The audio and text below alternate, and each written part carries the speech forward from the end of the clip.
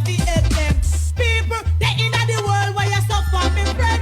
Have to worry, cause them not have no money. Balling out and calling all the president. People, they in the world where you suffer, me friend. Have to worry, cause them not have no money. Balling out, yes, we have to help them. After we come in the world from way back when. God create the man while we preserve them. But people do that and them go condemn. Say down in the ghetto, there's lots of problems. Man a kill man, children a kill children. Chop, and that a man not have nothing to give them. And that be hungry to the politician them. But I want it me have to tell me black brother them. Come together and make we run things again. For instance, people in a Somalia not have no food, clothing or shelter. We have to put hand and hands together. Cause this is the world where we live in. This is the question to our leader. Why can't we live together? Every day we rise up in a one disaster. Guns and traffic with one another. The other day them up a World Trade Center. A lot of people life in a danger. Cause people they in the world where you suffer, me friend. Have to worry cause they don't have no money. Balling out, yes we have to help them. People they in the world where you suffer, me friend. Have to worry cause they don't have no money. Balling out, yes we have to help them. Rich people live up on the hilltop. And the poorer class them down on the flat. Rich people have a take with the idiot. Things like that make it a youth get hot. That encourage them to go on the hilltop. They shoot and kill and rob where them got. Who them a go like them is all of that. Police come down and a fire plane got a revolution. Time no one time. Studios located in the capital city of St. John's, Antigua in the Caribbean Sea. Okay, stop that. And our transmitter located at the highest point, Body Peak in the parish of St. Mary. This is ZDK Liberty Radio International 97.1 FM, the People's Radio Station. Are you ready? Are you ready? Let's get ready to rumble! Yeah, I told you, you have to stand for something. Sometime at a time, imagine, hey, yo, it might be a lot of vibes and things and so, but yo, just stand up, man. You have to stand up as a man, you know. Any man that can't stand up for what they believe in, then the work, the silence, and walk over just. Say that again. Yeah, I told you. Say that again. Any man that can't stand up for what they believe in, you hear? I'm saying the word, the silence, and walk over. Tell them no, I'm nobody's Negro. I only promoting truth that they cannot refute. I tell them no, definitely no, I'm nobody's Negro. Righteousness is my best friend, ethics and morals I defend them. I tell them no, no damn reward could turn me so. Yesterday, today, tomorrow. Nobody's Negro, no, no, no. Oh my, oh Lord. When I'm a riggy diggy tabby diggy thing, diggy diggy diggy. Oh Lord, oh Lord. Biddy biddy dabba dabba dabba, biddy biddy dabba dabba dabba dabba.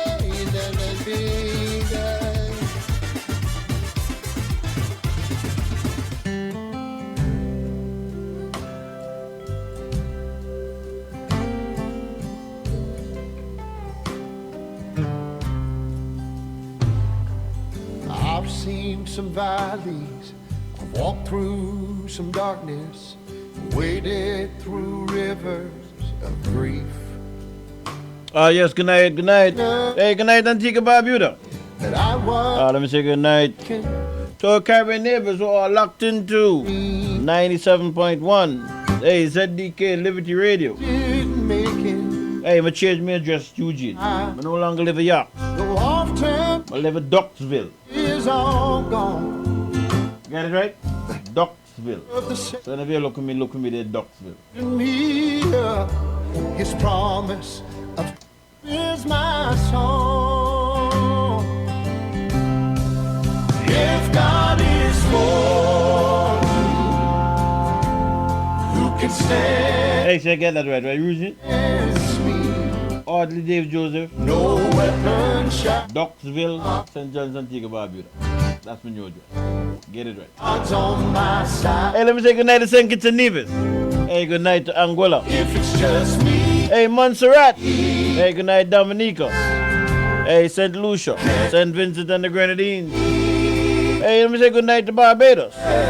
Good night to Grenada. God is with Hey, good night to Guyana. I got the victory Special good night. every time. Also, hey, good night to Trinidad and Tobago.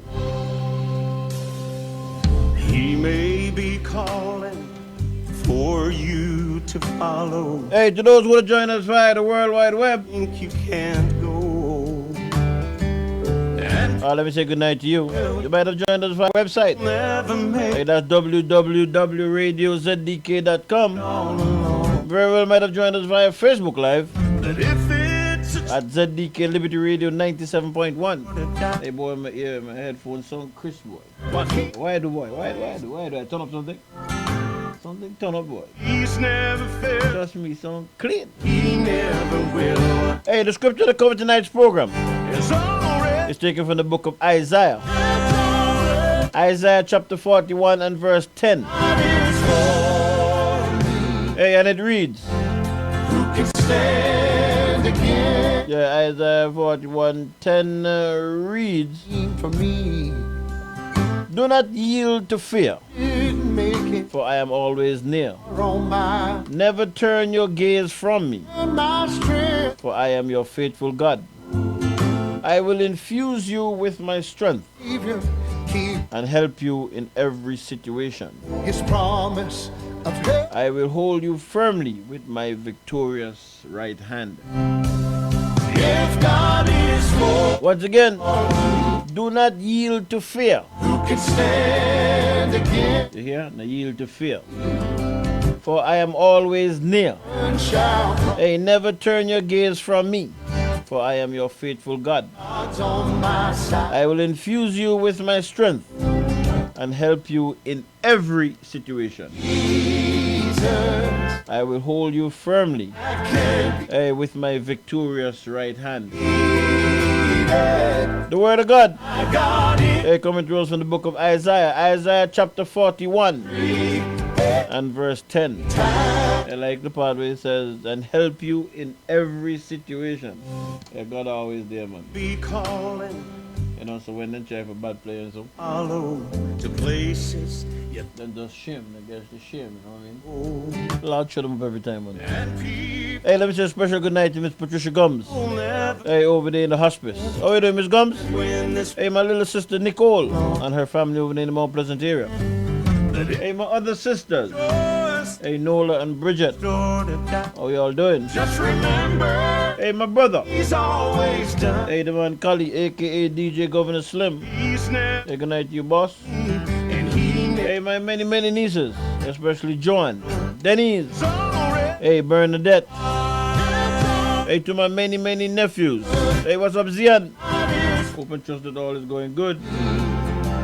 Hey, good night also to Austin. Hey, not forgetting my many cousins.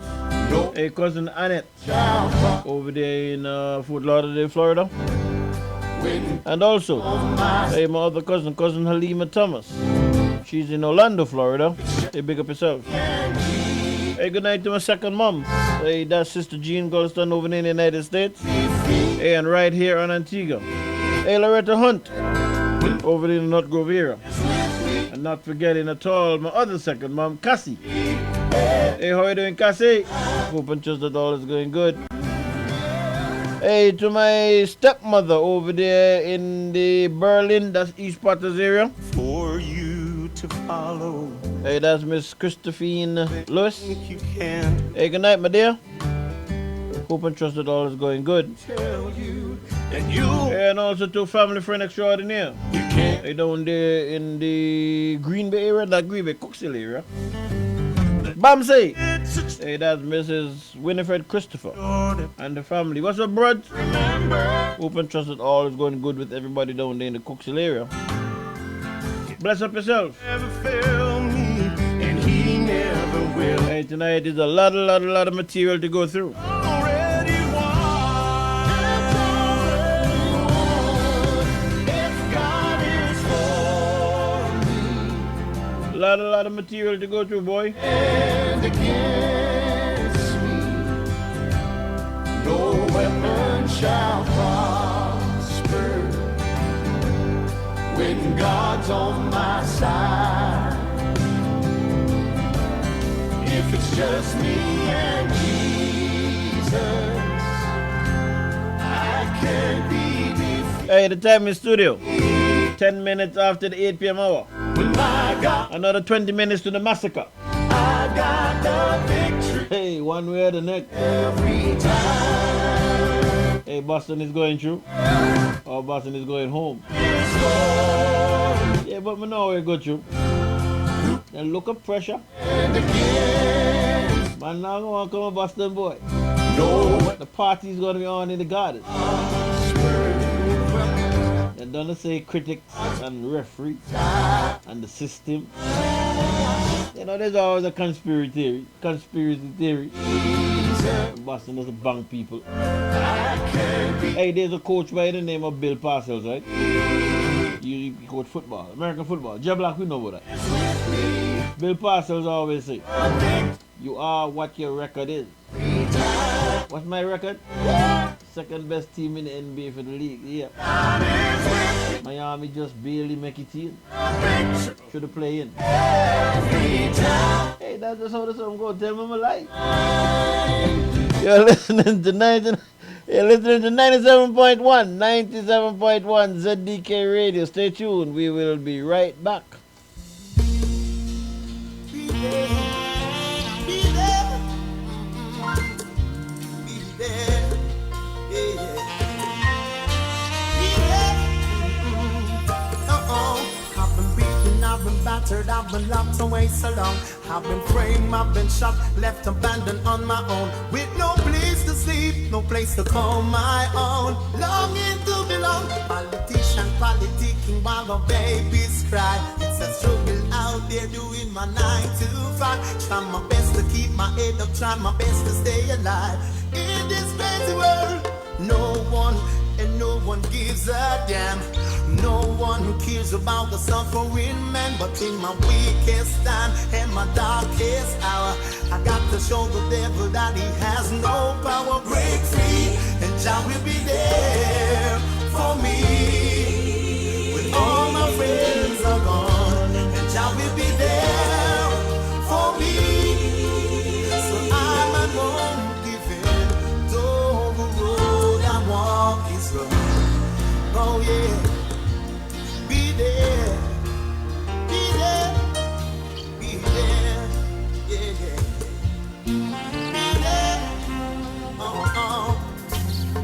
Well, out there I know there's so many like I hustle and bustle, trying to face it just to get by.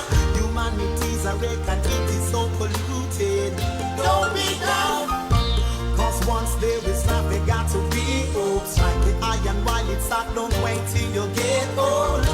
And all of the joy and the riches, you will reap it. Have faith and believe in the Father. He will protect you and you got you like no other. When all hope is lost and everyone forsake you, when my enemies surround and wanna break me, the Jah will be there for me.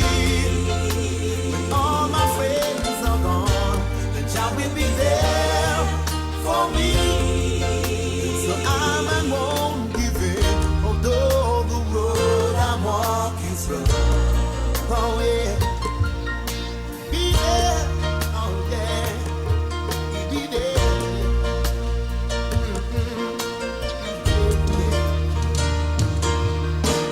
On my knees I pray.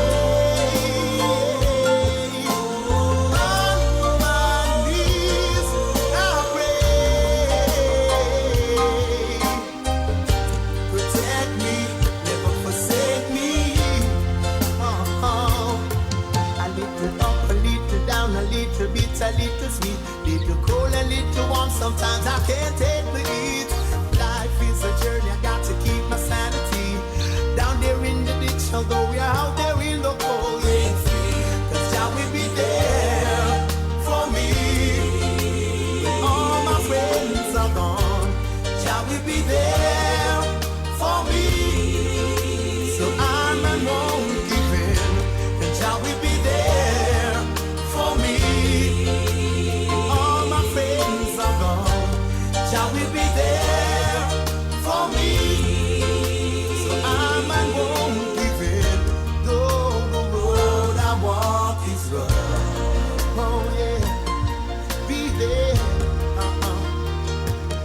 Yeah, plenty of them don't understand that.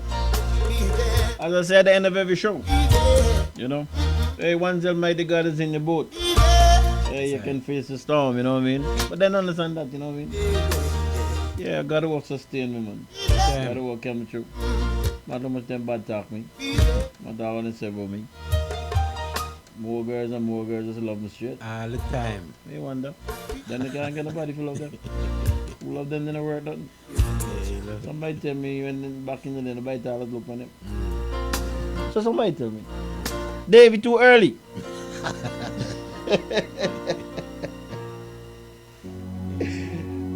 From a little cottage in number 3 Casada Gardens hails Rags to Rugs. 100% handmade Antiguan interwoven rag rugs by J. Lissa Lewis. We have various sizes of floor rugs, decorative wall hanging rugs, and table mats, uniquely and sustainably handmade. To purchase, send us a message via WhatsApp at 268-770-8088 for directions to our physical location, or we can deliver to you anywhere on Antigua absolutely free. Like and follow us on Facebook at Rags to Rugs Antiguan Made, on Instagram Rags to Rugs, or you can email us at ragstorugs@gmail.com. Don't forget, our rag rugs and table mats are machine washable and dryable. See you soon.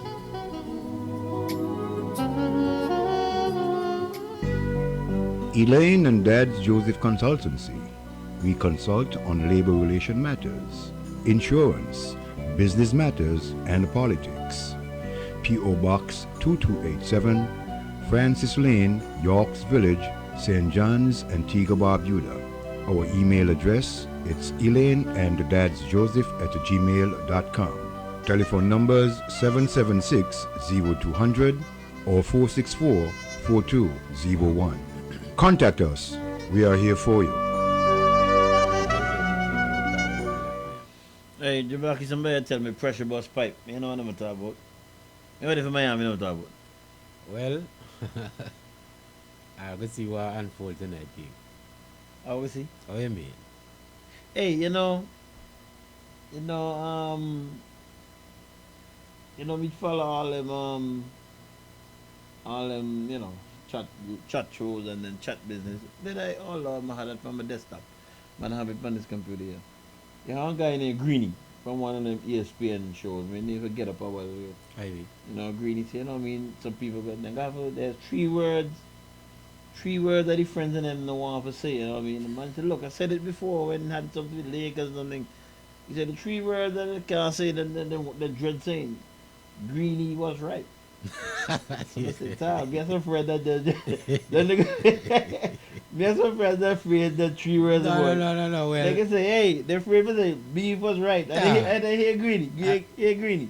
You know, in time to come, they'll just realize that Greeny was way ahead of his time. You know what I mean? And just catch up though. Well, me I don't want to know I'm virgin that I have. You know, maybe a friend of them, but me a virgin. Hey, look, 819 the blocky. But tell them man put up on the screen. Yeah? Come on, see more. Come on, see the game. How the game is going. Watch not me get the money to on my phone. Okay. In the first, with 8 minutes ago or so in the first quarter, for by about 50. That on prediction? Yeah, man. Me turn on loads of now. Okay. Hey, you know, Jim Blackie, when it comes to certain, you know, I'm in the radio for Central. Just before the 2004 election.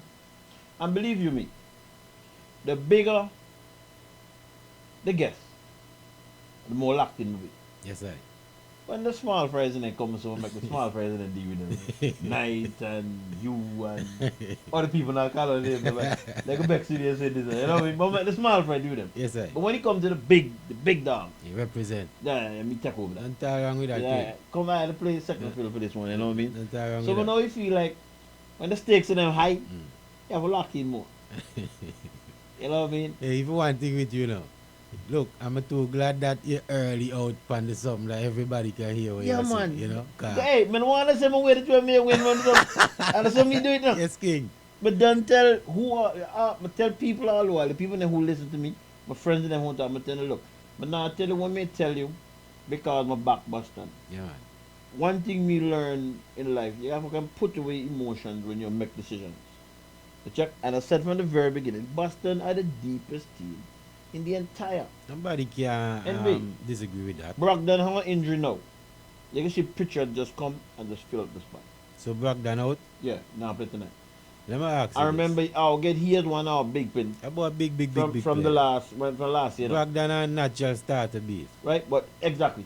Because you know Brogdon better than What you smart. mean, man? But because of the team politics. Brogdon just accept the role that you have to play. Exactly. Yeah. But you see tonight, I want to say this oh to no, I'm you. gonna miss nothing tonight, no. I want to say this to you, man. Talk You to know, me. try to get to with me now. Tell me. You may say to you. You are the number 2 team in the NBA, as Yes, you say. yes, You say how your team so deep and have the deepest bench. yes. And you have one team that have about 4 different players that undrafted. Mm-hmm. And them give a run for your money. No, no, give me a run for money. And tonight, are No. the last of the Mohicans. Because, you know, feel so? No, what me say? They Yeah. never give me a run for my money. What you say? No. And I can use myself as an example. I know it's just the other day I was thinking about it to myself. You know, you work in an establishment. I'm not talking about point defense. Bless, man. I'm not talking about Go ahead, just the DK. example. And you know you're the best.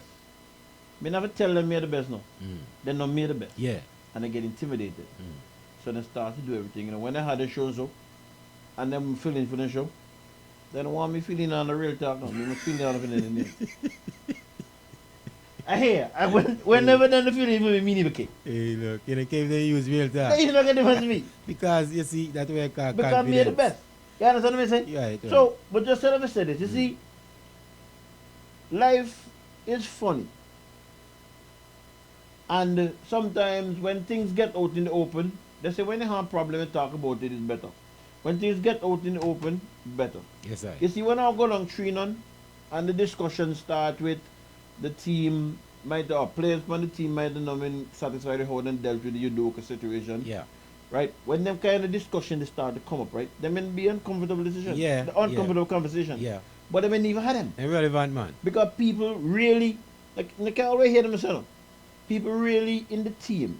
Let me ask this. I mean, recognize that the management for one stream and then upon the next stream. But the discussion came after it was 3-0. Yes. And you feel it paid Yes. Bill. Because what happened, the team now couldn't be belch. Bless it. And as a matter of fact, remember tell you this. Before that, me convinced that Jalen Brown would end up there in Houston. Me convinced of that. Aye. No, but think Boston saved themselves. Because now we all out there and it's dealt with, and they know exactly what the people them deal with. Everything that's out there now. Everything's settled there. But then can't get rid of the owner. No. You can't, so what then No, but the owner don't recognize who had the power. You have a fall in the place. Yes. Because Can't where allow you that. have a 5-year window, or a 6-year window, they say can win 3 champions in 6 years.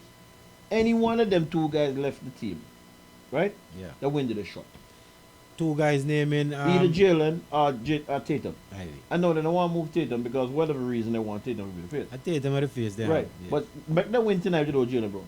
Right. If Jalen Brown have a good game tonight, they can't win. Wow. And if you go the reverse way, Jalen Brown can have a good game, Tatum have a good game, and they win. Yeah, but let me ask you this on record. Who you feel the franchise supposed to have as the face for the team? Jalen Brown. You Go understand me where? Me not have nothing else to say now. Check my shot. You see me not Tatum not Me now. not have nothing else to say. And me a man that me not normally wear names of players. Me Yeah. go with the team. Yeah. But how when Walker, your first name, forget your first name now. Antoine? No. Who? Walker, daddy father come from Nanjing, you know. Kemba. Kemba. I have jersey with Kemba name, and I have a Tatum name. A big jersey that You man. check me not hand over nobody else because me not gonna say that go, but when it comes to be leaders, me don't think Tatum a leader yet. Respect, You know, show man. me that yet. Yeah, me agree Good with player, you. be a good player, me can't take Me this agree money. with you. But in order to inspire people, for get them to come along with he and fight, you know what I mean? Yeah. But I think he had they were forced that for me. Yeah. Right? Yeah, in other leadership. They kind of intimidated with Jalen Brown because Jalen into the black consciousness, Yeah. the Black Lives Matters. Well, that's and what I always do. into now. the right. You When know? Nia dead, me tap the basketball, because the rest of them try to keep me down. Exactly. Go ahead. You know? So you go, man. Now good, man. Bless her. Tonight, what the time? 5 minutes ago, the black and then the summer start. Down the road.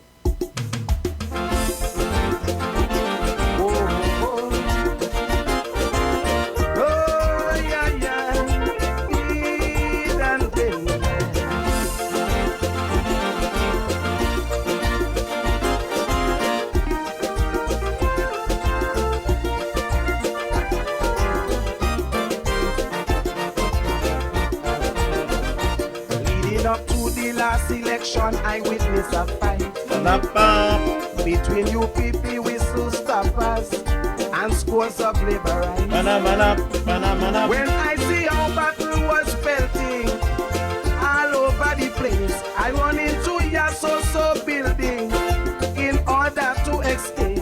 While inside, a youngster asks me whose side I'm fighting for. Though his question make me angry, I decide to answer. What is it? I don't have a red chip in me. Neither is there a blue chip in my body. I am too conscious to be fighting for them service politicians and their political party in this island. If there's a chip under my skin, it's a national one. So I'm fighting. Hey, get that straight. Fighting. Hey, welcome back to Real Talk. Hey, right on ZDK Liberty Radio. Hey, 97.1 FM. Oh, yes. Time in studio. 27 minutes after the 8 p.m. hour. Fighting. I'm fighting to safeguard our native land.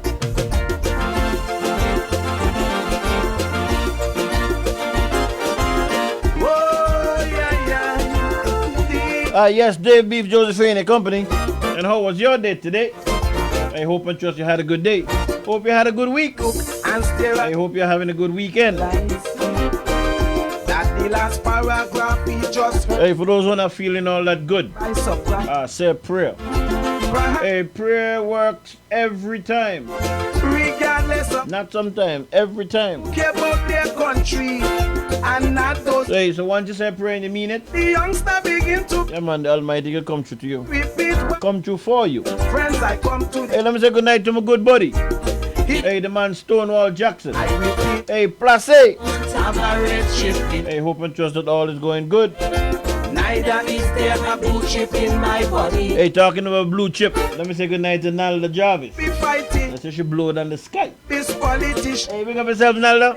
Hey, you and your brother, good night. In this island, if there's a hey, good night also to Jakey, or Jacob. National. Young whole workshop, in a coffee workshop, Blue Corner. Hey, look, be sorry for that bad boy. Redemption of this nation. Hey, big up yourself, the Blackie. Good night. How are you doing? Blessed love, my brother, and I. How was the week? How was the week? You know, well, a very hectic one, me tell you, my brother. You know, real disappointed one.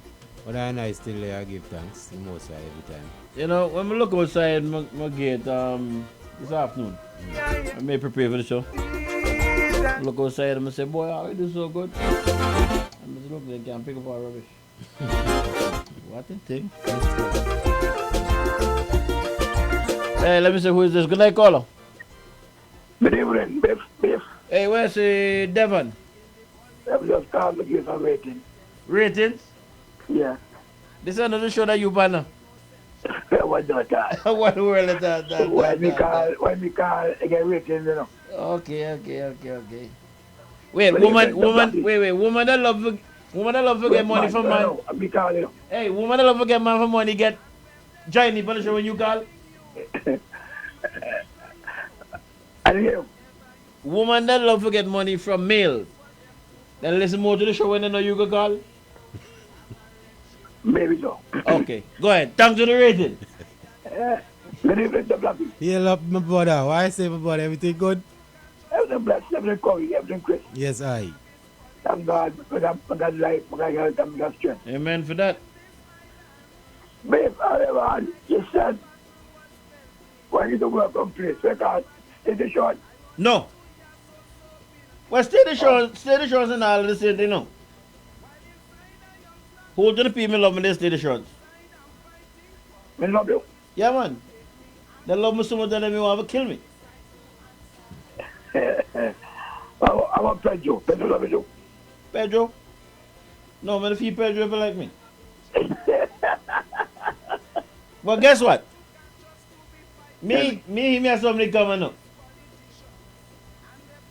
Yo, Pedro. Yeah. Me never like him much neither. Okay. Well, just tune in. Hey, but you know, all the young people over there know me even know them. They say they hear about me morning, noon, and night. You see the wonderful union contract I have? And myself and Miss Weston and Miss Skerritt and Peters and so, Gregson, Rhodes, I'll put it together for them. So, but I feel like it's over there. Yeah, man. Me, when me come and me move out the senior, they be the same now. I'm never argue for the bonus when I just on the board. That don't for my legacy. Well, I never get a bonus, Stanley. You never get a bonus? No. Well, maybe the board after you then. Okay, no, me no. You never hear about them? You never hear nobody over the top about them? No. No? No. Never never investigate. You sound like you're lying to me. No, I have investigate. You know, if you want to give me 6 1 night, you know. Hey, make sure you call me back here. I know you tell me what the result of the investigation be. I'm going to public inquiry. So, see, I'm going to talk with the public, you know? The public inquiry must call the cabinet now. Look at what? The public inquiry must call the cabinet. But see, they fool you and all off. No, they don't fool me. They don't fool you? No. That's what fool you, man. No, that's not mine. So that means I really believe them then? The public inquiry must call the cabinet. I ask you that. Well, you make a statement and you tell me what you believe. May tell you factually, the fact. The fact? Yeah. Okay, I will put you on the spot because I might like your other friend. That's why I embarrass you on the radio. And the man get ready. Hey, tell him thank you. Anyway, I can do later. Have a good night, gentlemen. Blessed love, man. And hey, don't say you guys. Devon. Yes, sir. Me see you do like industrial action. What the result? What kind of industrial action? Oh, you protest? Yeah, you like you want to get rid of somebody. How the result be? Well, the result just, what I do, I don't went to plant the seed. You went to plant the seed? Sometimes you plant the seed, and somebody will reap. Nothing wrong with that. What the reason be making me the protest? Well, I'm not happy. I'm not happy in the way how they've been administering the football. So that they like you vote for a government and then the government not performs, they want to get rid of the government? Yeah. Hold on, let me begin. Devon? I think you. That they like you vote for a government. The government not perform, they want to get rid of them. No, I can't put my mouth out. No, I'm asking about me draw an analogy or something like that. No. Go ahead now, you go ahead. No, I didn't. You can't take the bill. Hey, me not try to now. Hey, me that, my friend. Me just ask question. Hey. I just don't like the way how. Hold. Hear me tell you, Devon. When me talk to your friend, right? When I had a conversation of a variety with a friend, right? People started calling and say, who the stupid guy is? I want to tell them who. They said, but me never know he's so stupid. So all I want me do when me work on a radio station, me just ask questions. Ask questions. Right. Because if my memory serves me correct, the executive that's there now, you voted for that executive? No, I did not. What? I did not. What? I did not.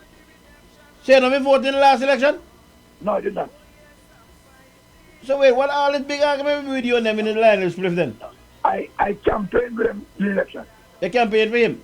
For them? Yeah, but I didn't vote because by the time the election come along, I wasn't the president anymore. So only the president can vote? Huh?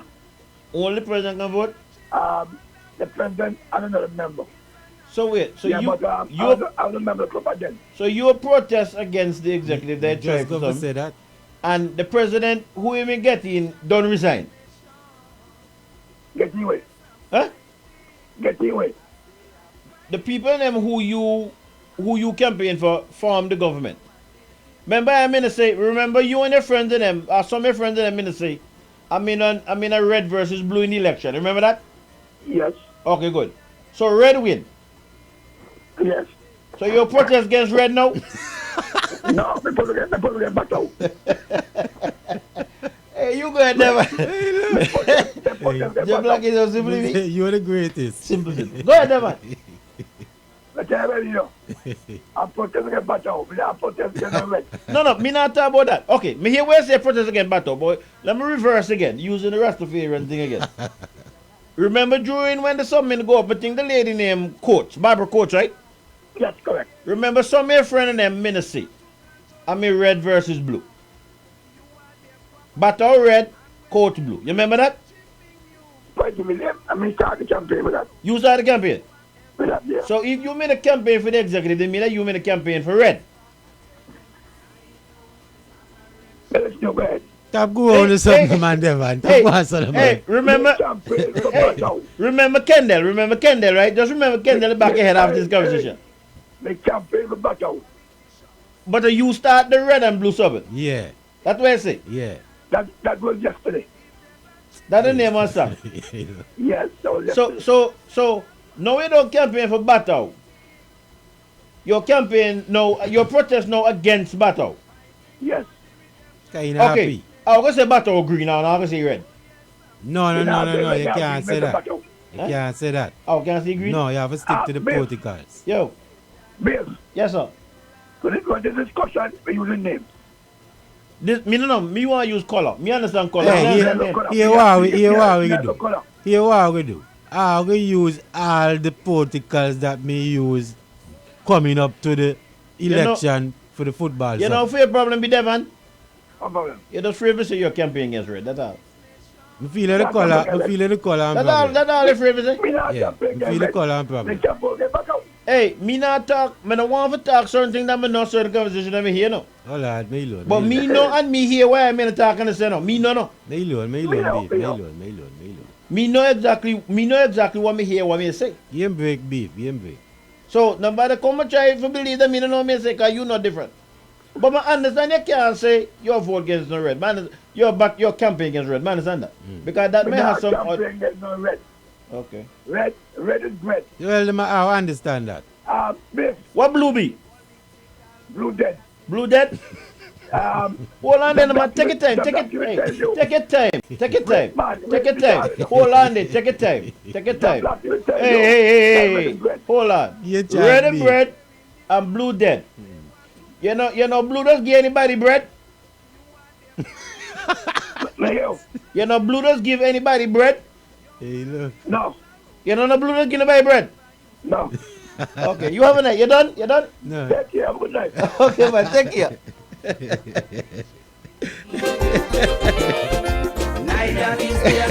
Hey, what a thing. It's a good thing we need us by yesterday, Joe Blackie. Turn up the music, little. Turn up the music. Politicians and their political party in this island. If there's a chip under my skin, it's a national one. So I'm fighting. Hey, I'm glad Devon called to give me some ratings there just now. Yes, Hey, thank you very much, Devon. Hey, let me just say happy birthday. Hey, to those who may be celebrating, belatedly. I say I fight. Hey, happy birthday to you. To those who are celebrating today. Hey, happy birthday to you. And to those who will be celebrating in the not too distant future. Happy birthday to you too.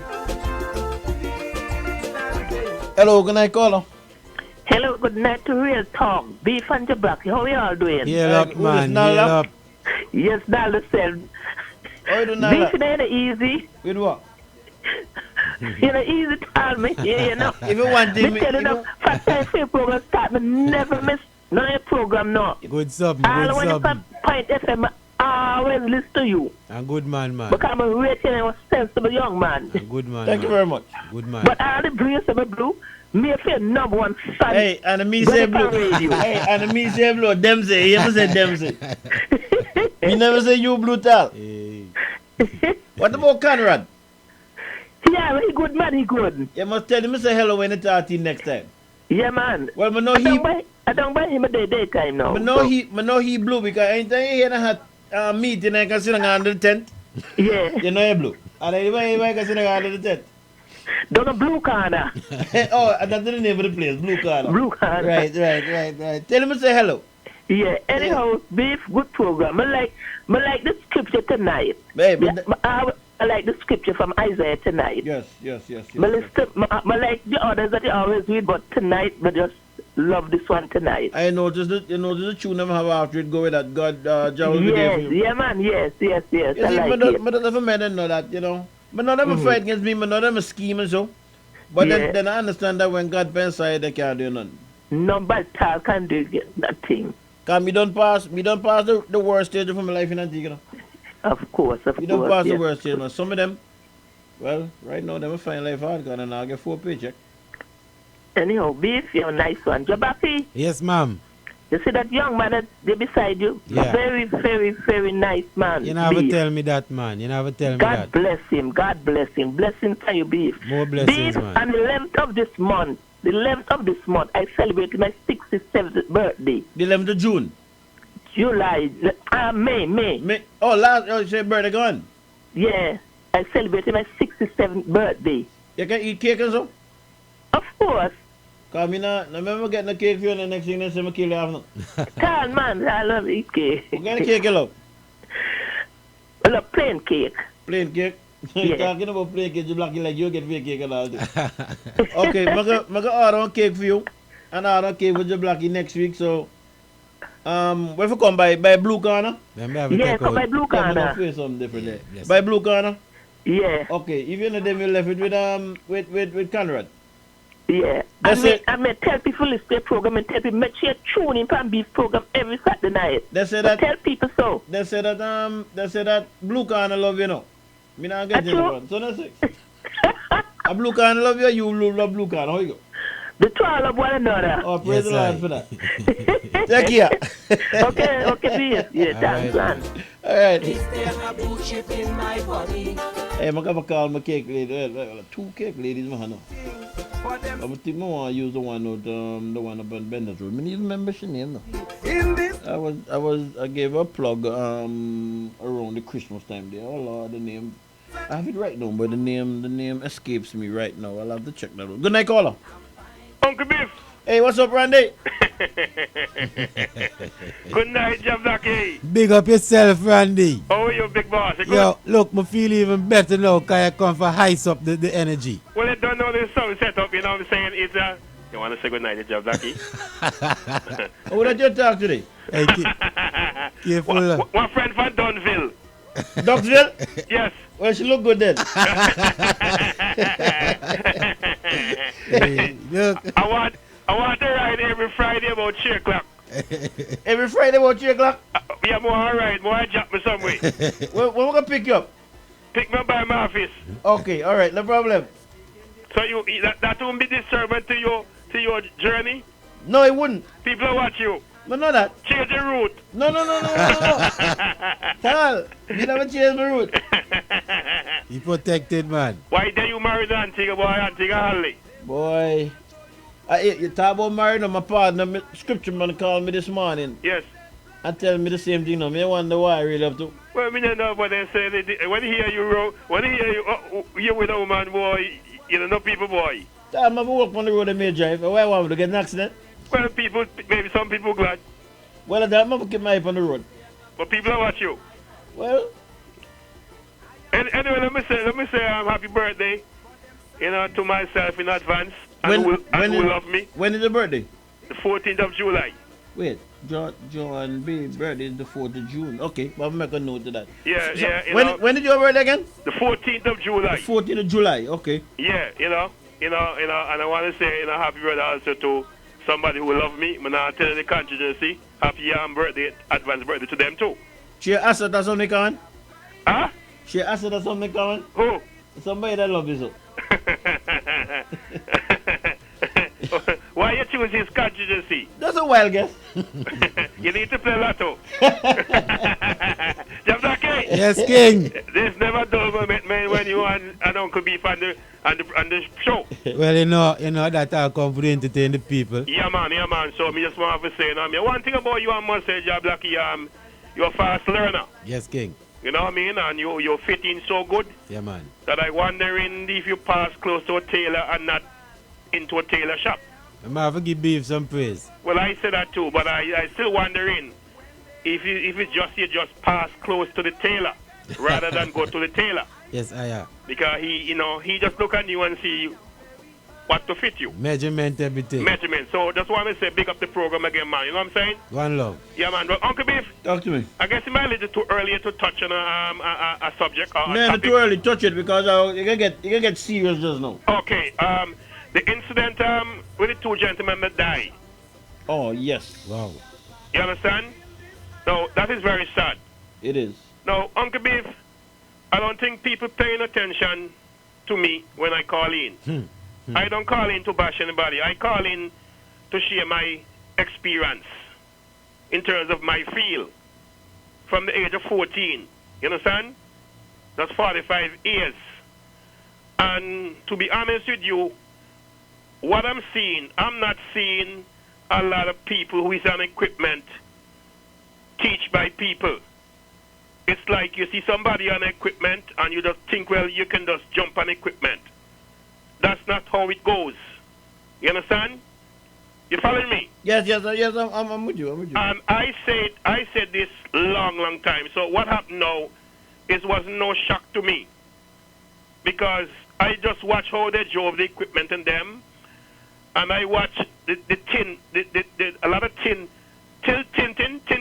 Mm-hmm. I watch a lot of Tintin and trucks. I watch a lot of Tintin and equipment. And that's not the way to go. Equipment is not something that you just jive. You have to have feeling, the touch, concentrating.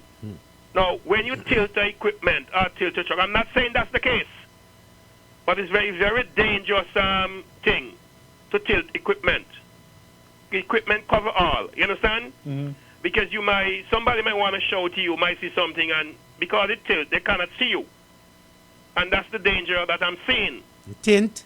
Tint, yes. Window tint. Huh? The window tint you talk about. Window tint, yes. Yeah. I see it on trucks, even the front windshield. I see it all over. Some of them overdo, Randy. And some of them overdo, Jabba Yeah, some of them overdo. Some of them overdo. This is not nothing to hold back. Yeah. Because this is serious. Some of them overdo. You understand? And I'm saying that it is very sad. It's very sad because a lot, as I say, you know, we are facing a problem in this country. Lack of skilled worker, lack of experience. People that think, well, I'll just see somebody in a truck and think, oh, I'll drive truck. And I continue to say, in my 45 years of operating, it's the first time I see the motor equipment overturned. But me just go for stop in the truck and ask you, you ever see or hear about these freak accidents in the past? No. That's what I'm saying in my 45 years of experience. Me tell you, man. I just never see it. I see equipment overturned on flat land. Truck overturned on flat land. I just never see this. Yes, I have. And it tells me. Let me tell you something. I'm going to make it short. Let me tell you something. There's a difference between a concrete truck, drive a concrete truck, than drive a dump truck. Yes, I. There's a big difference. Yes, There's a white space. You see concrete truck, you see even water truck, there's a big difference again. Yeah, when you carry weight, it's different, you know. Thank you very much. And then a concrete truck, the material is spinning. And this water truck, especially the water truck, is not full. Yeah, anytime that in a full, boy, very, very dangerous. Very dangerous. Yeah. You understand? And I'm glad that you all give me the opportunity to continue to speak out. Because to be honest with you, I'm seeing a lot of nonsense. I'm not degrading, not pulling nobody, but I'm just saying, done the shortcut. Some of them license need to check, see if they are the requisite one of them. Yeah, man, done the shortcut. Some of the them, speeding. Some you of them understand? have car license to drive truck also. All them nonsense there. All of us, we take a chance. You never get no chance. Anytime me do anything wrong around here, then come down for me hard straight. Yeah, you know, and as I say, me speak out because me tell you, me see a lot of nonsense. There's equipment is not something we to play with. Either you're going to kill, this is the last one, you're going to kill off yourself or you're going to kill off people. Plenty people can then, man. So what took place, I'm nothing surprised to me. Because me to real talk, me don't see the nonsense that go on. You know what I mean? There's a difference again working on a hill or a slope or a flat. You understand? You have to have the touch, the feeling. You're supposed to can feel when equipment move. A lot of them small vehicle drivers and all, they don't respect truck drivers as well. So perhaps Thank that's you. why that's why some of them truck drivers just overdo on the road and so too, because That's right. So, Uncle B, if there's anything that you learn about what I just say, and it's new to you, No, I'm learning. I'm hearing. I hear what you're saying. so you have any You're input the to make expert. in that? You're the expert. No, me no question expert in the field. No, okay. Because as I say, the understand is, don't get me wrong in terms of people, but I said that continuous to say it. No, I'm saying it. So when it happened, no surprise, because I see sometimes you watch a low boy pull in an excavator, and the speed, and you know what happened one these days? Those equipment is going to jump off that low boy by polished ground. Whoa. Right.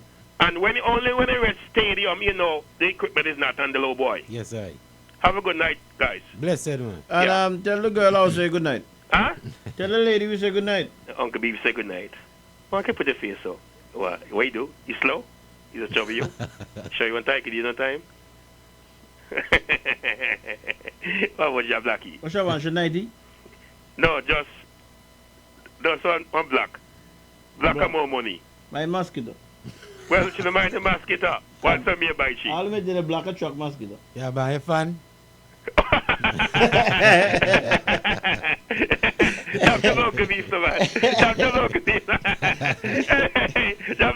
Big up yourself. All the best, guys. Yes, I. Uncle Biff. Hey. I can't take the listen, man. All right, take care. Hey, one thing before we get into the serious thing, the Blackie, but they more have run this one time.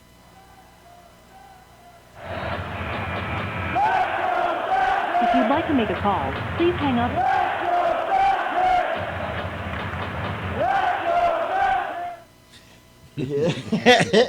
Hey, what the score did you Blackie, man? What the score? At 20-20 to the last score, Mr. Okay, well, at 26-20 now. Okay. Guess who up? Huh? Guess who up? I busted up. Okay, good. Boy, right now, our coach call more time out now. Well, that man saying call time out right now. A time out the name. Part of the strategy, man. You have to get them mind collective every time. Yes. Blackie, you know, we normally start off with the cabinet press briefing. I don't know if anything popped up at you with that. When I tuned in, Maxwell was the only one there. So you know, me just tune out. Well, I don't know whether you tuned in, anything jumped at you. Again, following the principles of real talk. So the principles are once the max, I'm interested. Okay, so then I can talk for that. Probably as we enter into discussions, we will hear something that might have come out today. Good night, caller. Good night, Biff. Hey, where's the Rasta? Rust them up. Good night, brother Blackie. Rust them up. Every time, Biff. Boy, me hear you cry. Me somebody tell me a person on the radio station to cry. And doesn't trouble the man house and then cheat, man. Tonight. Eh? How me can cry when I will see up everything tonight? What I do tonight? I will see up everything tonight. What that mean? What that mean? Same song what you talk about. Okay, all right. Make sure you call me at the end of the night. Make sure I call you? Yeah. I'm going to call you, man. One phone. Go ahead. Answer phone. Yeah, man. When we meet. I'm going to be for 4 o'clock. We can to the phone anytime. Now waste some more time with this team, you know.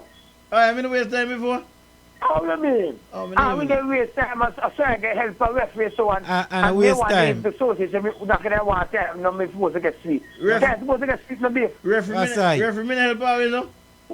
The pundits are going to help you out. Referee, I'm going to say the association because some things I'm going to see my coach do. Because you can't tell me that the game before, you are a man that chop 3 times to shoot. And now the 4th game, you put it on bench beef. Hey, and now the man playing time. Rasai, I mean you tell you the same thing now, nobody really know. The pundits are never help you, man. The pundits are never help you, man. Wonder why I can say tonight when the game done? 30-24. Why I can say tonight? Why I can say tonight when the game done? Hey? Rasai? You must have drive through. Buck up. And drive through and by the way. Let me see if he come back. Yeah, I'm sure maybe go through kind of walk through like a body already. Yeah. You know. What is score Yardy? 31-24. Yeah. Something to get wider. May want if I hit 10, that's it. No? If you'd like to make a call, early please hang up. time this still, Early man. time? Yeah, Early. first quarter. Anyway, this is going to remind me election night. Ivy King, do you think? When I watch somebody, I watch for ABS. Do you think? When Blue started by, there's people that say back way, and then they're gone. You can't see them after that. The Blackie, what's the latest on the, well, you're following what's happening in relation to the public inquiry that persons are asking for. I would have heard that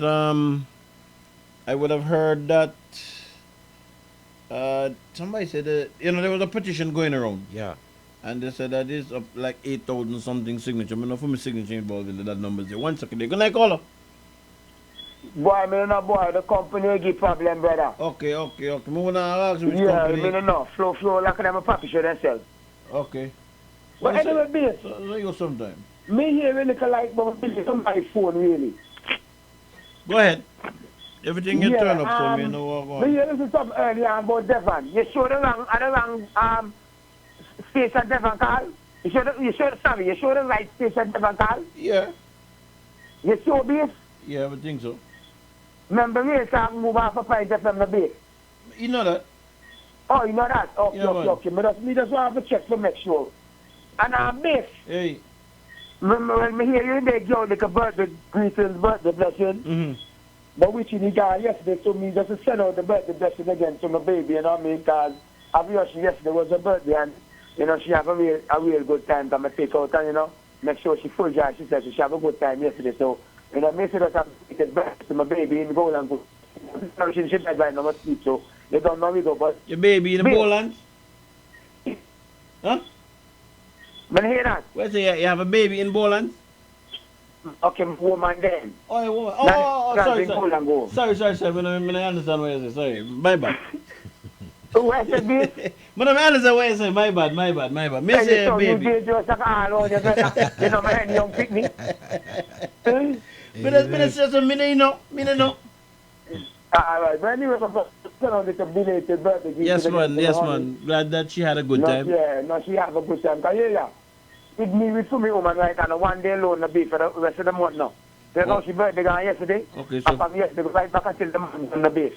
This month done, June? Till this month done, no, May. He can't go over to the other month. Okay. So when October the base, when October whole month, we celebrate now. That's good, man.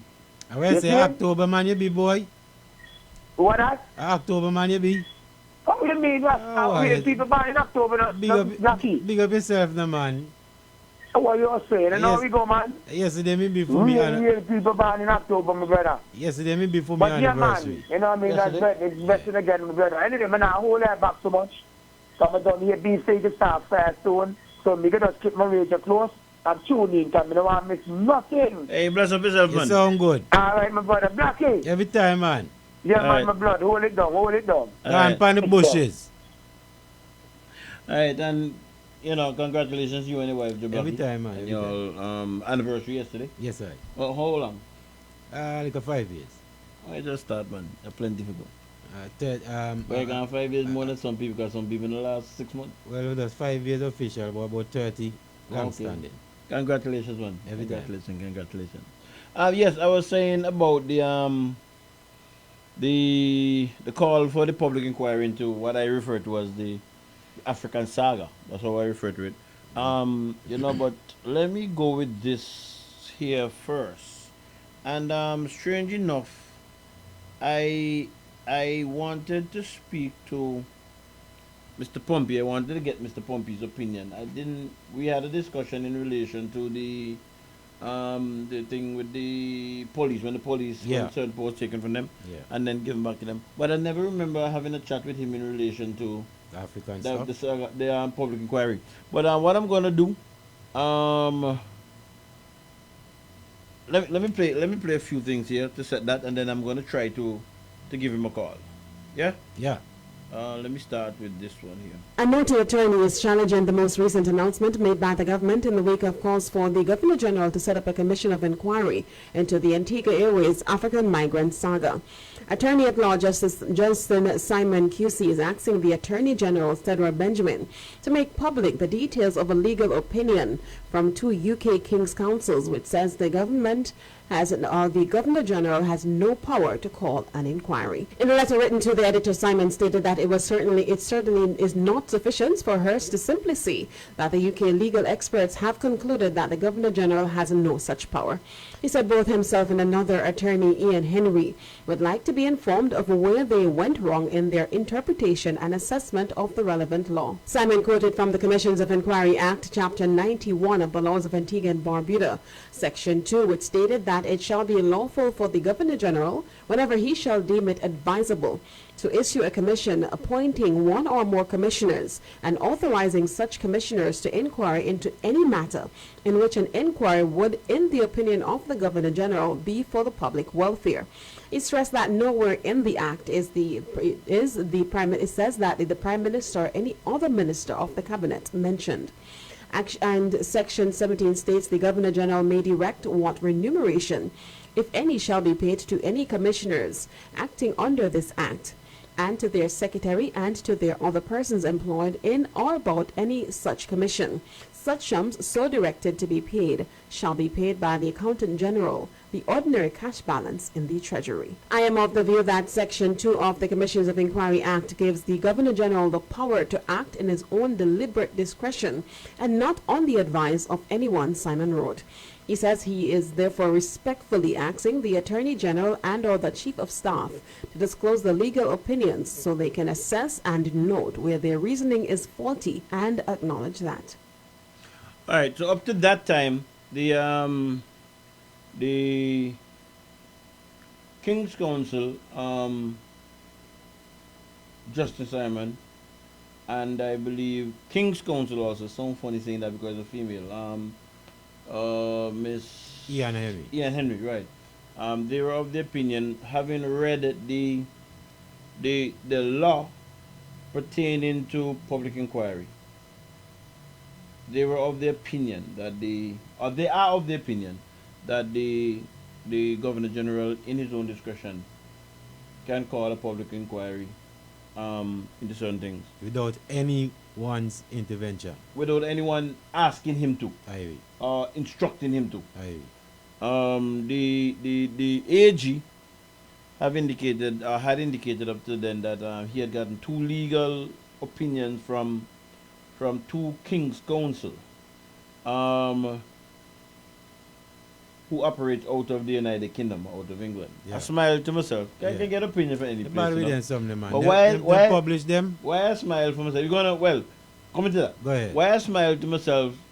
I remembered when we were having the discussion in relation to the CCJ, that the AG himself and others were of the big hue and cry that our legal people are as good as anybody around the world.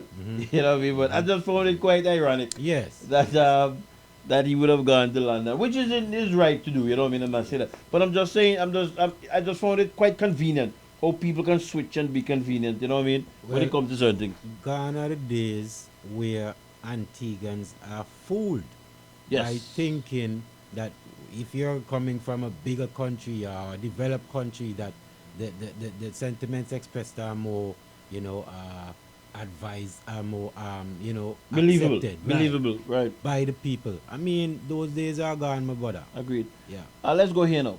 Yesterday, the Chief of Staff, as you heard in the news, doubled down, stating that the Governor General has no authority to empanel a commission of inquiry.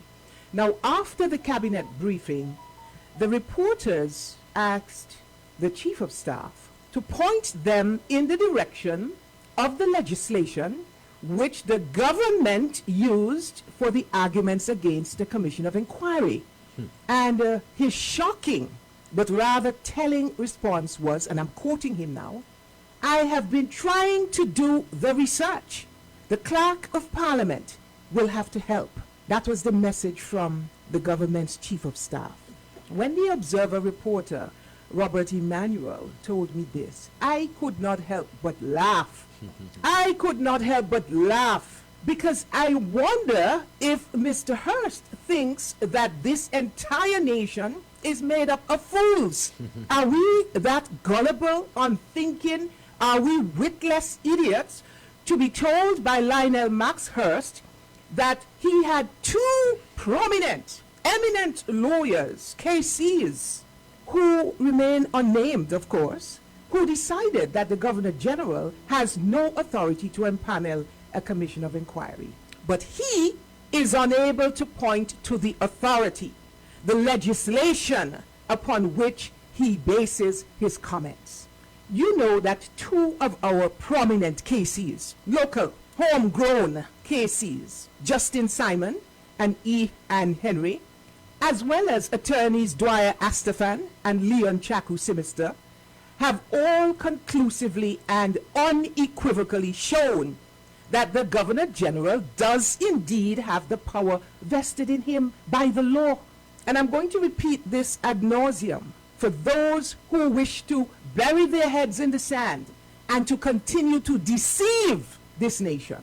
Cap 91(2) of the Commission of Inquiry Act states, "It shall be lawful for the Governor General, whenever he shall deem it advisable, to issue a commission to appoint one or more commissioners, and authorizing such commissioners, or any quorum of them therein mentioned, to inquire into the conduct or management of any department of the public service in Antigua and Barbuda, or of any public officer of Antigua and Barbuda, or any parish or district thereof, or into any matter in which an inquiry would, in the opinion of the Governor General, be for the public welfare." I feel as though I've been repeating that over and over and over and over and over all this week. There has been no amendment to this act. The government may now wish to take that back to Parliament and amend it and give the powers to the cabinet.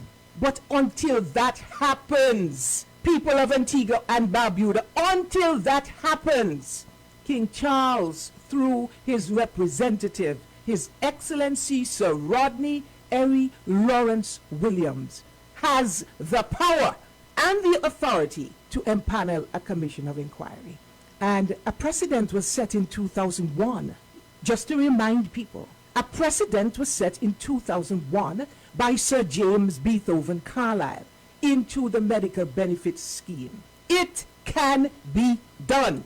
So all of those choir members who are singing this song off key, get in key, get in key. I have no idea who the KCs are who advise cabinet. I understand they are KCs out of England. Well, are we going to listen to the advice of the KCs who are removed from this country? And we have KCs here on the ground who have been advising this nation all week, all month, since this fiasco happened with Antigua Airways and the migrant smuggling saga. They have been advising that the Governor General must investigate and has the power to empanel the investigators. It can be done, and it must be done. Just before we say anything, Black, let me just come with this one. No. Come here and then come here. I would just say that there are more lawyers and luminaries and even king's counsels like the distinguished Justin Simon, who are on record. And you know who they are. And Ian Henry. And Ian Henry, who uphold the view that the Governor General, Sir James Carlyle, is within his ambit to call the inquiry. And in any event, there's a precedent, which you yourself mentioned, where the, well, I said James Carlyle meant Rodney Williams, but Sir James Carlyle back in 2001 set a precedent with the medical benefits inquiry, which he called in his own discretion, and he issued a press release explaining the rationale. And I just want to briefly share a few sentiments expressed by the then Governor General in 2001, Sir James Carlyle. And he said, "In light of recent events touching and concerning the medical benefit scheme of Antigua and Barbuda, and in light of the fact that the present DPP, Director of Public Prosecutions, will not deal with the matter in terms of a forensic audit and so on. And he flagged that the matter isn't being dealt with expeditiously. He says, the circumstances require that having due regard to the representations made by various non-governmental organizations, including trade union, Christian council, etc., the petition, blah, blah, blah, and so on, by virtue of the power and authority vested in me under the provisions of Section 2.1 of the Commissions of Inquiry Act, Cap 91 of the laws of Antigua and Barbuda, and all other power and authorities thereof enabling me so to do, I hereby declare that I deem it advisable to issue a commission appointing one or more commissioners to inquire into the conduct and management of the medical benefits scheme. So there's a clear precedent. I mean, it's very important what Sir James did. He issued a press release. Yes. Ignoring the cries, then the denials by the then Prime Minister Celeste Bird and other cabinet ministers to set up this inquiry. Right. He did what is honorable and right and within his legal ambit and principled. And so we're just calling on the distinguished Governor General, Sir Rodney Williams, to do the same, emboldened by the fact that he's not even a trailblazer. It's been done before, and it is absolutely even more critical that it be done in this instance, because whereas medical benefits was a squandermania and a localized scandal, this Antigua Airways scandal has solid or international reputation, and there are grave implications in terms of diplomacy or freedom of movement, the integrity of our passports, our ability to garner investment based on our diminished credibility among the Committee of Nations, and people have died. And it's the honorable thing to bring closure and to bring the evildoers who profited by mashing up our reputation and ultimately causing lives to be lost. We have to bring these people to justice. So we once again call upon the distinguished Governor General to do the honorable thing, and we await his response, which he promised would be shortly forthcoming, when last the opposition leader led a contingent to present the nearly 10,000 petition signatures. So we await his response and trust that he'll do the honorable thing. All right, so now let me just reverse to something that Jackie would have said that piqued my interest when I heard it. When the question was put to Max as to, hey, all right, you're of the opinion, or the government is of the opinion, that the Governor General needs to be advised by the cabinet to have an inquiry, and he can't call one on his own. They inquired from Max, okay, what law informs that, what you're saying? And he couldn't find one. You right? Yes, I think she said the clerk of parliament would have to assist him. Yeah. And they were able to cite from the Public Inquiry Act, if that's the name of the act, why portions of that act to support what they were saying. Yep. That's what I'm saying? Yep. So when I heard that, I said to myself, something that sounds too right. No, you should ask yourself, who is more credible? Well, I had an answer for the one day. Yeah. Right? But I said to myself, something that sounds right, because it took me back to my insurance days. Even insurance is going to repudiate a claim for you. They have to be able to cite some breach in the contract. Aye. If they can't cite the breach in the contract, they will pay the claim. Basically, try to fool you. Right. There must be some breach of a contract the insurance contract, in order to repudiate the claim. Aye. Nothing wrong to say, well, hey, we're not going to pay this claim. Why? Because we're not paying it because it was a name driver policy and the person who was driving was not on the policy. Yes. Or it shouldn't be driven by nobody under 18 and the person who's driving is under 18. There must be a breach of the policy, yes, in order for you not to pay. So when I heard that the question was asked of the Maxers, okay, what law are you using, the government using to justify what you're saying? And he couldn't say nothing. And let me also ask you this, Kate. the information that they received from both King Council that operates in the United Kingdom, have they published it? Yes and no. That's going to be no. All right. But I'm going to play something down the line that will verify that. Because I'm going in sequence, Okay, one more question. Yeah, go ahead. We have heard 3 legal minds so far supporting the argument that... That's going to be Ian Henry, Justin, who's the third one? Chaku Semester. Chaku, right, go ahead.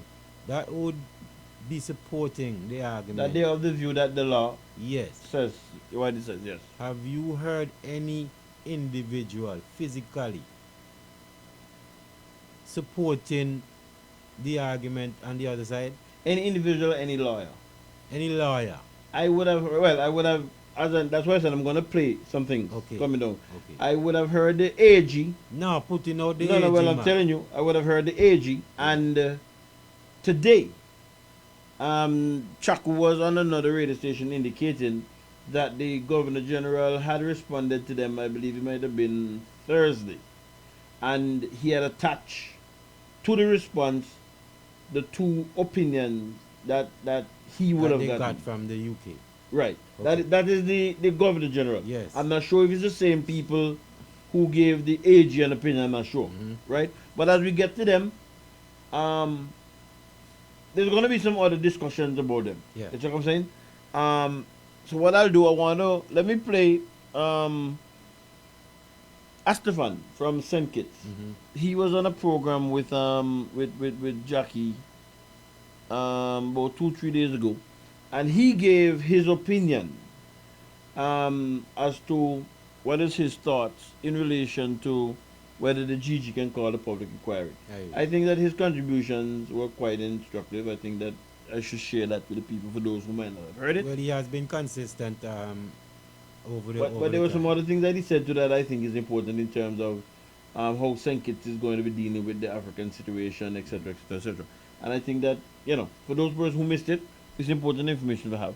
So let me go with that, and then I will then go to what the AG said last night. Yes, last night on the news. Okay. And then I'm going to try to reach Mr. Pompey. So that Mr. Pompey can give us his opinion. Proceed, man. Right? Because based on what I heard today, well, I'll get to that. I'll get to that. Proceed. So let me go with Astefan. Let me go with Astefan next. Yes, good morning, and thank you for having me. And please accept my apologies for being a little late. Okay, great. Okay, let us start by talking about the Governor General and the powers of the Governor General. Does the Governor General of this country have the authority to empanel a commission of inquiry? Well, I think that the law allows him to do so, but the wording of the law, in my opinion, does not tell the whole story, because he needs to be fueled with the resources in order to do so. Now, it is a difficult situation constitutionally and administratively, because calling a commission together on a matter like this has implications, and it could have implications for people who are administering the country, people who are part of the executive of the country. And it is not likely that such persons would initiate it. For example, the Prime Minister is the one who essentially will call upon the Governor General to do something like this. Were I to advise the Governor General, I would tell him respectfully that he needs to write a letter to the Prime Minister indicating the gravity of the situation and the need for this thing to be ventilated publicly and carried to a fair and transparent closure, and indicate his desire to have an investigation launched. I think he can do that, and I think were I to advise him, I would advise him actually to do that. It could cause some daylight to develop between him and the Prime Minister, but at the end of the day, the Governor General has to do what is right. He is the guardian-in-chief of the Constitution and of the interests of the people of the country. And so if there's a personal fallout between the two of them as a result of this, I would think that the Governor General, in terms of his legacy and his credibility, would come out the winner. There's no doubt, Jackie, that this matter has to be investigated, and it has to be transparently ventilated to the people of Antigua and Barbuda. And indeed, some months ago, I think it was during the election, when I suggested, either on your ear or another program, that this thing has implications for us in these other islands, I was told to stay out of Antigua's business. Well, we have refugees here in St. Kitts who came here from Antigua. So, and Antigua is not accepting them back. You're aware of that? Well, he can't refuse them in the law. He can say whatever he likes. He has neither legal nor ethical base on which to do so. The argument I've heard him proffer is they will leave anyway. That is not an argument in the law. There's no threat against their lives or persecution against them in Antigua, and it is from Antigua that they came to St. Kitts. Right now we have a UN team looking at the situation here because the Prime Minister wants to be fair to all. So he's leaving no stone unturned in order to get things done right. But the prevailing view here is that we can't allow this to happen to us. It would open the door and create no ends of confusion. Our capacity is extremely limited. And while we're happy to add to the family, we have to have family planning, to use a parallel. So Mr. Brown's recklessness cannot go unpunished. And the Governor General now has to play a key role. So the short point with it, I do not believe that the Governor General can on his own do it, call the commission. He can call the commission when he's given the mandate to do so. But I do believe that he can be just as significant by writing a letter to the Prime Minister saying this has to be fixed. It has to be done by an investigation, an independent investigation, and the results have to be shared with the country, and we all be guided accordingly. It's my legacy at stake now, and that's just it. And if he's invited to demit office, then so be it. So be it. Oh, so you think it could come to that? Yes, it could. Wow. And you are suggesting a letter as opposed to a meeting? A meeting first. A meeting first, yes. Okay. A meeting first. But he has to go on the record, you see. And it wouldn't surprise me if it comes down to a personal fallout between the two. If Dr. Williams decides to stand his ground, and he will be applauded not just in Antigua and Barbuda, around the world for having stood up and discharged his constitutional, ethical, and moral obligation to the people of Antigua and Barbuda and the people of the Caribbean. Is this a commission? Is this a commission that the people of the government and people of St. Kitts would also welcome? Because you're involved. Absolutely, 100%. 100%, Jackie. The whole region. Remember, these people were never tourists, This was always a human trafficking thing, or whatever terminology you want to use. And they were going to spill over into other territories. And it was always likely that on their way to St. Thomas or wherever they were going, they were not likely, absolutely necessary, to pass by our waters and into our waters. And when that happens, there is also a possibility of an engine failure or something. So we're all exposed, all of the islands. And not only that, some may say, well, look, I'm going to try St. Lucia. And next thing you know, there is a diasporic spread throughout the OECS. People are waiting opportunities to get to America. Then they get married to a St. Lucian, a fake marriage. I mean, it's just keeps going on and on and on and on, and it needs to be nipped in the bud. And the Prime Minister of Antigua and Barbuda and his cabinet have to account to the country for this mess and this disgrace. Now, just before we move on to the second matter that we are due to talk about, why do you think a government which claims to have been duped by people known or unknown, why would that government want to prevent this commission from doing its work? Wouldn't it be in the government's interest to have this commission empaneled? The answer to the question is, of course it would be in the government's interest. Whatever is in the people's interest must be in the government's interest. Now, it may not be in the interest of certain individuals because those interests may not coincide with the public interest. All the more reason for an inquiry. And who are they fooling by saying that they were duped? Who duped them? Nobody duped them. The investigation will reveal that. Yeah, of course. No, the government was not duped. People flying from Cameroon to Antigua as tourists on one-way tickets. And when they reach Antigua, they become no longer tourists, but they're now refugees. And without visas. Remember that. No. Without visas. They got visas when they got here. No, it's listen, this is a scar on the face of Antiguans and Barbudans that needs to be fixed. It needs proper plastic surgery, and that plastic surgery is effected through proper investigation, independent. CARICOM could set it up. The OAS could set it up. The UN could set it up, especially the UN has a thing on refugees and so forth, and let them have full access to all of the files and the information, and let the chips fall where they may. If the government of Antigua is confident that it is standing on firm ground, what does it have to lose from an investigation? Nothing. It's not yielding its sovereignty, it's just showing its transparency. And my bet is that it will not accede to that, at least not easily. This is why a figure like your attorney, your governor general, my friend, Dr. Rodney Williams, can be the one to trigger this by taking a stand as the occupant of the highest office in the land. Yeah. And I hope he does.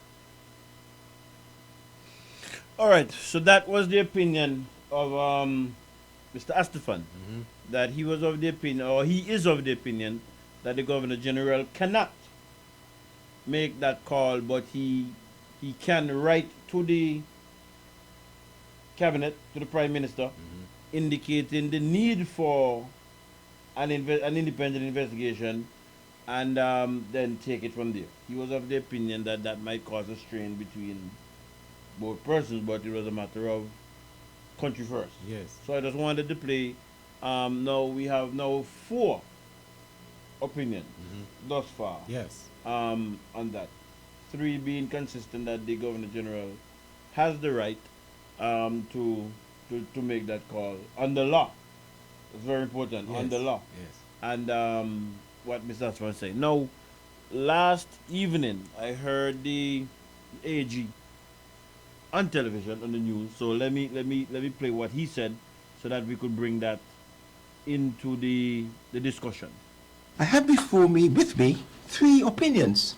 The Attorney General bolstered by 3 illegal opinions, which he says buttress his position that only the Cabinet has the legal authority to declare a commission of inquiry into the Antigua Airways West African migrants saga. ABS has seen the legal opinions which the Attorney General has in his possession. All 3 are from King's Councils in the United Kingdom. I'm satisfied that the government's position is correct in law, and we, at the appropriate time, if challenged, will defend any matter brought before the courts in this regard. The Attorney General says the legal eagles who have provided the information are specialists in this field of constitutional law. He quotes from one of the opinions he has received. According to Phillips, who wrote the book Commonwealth Caribbean Constitutional Law in 2002, at page 326, where statute confers power on the GG, those powers cannot be exercised by him in his deliberate judgment, but upon the advice of Cabinet or a minister delegated by the Cabinet.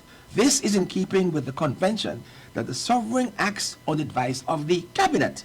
The sovereign must not enter into the political arena with all that implies for confrontation with the Cabinet and members of the opposition. The AG explains why he is not unveiling at this point the names of the 3 specialist attorneys in this area of the law from whom he has received the 3 legal opinions. I was told by a WhatsApp that it could be subject to a court matter. Therefore, I can't go into details and disclose who the people are. I only read certain sections of the opinions. 1, which was not concerning us, was 2002, and 2 in 2023. Former Attorney General Justin Simon, King's Counsel, however, says the Governor General has absolute discretion to call a Commission of Inquiry. Simon says the Commission of Inquiry Act gives the Governor General that discretion, saying, quote, "It is lawful for the Governor General, whenever he shall deem it advisable, to issue a commission appointing 1 or more commissioners," end quote. However, the Attorney General says how this is interpreted is the key. Many times, you see, lawyers tend to read legislation and give them their literal interpretation without researching properly the words that they've read. I'll say no more on that point.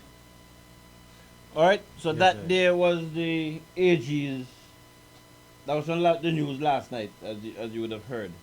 The AG has the 2 opinions. The AG did not show them to ABS, but have not published them, and he's saying that he's holding them to know. He would have heard that there might be challenges coming in the court, so there probably will be exhibits in a matter like that. So why use them in the first place as a reference? Well, I don't know. If I can't use a reference from a legal luminary, that's advising me. Why use it? Why even mention it? Well, I don't know. As I said today on another program, it appears from what my understanding was that was being said by Chaku Semester, as a matter of fact. Chaku indicated that the leader of the opposition had written to the Governor General. The Governor General responded to the letter to him on Thursday and attached two opinions that he would have gotten from legal counsel. That is the AG. Yes. That AG, sorry. The Governor General. If you're right. I'm not sure if those are the same two opinions. I don't know. Yes. Right? But let's assume that they're not. Yes. Right? From what Chaku said, if I write to you, Jablaki, and I say that you have the right on the law to call a public inquiry, and you said to me, okay, I'm going to look into it, and you looked into it, you wrote to two lawyers, and they gave you an opinion. Let me ask you a question. No, let me finish my point. Go ahead. They gave you an opinion, two opinions as to what they think, and it would appear as if those opinions are not consistent with what I'm saying. Why wouldn't I put in my letter? Well, based on your letter to me citing such and such, I've come to the conclusion that I don't have that right on the law, and I would have made my decision from these two opinions and then share the opinion with you. Why wouldn't I have done that? Fair because enough. for what Chaku is saying, the Governor General hasn't set up to know that he has or he does not have the power to do it. And this is he's just sharing two opinions from what he said. From what Chaku said. I haven't seen. I'm supposed to be getting a copy of them, but I haven't gotten them as yet, so that's why I'm not reading them. But that's what he said. Go ahead. And so this is my question now, Dave. The GG, how difficult is it for him to interpret his role? Well, again, I would assume that he has access to legal counsel. But legal counsel have to tell you what you can do, beef. No, that even all though- more even happy. though- even so though you you tell me believe he that. not understand who he role. Maybe not. Okay, cool. Maybe not. Cool, Or man. if he understands what he thinks his role is, he wants. And nothing wrong with that. He wants. Nothing wrong with that. Backative, one way or the next. Nothing wrong with that. But did he reveal those two? Well, he said, from what Chaku said, those two opinions was attached to the response. To the response. Right. Okay. I haven't got them as yet, so Cool. I can't say. But Cool, man. I got the understanding from what Chaku was saying that these two opinions came. The two opinions again, well, from what Chaku said, he, the Governor General, have not said, well, I don't have the power. Right? I think personally that would be important for him to say. Yes. Because lawyers can say whatever they want to say. The court decides. Yes. So if you get 10 opinions and 10 opinions say that you can't, all you can do is to introduce those in your argument before the court, and the court going through everything would then indicate whether you have grounds, yes or no. And when I heard the discussion, I might run back to the same Cutie Benjamin, because when Cutie had his issue with the lady Linda Brandt, the matter went to the court of first instance, the High Court, and the state won. Yeah. It was then appealed to the appeals court, and Cutie won. And it then went to the Privy Council, and the state won again. Yeah. I'm only saying that to say, an opinion is just an opinion, and that's it. That's all it is. So the court decides. Right.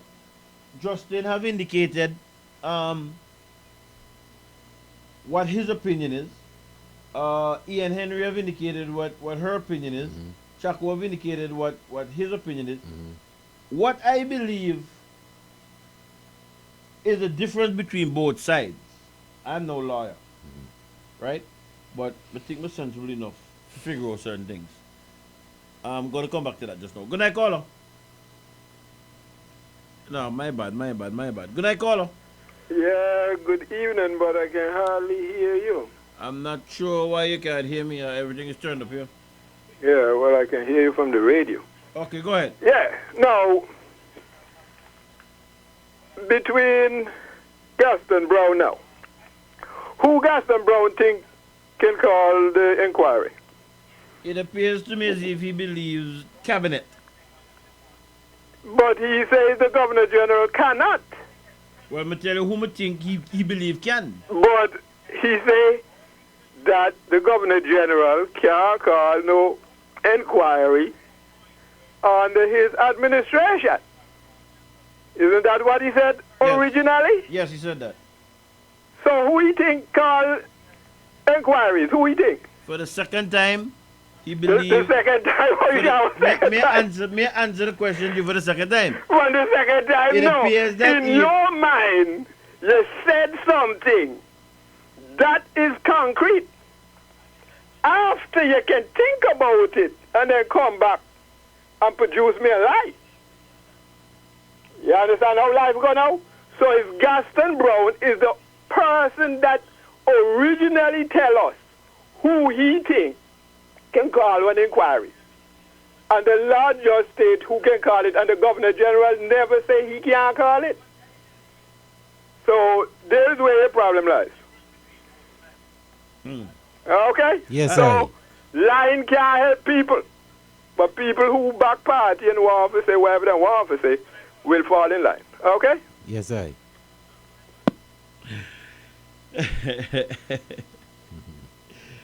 Alice. Where was I? Yeah, I'm saying now that, Justin Simon, basically, the AG was saying, Mr. Chaku received a response with two. Right. So, the point is that they have used, being Justin Chaku, Miss Henry, they have used the law to justify their position. Right? From what nobody from the government side as yet have used the law. No, they're using customs and what they believe but that's gonna come a little. Go ahead. Okay, Mr. One Day. That is gonna come a little bit clearer as we go down in the discussion. And to me, when you think about it, I am minded to agree that the Governor General has the power on the law. Ivy King. I believe that. As I said to you, when you're going to repudiate a claim, an insurance claim, you must show breach in the contract. Yes. I hear the government side articulating a position that it is the cabinet who is supposed to say what they say to the Governor General in relation to an inquiry. Really? And then blah, blah. That's what they're articulating. But when you ask the pertinent question, okay, you're articulating that. Show me what you're articulating in law. Yes. There's a standstill there. And that's the issue that I'm having. Good night, caller. Hi, good night, Beef. Hi, how are you doing, sir? I'm good, man. I'm saying, if these king councils and, Chaku feel so strongly about your point, why, they're discussing it on the radio publicly? Why not just file a writ of mandamus in the court and settle the matter? If you ask me, the involvement of the public is a crucial part of the whole discussion. I don't believe it will be solved publicly, because if you have noticed, the AG have said that the reason why he did not publish the two opinions that he have is that he would have learned that somebody might be going to the court and they might have to be introduced as exhibits. So somebody seemingly, if the two sides can't come to an agreement, will go to court. And that's what we're waiting on. But Beef, a writ of mandamus will force him to do what he's supposed to do. What is a writ of mandamus? It is to force a public servant to do their job. Well, maybe that they're going to do that. Order from the court. Well, maybe that they're going to do that. We don't know that they're not going to do that. But involving the public, to me, is important. And I'll say this too, since you just said that. I was having a conversation with one of my friends today in relation to the acquisition of the cancer center. Right? On the face of it, I don't think that nobody would want to believe that if the cancer center is not here, it is a good thing for Antigua. It being here assists greatly with our situation in Antigua. But I would want to believe that if the government was having discussion with the majority shareholder about taking over the center, etc., etc., etc., etc., I don't think that the public should have been brought on board at the 11th hour. I think that the public should have been advised coming down the line. Well, look, there's an issue with the cancer center. We're presently in negotiation with the majority shareholder. We're making progress. We're not making progress. We'll keep you informed. And of course, they'll be having their negotiation behind the scenes, but the public would know that something's happening there. You follow what I'm saying? Yeah. Not at the 11th hour or 1 month before you take the action to forcibly acquire. That is the first time the public is hearing of that incident. So public relations plays a part in what's going on. But then here's the thing, right? If you ask somebody a question, right, then the person can tell you yes and the person can tell you no. And if the person tells you no, you have a problem with it. Because you think that the person's supposed to tell you yes. Right? So if you want that person to perform a certain task, you take evidence before the court and you file a written mandamus and force the person to do the work. I hear what you're saying now, and ultimately that will have to be done. But there is a public relation exercise that is also important also. We didn't just vote for putting nobody there for run country and then that's it no. That'll tell how not no. Then there's the gun no. Yeah, man. Yeah, but I understand that point. But then you ask somebody the question as I said before, and the person can tell you yes, and the person can tell you no. No, hear what I'm saying, Carla. I agree with you that ultimately what is going to happen is that it's going to have to go to court, and the court is going to have to decide whether what the government is saying is correct, or whether what the opposition is saying and people who want the public inquiry is saying in terms of that the GG can call it in his own discretion, whether that is correct too. And then when the court makes the judgment or makes a declaration, then we move on. All right, yeah. That is going to have to happen. It's going to have to. Let's assume that the discussion taking place that is going to go now. I would have understood when it was said this afternoon on another radio station that there will be picketing of the Governor General's office, etc., etc. Let's assume that is going to bring attention to the King in England as to, hey, this is what is happening with his representative in Antigua. Let's assume that they have a discussion, the King and his representative, and the King takes advice, and the advice that the King takes is that, well, look, yes, my representative can call this inquiry in his own discretion. And that happens, then what happens? They don't have to go to court. You know what I'm saying? I hear you. So the discussion of it, the public discussion of it has its importance also, in my opinion, anyway. Okay. All right, man. Thanks for calling, right? Yeah. Okay, bless. Yes, Joe Black, you were saying something before I went to the call, or? Go ahead, man. Go ahead. Okay, let me try. Okay, there's another call coming in. Good night, caller. Hey, B, what's going on? Hello, good night, caller. Hey, can you hear me? I don't know if it's a radio or maybe you can roll up the glass if you're driving. We're getting a kind of noise coming back. Oh, let me try something. You can hear me now? Yes, hearing you now, yes. Okay, night to the Rasta, man. Heal up, man. Okay, obvious to me what go on here right now, right? It come to the point One where... second, turn on the radio a little bit. You can hear me? Yes, hearing you now, yeah. Okay. First, they're calling for inquiry. Now, the government is saying the Governor General can't call an inquiry. So now it's this back and forth. You know what going to happen now? He will go to court. Some side is going to win. The next side go appeal. Then it go to Privy Council. That will take years. And by the time that done, the appetite for an inquiry done gone. Carla. Some other debacle or some other situation good, they're going to take up our time. That's exactly what, and the government know exactly what they're going to do. Carla. Yeah. Are you familiar with what's happening in our parliament right now? What the situation with us at? No, the situation with the amendment. No, fill me in. There was a law that was passed basically to take the powers away from the police and place in the hands of the DPP.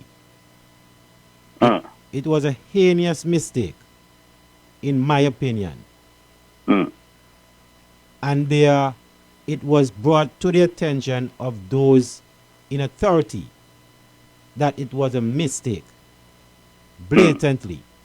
And so they're trying to go into the parliament now to reverse this thing. Yeah. And I'm seeing a mirror of this whole thing just repeating itself based on this whole inquiry stuff. Because like Beef just explained, if this whole thing was to be reversed and slap them in the face, what are they going to do afterwards? You following me? Yeah, I hear what you're saying. Right, so now they are very, very, very adamant in making decisions, but when it reverses and it's not pleasant, they want us to just accept it as it is and move on as if it hasn't affected anyone or anything. Go ahead. Yeah, all in some they have to stop, man. Too much nonsense is going wrong and he just go underneath the carpet. But too much nonsense. Caller, let me say to you also, what you said, I agree with some and not some. Because I agree with you that the matter might go to court and it would have to go through the channels. Whoever loses at the first instance could appeal to the appeals court and it could reach all the way to the Privy Council. I don't necessarily agree with you that the appetite of the public will wane because it's going through the system. I don't agree with that. No, I don't agree with that. I don't agree with that at all. Because I know. No, we're not. It's gone past 9 days now, but you tell something else to happen not and they got to move on. Not always say, them. God, not me. Yeah. Right? The majority of us. I don't agree with that. I believe it is for those of us conscious people in the media to keep these things on the front burner. That is why I believe Nikki is doing such a good job. Because Nikki follows up, and follows up. But secondly, watch this too. Let's say the Governor General say you can call the inquiry. Is the government have to fund it, right? The law says where the fund should come from what I heard. Exactly. But the next thing they're going to say, no money in the day. How much you want to bet that they're going to say? Well, let's cross them bridge when we get to them, no? They already saying brother, man, we don't see this happen so much time in Antigua, right? It's one shot after the other. Me tell you exactly what got. I hear what you're saying. But I can cross our fingers and hope things go different this time. I hear what you're saying, but no, I cross bridges when I get to them. Yeah. Because ultimately, the majority of people in Antigua can understand when a government is working in their interest or against their interest, and when the time comes to make decisions are made. Repeat that again. The majority of people in Antigua understand when a government is working for them or not working for them, and when the time is right, they'll make a decision. That's my opinion. Bless. That's a 5 years from now. Who say you have to be 5 years from now? Well, the majority of the time, 5 years never come before, and that's them to change the decision and call it before that. But you know that there might not be mass demonstration of people on the street? You know that there might not be that? Beef. Yeah. Antigua will live now. Hey, I know that. I know Antigua will live. You know, there was a time that I think on ever since change the government. But me now old man, right? Me just 40, but you think me see enough in Antigua for now? I wouldn't have had that in our makeup to do that kind of stuff. Well, me believe Almighty, and the Almighty says sufficient unto the day is the evil thereof. If me know what I'm tomorrow, if me know the last numbers, me the plans that I'm going to be a millionaire. Yes, but know. Well, you're right with that. So I can just sit down and watch and see what happens. No, sit down and watch. Sit down. I'll have to be active. Sit down and watch. We're following the situation. We're educating ourselves, and where we think that we need to act in our best interest, we act in our best interest. Yeah, me hear what you say, man. Take care, King. Okay. Bless up. Good night, caller. Hello, good night. Hey. Yes, my brother. I guess he's young. Well, he just admitted because that. I'm over 60. He just admitted he was young. You're over 60? Yeah. And I was in town when I was 6 years old. Okay. Can I ask People you? was firing all kind of things over the whole city. We had a state of emergency, but he don't know about that. You know, man? Carla, me want to ask you a question. Carla. Yep. Let me ask you a question. Mm-hmm. You say that you're an older individual. Mm-hmm. Is there any truth in that the former Governor General in Mr. Beethoven Carlisle Mm-hmm. made a decision on his own without the cabinet advising him? I can determine that. But No, it's not can determine where I can remember. Yeah, see if you can remember that. If something goes so. I can remember him calling an inquiry. Well, I can't remember whether he did it on his own or not. I can determine that. I was nowhere close to the place. Me not have to determine. I can't remember. No. What people say, right, and reality can be different things. But let me say it how I feel it. I feel it as Beethoven called the inquiry. Okay? Mm-hmm. Right. So it's the same thing. Like people talk about the riots and talk as if they were there. I know they're nowhere close to the place. And I don't know what date it happened on. But I was there. And most people that were there don't know the date it happened on. But people who were far away, they know the date, the time, and all kind of things. You understand me? So it's different in knowing exactly the things that happen. But this is how things happen. The people call for a thing, right?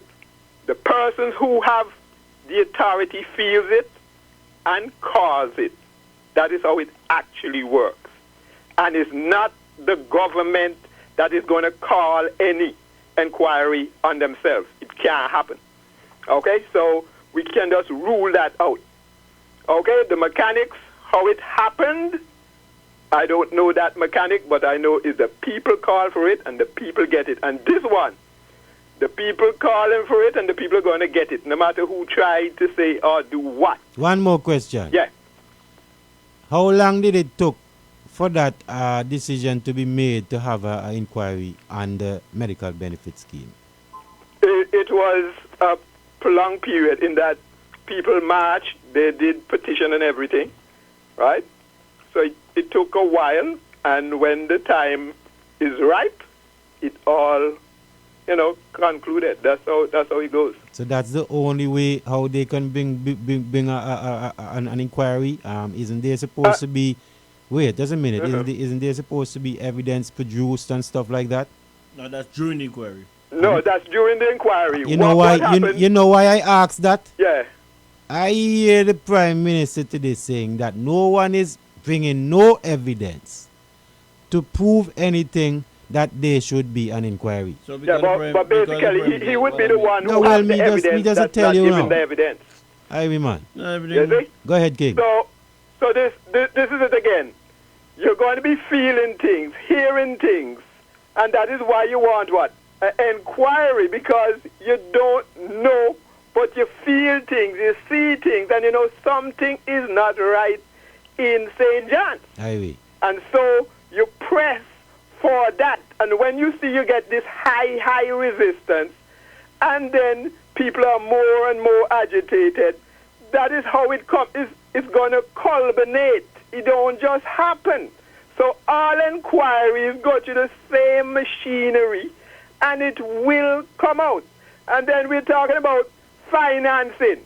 In financing, it is called a budget. And anytime you want money, you just say what the budget is, and the money is right on time, because you're going to get a loan or whatever is necessary to get that thing done. When they say inquiry, there is no way you're not getting money. You're crazy. Has the country done? 600 individuals would have come to this country and would have given the green light to settle and live here. Can you give me an estimated cost of how much it would cost to pay these individuals salaries? Yeah. How much money you feel that would cost? Well, we can go for minimum wage and then move up from there. Well, yeah, even if you want to just use the minimum wage alone. Yeah. So you do that calculation and you see what it is. So that kind of money. And you didn't plan for that. So that kind of money there, you feel that kind of money they can initiate an inquiry? Well, the inquiry may cost more than that in that span of time. But the same thing, whatever it costs for the inquiry, government money. Whatever it costs for the inquiry, you will have to come. It will have to come because the people, this is what people have to understand. There is nothing that is spent in Antigua that is the administration money. It's the people money. And whatever it costs for the people to get whatever they need, the people will get it because the people is going to pay for it. All right, later analyst. Okay? All right, no problem. Thank you. Let me just see if I can get in touch with Mr. Pompey. Let me go here. There'll come a day of reckoning. And no man will ever get away. I say, there'll come a day of reckoning. When for all our bad deeds, we will have to pay. The many wrongs we did in secrecy, we thought what he did from everybody. They will be all brought to light, and many wrongs will be made right. So fall on your knees and pray, and turn back from your wicked ways. Oh, we walk for the good ones, punishment for the bad ones. As long as this earth rolls around the sun, that day must come.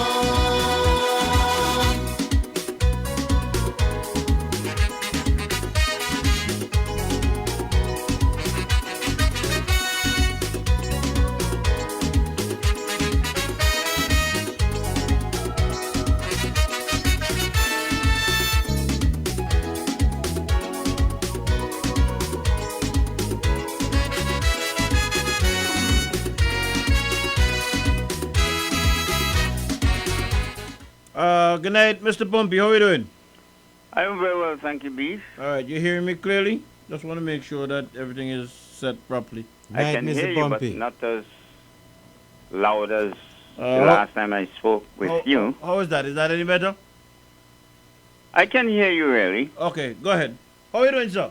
I am very well, thank you. Well, I wanted to give you, wanted to touch base with you that you could share with us your opinion on the debate that's raging in the community right now in relation to whether or not the Governor General has the right independently to call for a public inquiry, or if he has to be so advised by the cabinet.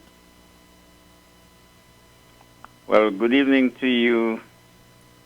Good evening, Mr. Pompey. Good evening, Mr. Pompey. And of course, my friends in Point and Grace Farm. You know, when I speak for these communities. Now, Beef? Mm-hmm. The government is Her Majesty's government. And I want to take you and your listeners to the throne speech. Whenever the Governor General, who was appointed as Her Majesty's representative, well, she has gone now, so he is continuing as His Majesty's representative. When he speaks to the plans and programs that were drafted up by the public administrators, you would hear the Governor General making reference to my government. You never heard that, Beef? Yes. Yeah. It's not Antigua government. All right? When he gives the throne speech he's given it on behalf of His Majesty. So it is His Majesty government. There are a few things here in Antigua and Barbuda that still belong to His Majesty. For instance, the prison. You wouldn't hear that it is the Antiguan government prison. You would not hear that. Nowhere at all you will see that. You would hear His Majesty's prison now, because Her Majesty Queen Elizabeth has passed. The Parliament. You will also hear that it is His Majesty's Parliament. No government minister, whether Prime Minister or whoever, can go inside there and do anything foolish that will offend His Majesty. And the last time I made reference to former Governor General Dame Louise Lake Tack. And she was a tough cookie. Couldn't bite her easily, particularly with the OECS Parliament when they start things like. But this is to show you, even the judiciary, and I'm referring now to the High Court of Justice that you see in St. John's there. That is His Majesty's Court. The Magistrates' Court is also His Majesty's Court. You know, as a young constable, when we would have opened the court, and it continues up to now as I speak, when they would have given all the notification and the jurisdiction that the magistrate will be dealing with, you would hear the court orderly saying, God save the Queen. But now you will hear, God save the King. And let me come straight to a point here now. There can be no parliament. No parliamentarians can sit in there without the symbol, which is the mace that you will see the sergeant at arms carry, and without the House Speaker. It doesn't matter who is the Speaker. The Speaker can die today or die tomorrow. One will replace him. But the mace represents the presence of His Majesty and the authority. When that is there, that gives them the authority to make any kind of law they want to make. We clear on that point, Beef? Yes. No. But His Majesty is saying, irrespective of what law you make in Parliament, none will be law until my representative gives what we call assent. Assent, that is signing it into law. None will be law until that happens. So up to the time the local legislatures here make laws, there can be no law until the Governor General signs them into law. Now, the only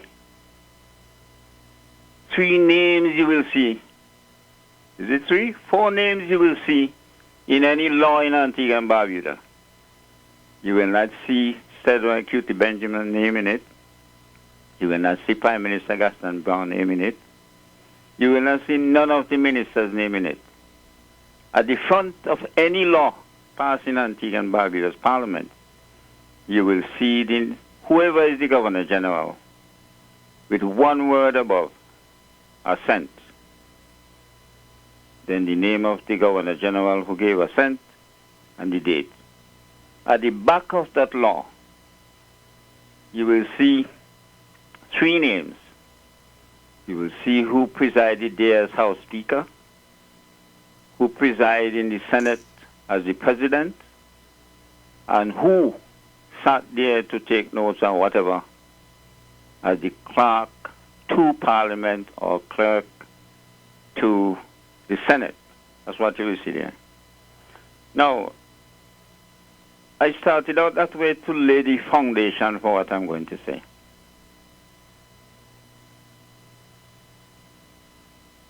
And I believe, Beef, you would have had the Commission of Inquiry out there.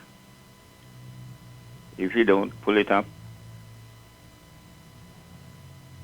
What chapter is it again? Chapter 91. But before that, I would prefer you go to our Constitution. Because people, although they went to law school, they seem confused, and apparently they're not familiar with the Constitution. I would like you to look at the Constitution section 68. And while you're looking,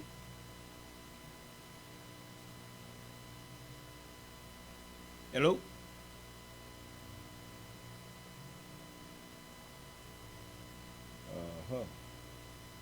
All right, let me just wait a while and see if it's something you dropped out or something. The time in studio now is 7 minutes after the 10 p.m. hour. And I don't know what happened there just now. Seems as if Mr. Pompey call back, check your line. No, the line. I didn't do nothing. I wanted to see if it was still a thing, but let me see if I could call him back. There'll come a day of reckoning. And no man will ever get away. I say, there'll come a day of reckoning. When for all of our deeds, we will have to pay.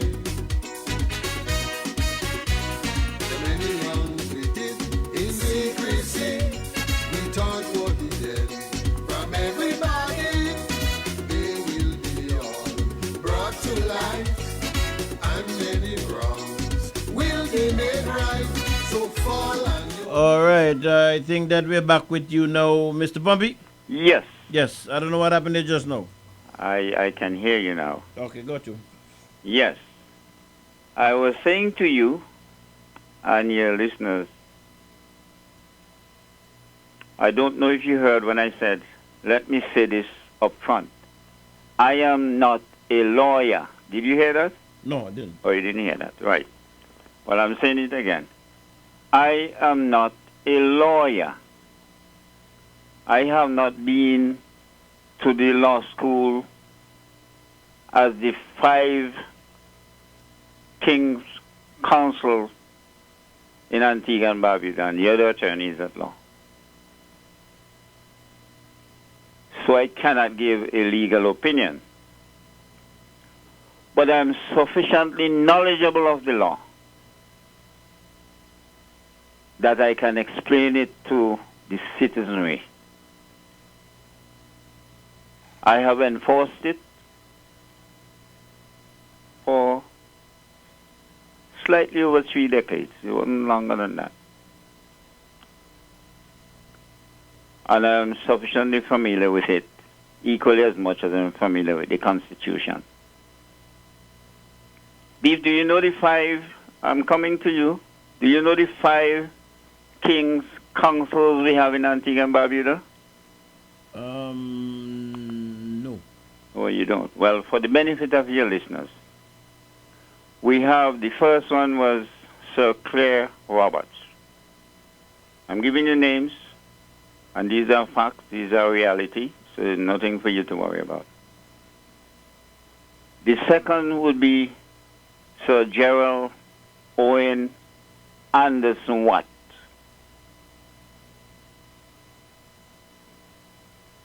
So you have 2 there. Then you have another senior King's Counsel is Justin L. Simon. Then we have Dane Hamilton. And the lone female, E. Ann Henry, 5 of them. I don't know what their position is in terms of what we are discussing here. But I can say to you, before we go to the Commission of Inquiry Act, you need to know in whom executive powers are vested in. Because I've heard some very well-trained, experienced attorneys still making the big blunder that the Governor General doesn't have executive power. It is true, the Governor General does not administrate. He doesn't run a ministry. He doesn't run the Ministry of Finance, Education, Agriculture, you name it, tourism. He doesn't run those, because he doesn't need to do that. But Beef, what I want you to do, for the benefit of your listeners, read section 68 of the Constitution for the benefit of those who are listening. Section 68. Part 1, General Executive Authority, 68. Yes. 1. The executive authority of Antigua and Barbuda is vested in Her Majesty. Well, she is dead. 2.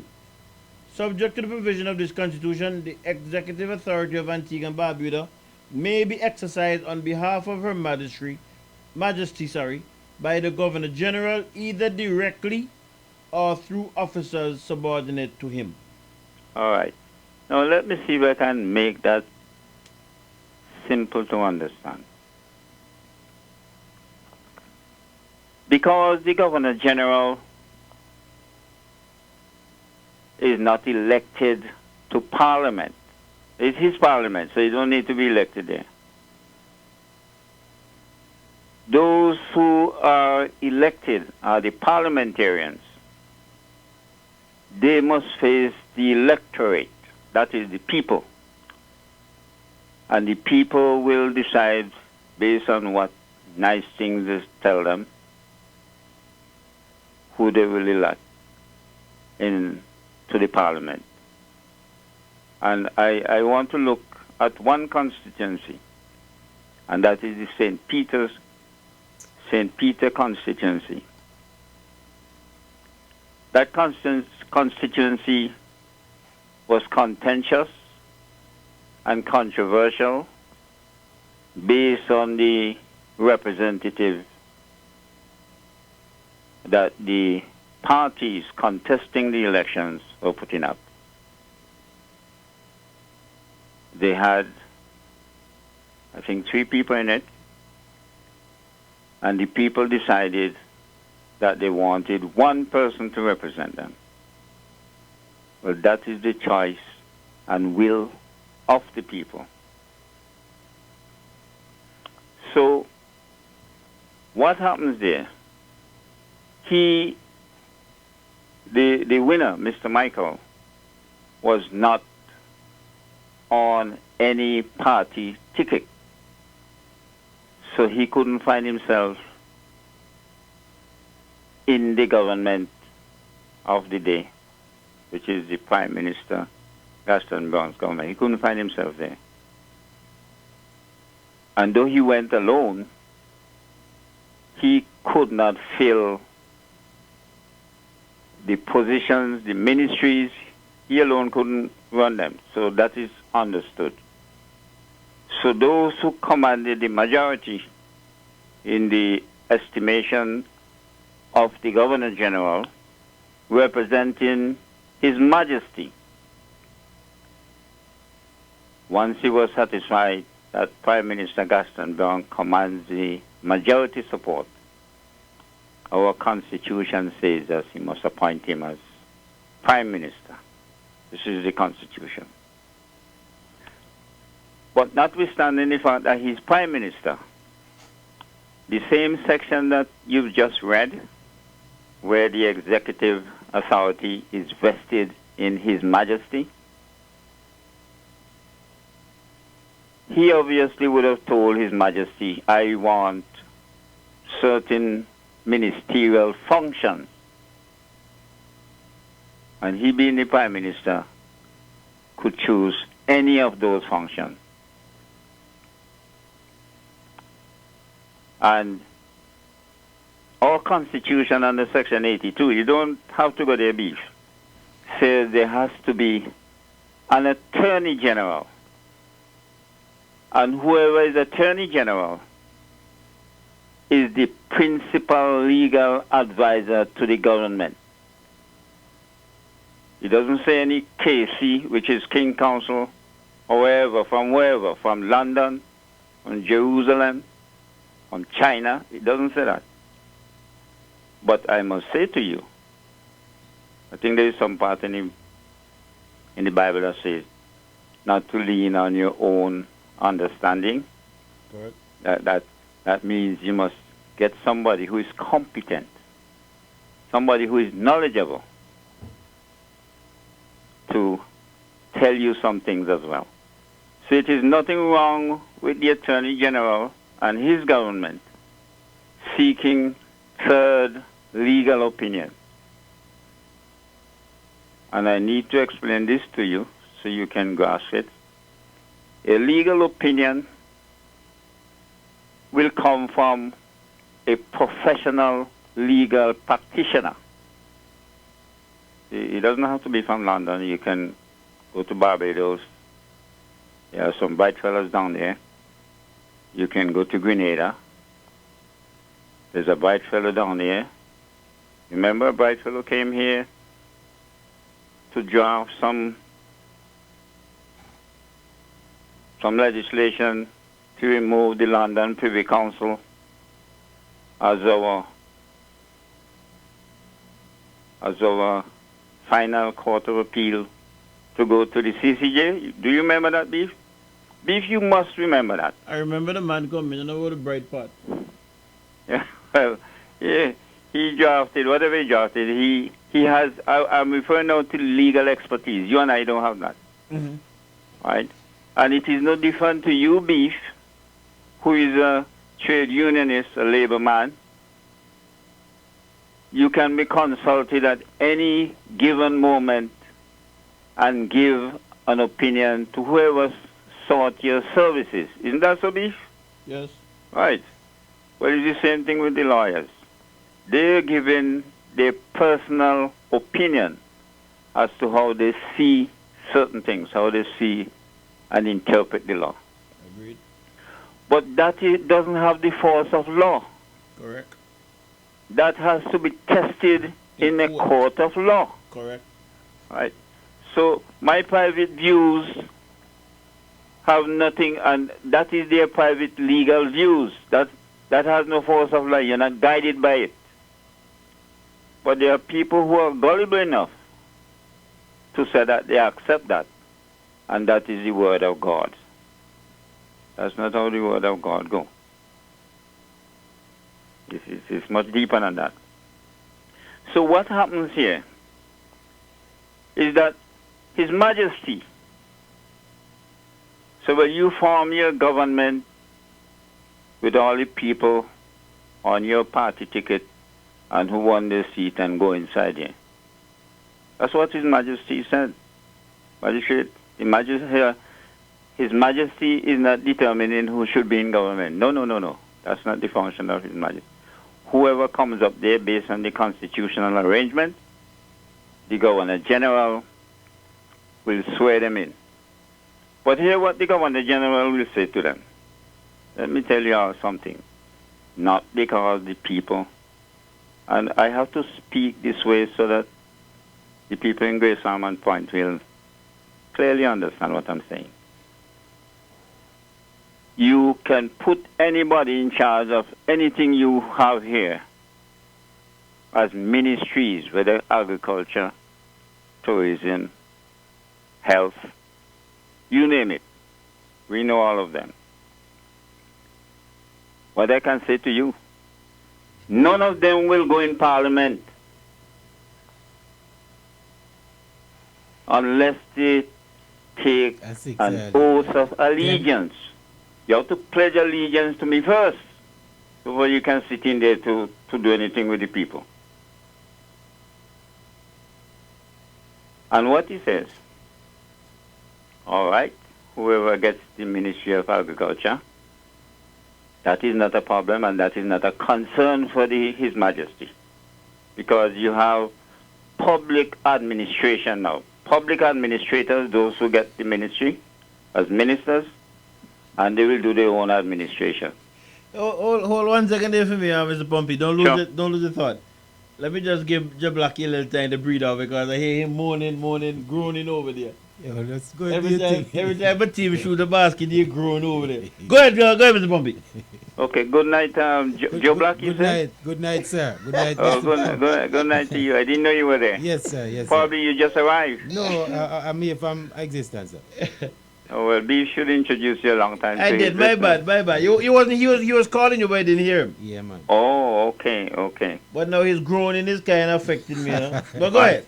Yes. So His Majesty has told them, the Prime Minister and all the ministers, whatever ministry you get is not my concern.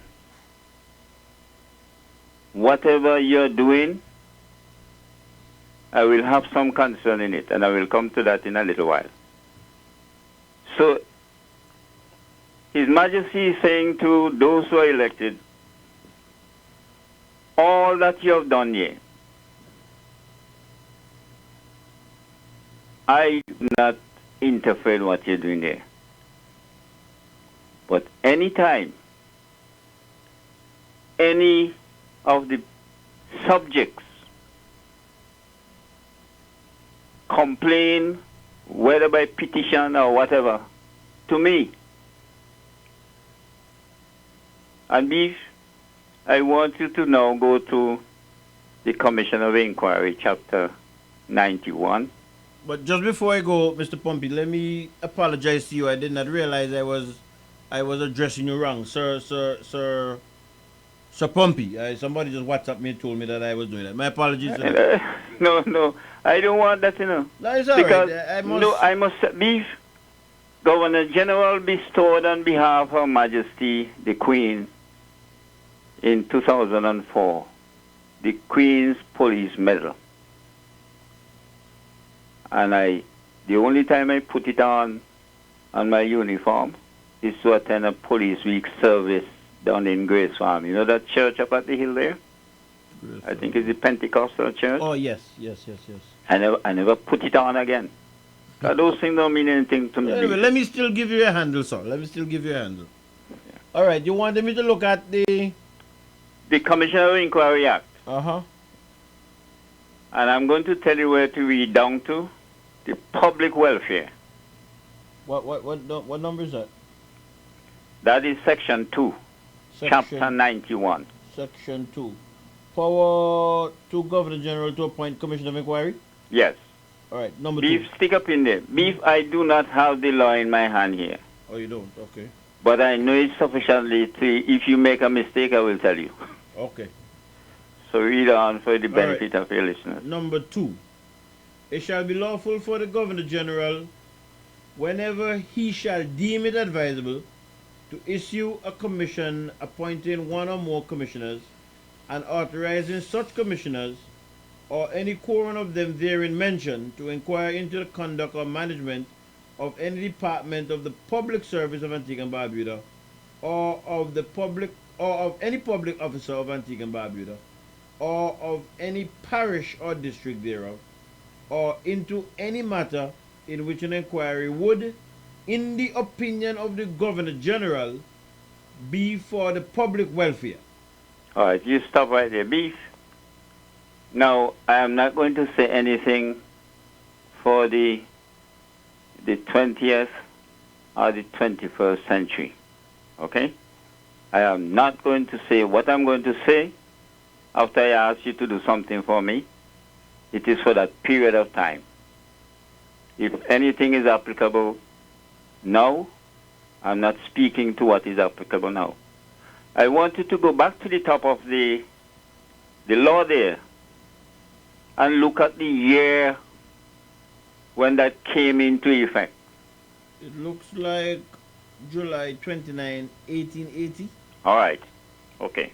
Well, follow me carefully. I want your listeners to follow me carefully because I do not want anybody to tell Prime Minister Gaston Brown. And I must tell you, he's a pleasant fellow. He gave me a call on Friday. I can't tell you what he told me about. Now, in 1880, that came into effect. At that time, it was Queen Victoria, a lady.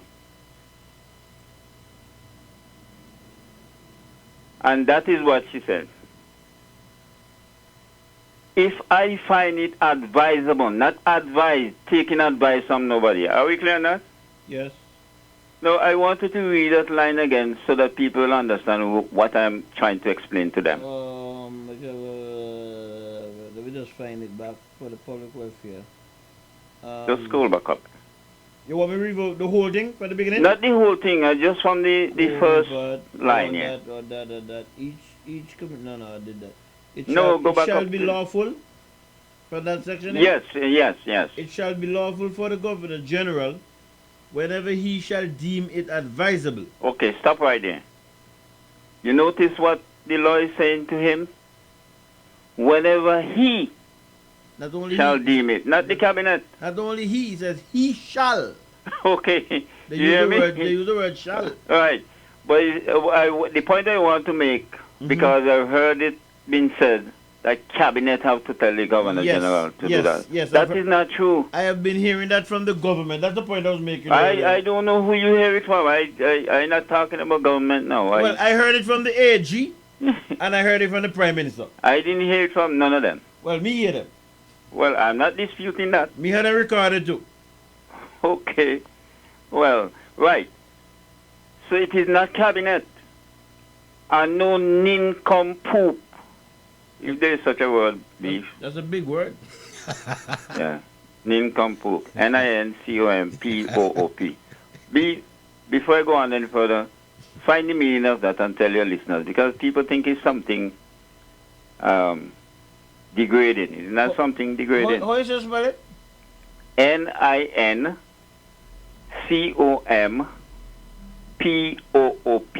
One word. Yes. It's not a word that sounds nice to people when they hear it. Mr. Pompey. Hello? Can I ask you a question, sir? Sure, go right ahead.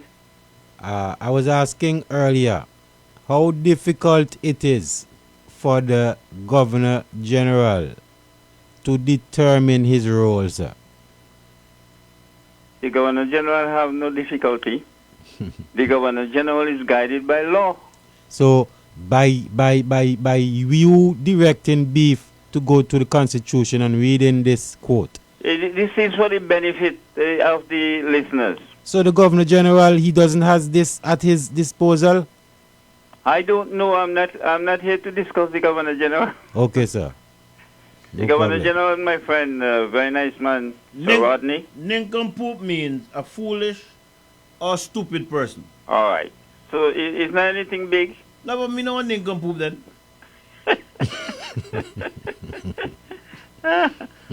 Somebody me call you so. me no nincompoop. All right. So let us move on here. So it is saying, if the Governor General, whoever it is, whether it was Governor James Carlisle, so something has to happen. And I will show you exactly why a Governor General, he has no security of tenure. He is mostly there, he's not at the pleasure of His Majesty. Most time, it is at the pleasure of the administration of the day. So Governor General Sir Rodney Williams, he is there at the pleasure of the Cabinet of Antigua and Barbuda. And the person who heads the cabinet is the Prime Minister, Gaston Brown. So Rodney knows his limitations as far as public administration is concerned.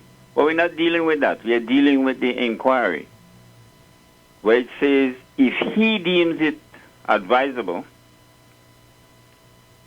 he has the lawful authority to establish a commission. And this nonsense about money, who will pay? The Minister of Finance must pay. Why? Because he has allegiance to His Majesty the King and to the Governor General, who is subordinate to him.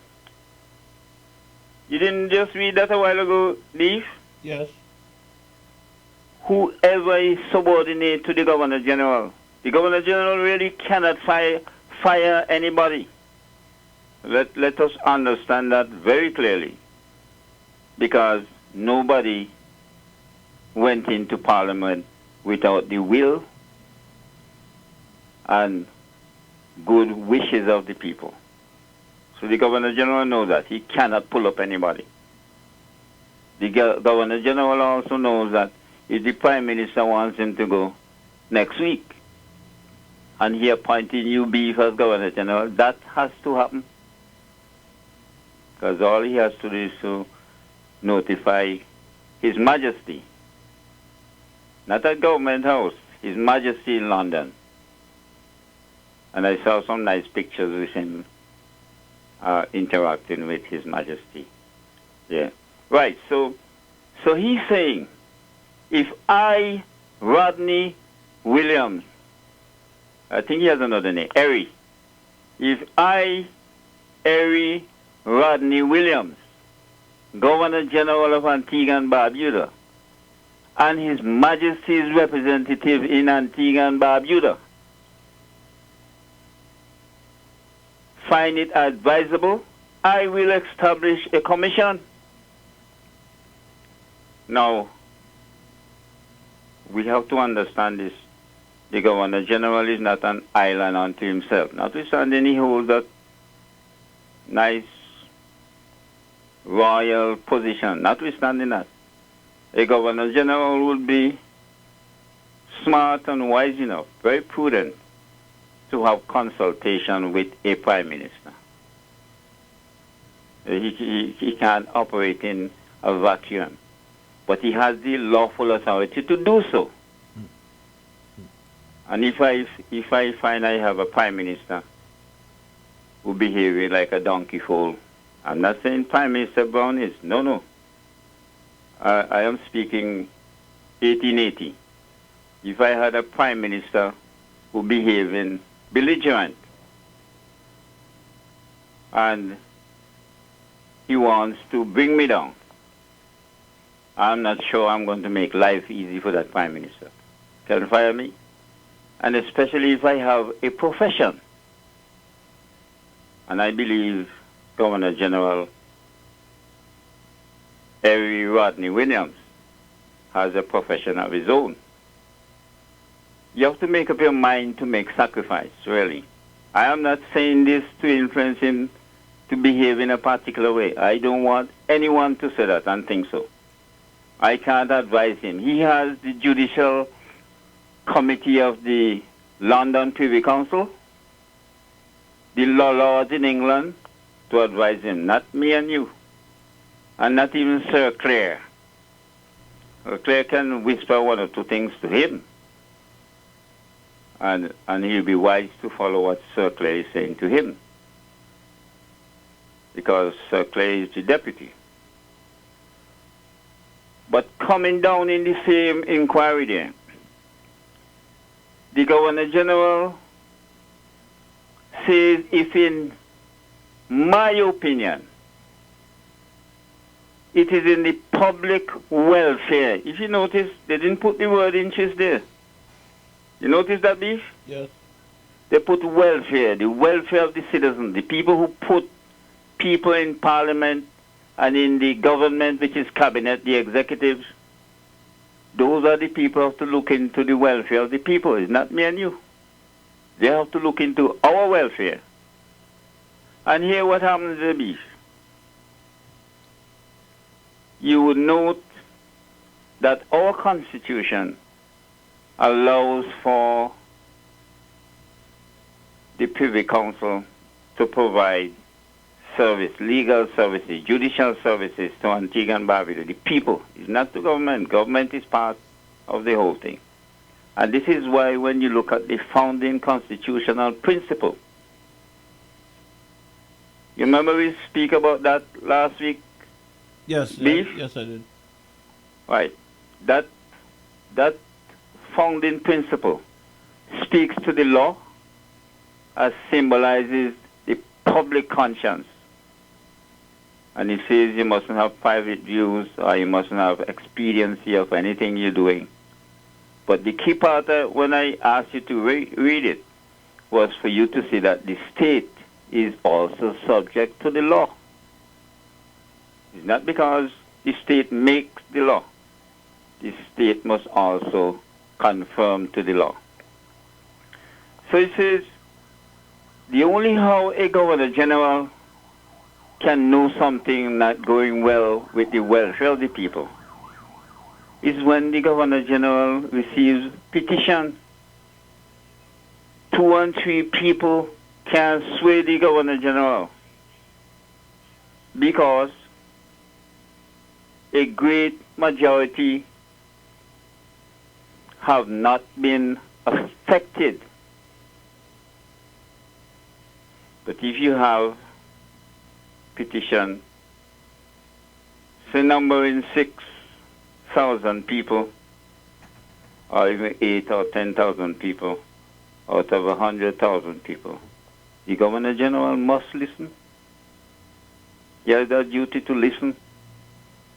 And this is why in 1880, we're not speaking about now, please, Queen Victoria told those who were elected to Parliament, you can, and this is Antiguan vernacular now.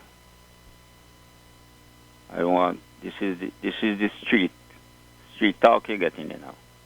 You know, Grace Farm talk and point talk. You can thief as much money you want from the Treasury. You can thief as much land as you want. I am telling you,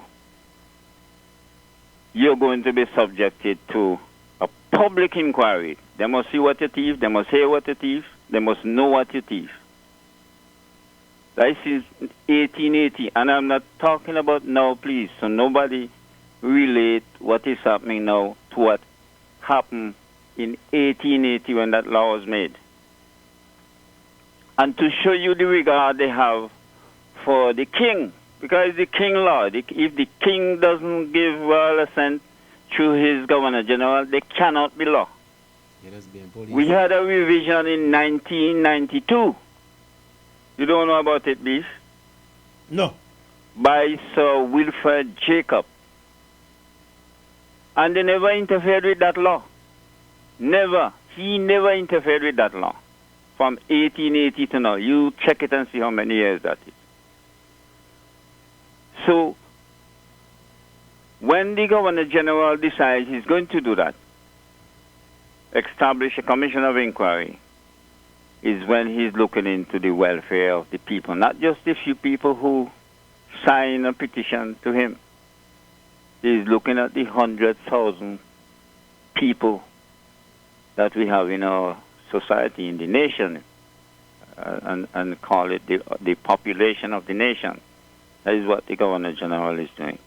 I don't know what the Governor General is going to do, but I did read on the news that he was seeking some legal advice. He could only seek it from London. And whatever the advice he gets from His Majesty's Lords, he's bound to be guided by them. What the Lords in England will not do, if there are matters of domestic political issues. That is not for the king. And let me tell you this, if you've never heard it before, but most police officers would have heard it, the king can do no wrong. Have you ever heard that, Beef? Yeah. Yeah, the king can do no wrong. That is the king. He can do no wrong. In other words, the king cannot make any law to do anything that is wrong. You can check it out in Wikipedia. You'll find it there.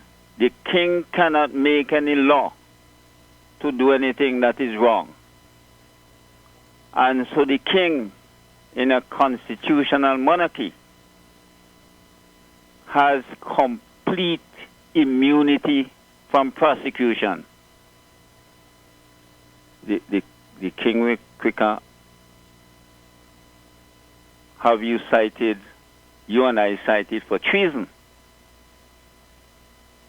And because of the constitutional principles guiding the monarchy, you will get a fair trial.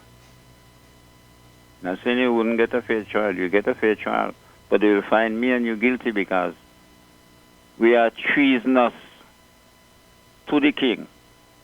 We are a threat to the king. And so they have to kill us. They must kill us. That is the law. That is the law of England way back. But, you know, they are not so barbarous now because they have changed that law in 1965. They call that the death penalty law. They have changed that, so they won't kill us. But anything that the Governor General decides to do, they can talk about costly. It's not their money. It's not the people elected money. It's really the people's money. You didn't know that, Beef? Yes, I did. Yes, I did. So, and this is why they get a salary. Every man gets a salary who works for the government. Every man and woman, they get a salary. So they can't dip their hand in the treasury and take out more than what they're supposed to take out. But I am still in 1880.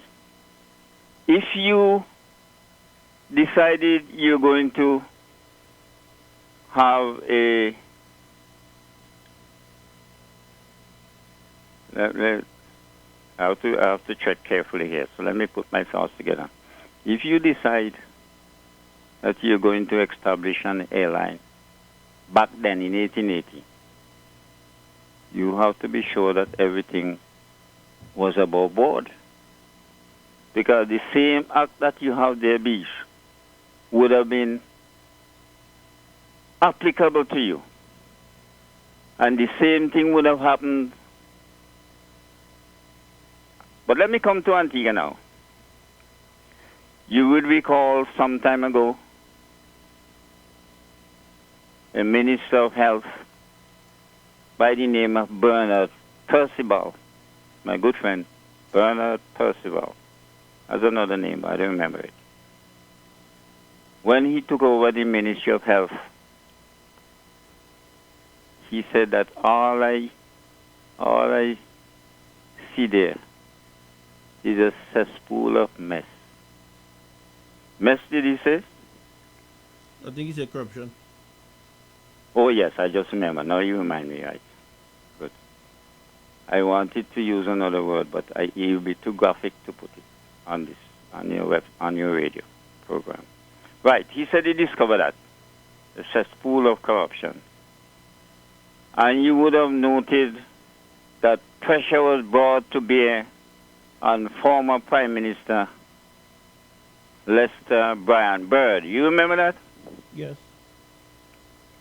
And the Governor General Carlisle, and you have to give him credit, let him know that an inquiry has to be held into this. We want to know how come minister getting sick every month and getting the public money to travel to go overseas. You call all of that? I don't want to go too deep in it because there's some people who are still alive and they are my friends.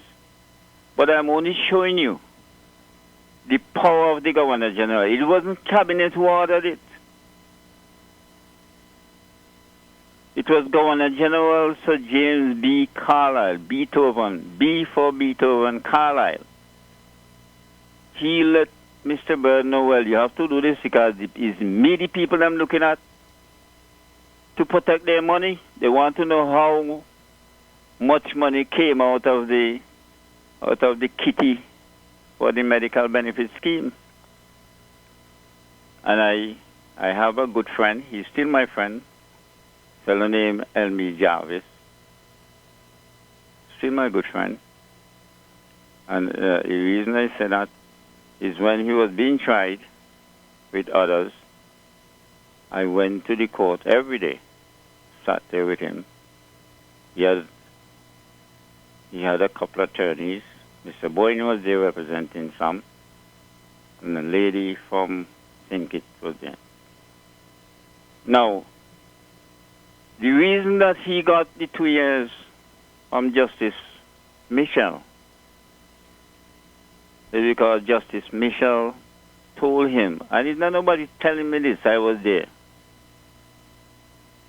You are a professional accountant. You have your special training. You are the custodian of the people's health money. And you should have known you have to protect not just the health money. You're supposed to protect yourself from going to jail. But before you go, Mr. Pompey, don't lose the last thought there. Justice Michel. Yes. Was Justice Michel a politician at any point in time? Yes, he was. He was a minister in the St. Lucia government. Minister of what? I think he was a foreign affairs. Foreign affairs. Yeah, if I'm not mistaken. Okay. But he did tell us he was not afraid to let the court knows and the jury knows and the public gallery that he knows Mr. Humphreys. Mr. Humphreys was there too. He knows Mr. Humphreys. They have rubbed shoulders together at government meeting. Yes, he was a minister of trade. But that has nothing to do with friendship. And this is why the court came down hard on Mr. Jarvis. Not to cut across again. I know Jablaki, and I go to court, and I'm sitting in the juror box, and Jablaki is a defendant. I have the right to say to the court, Mr. Judge, I don't think I could make an impartial decision because I know Jablaki. Yes, your duty is to do that. Okay, no problem. But I tell you what, usually the court will point out to the defense attorney or to the accused person that you can challenge up to about 8. Challenge them. If you see them there and they don't look like they will bring a verdict in your favor, actually just tell the judge, I don't like this one here. You don't have to give explanation. If you know the connection between me as a jury sitting there with somebody you would have offended for me, then I can't be there. Because obviously I would want you to get punishment. And not only that, the perception alone. While I might want to see you go to jail in a beef, the perception alone will make people believe that I did something hanky-panky. You don't want that to happen. Mr. Pompey. Sure. There's a question here on the board for you. Please ask Mr. Pompey if he does not find it an anomaly for the Governor General to be exercising executive powers in an independent country. But that is beef. No, one second, let him finish. Go ahead, continue. If we accept the argument being advanced by Mr. Pompey, there is no difference between Montserrat and Antigua today. Beef is not my argument, and that's why I told you read 68, section 68 of the Constitution. Well, obviously that person, I appreciate that person asking that. Well, what I'm going to do, yes, The person who asked the question is a lawyer. He's a lawyer? Yes. So what I'm going to say to the lawyer who is listening, please go to your constitution and read Section 68. Section 68, lawyer. Especially number 1 and number 2. And then text us back and tell us what you think. Go ahead now, Mr. Bumpy. Well, I don't blame the lawyer. It's not everybody who has a legal background. If they don't follow, it's not that they don't know. All right? But if they don't look at the constitutional arrangement, I didn't make it. That's why I'm not giving opinion. I'm only telling you where to go, Beef, and you read it to them. And I'm telling him, because why you come back to me and tell me what you think. You should I am post. not giving no opinion. I want the lawyer to know I am not a lawyer, so I can't give no legal opinion. You should I put it. Explain what I know. Put it in one of your quotes in the newspaper. No, I wouldn't want to do that to that lawyer. The lawyer might be my friend. But Beef, please, for the benefit of that lawyer, because there might be others out there who do not have access to technology. No, for the other people I will. I know this lawyer does. There's a group named Promalco, right? The concept that they have is that we learn by doing.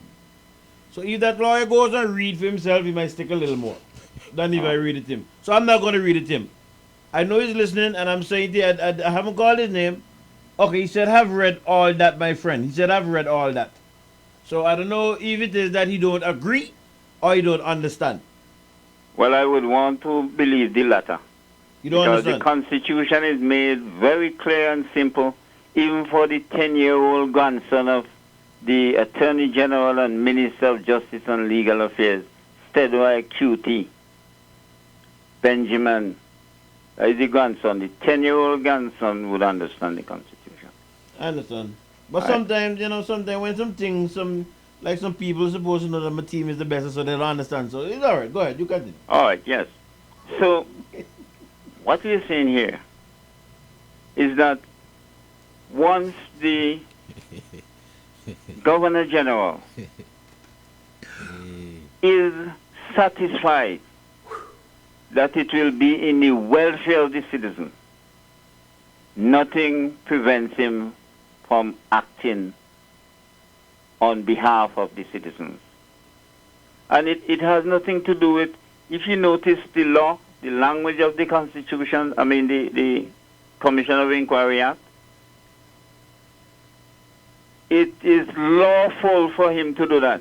So he's not doing anything wrong, anything illegal, anything he has to ask permission for. No, he doesn't have to do that.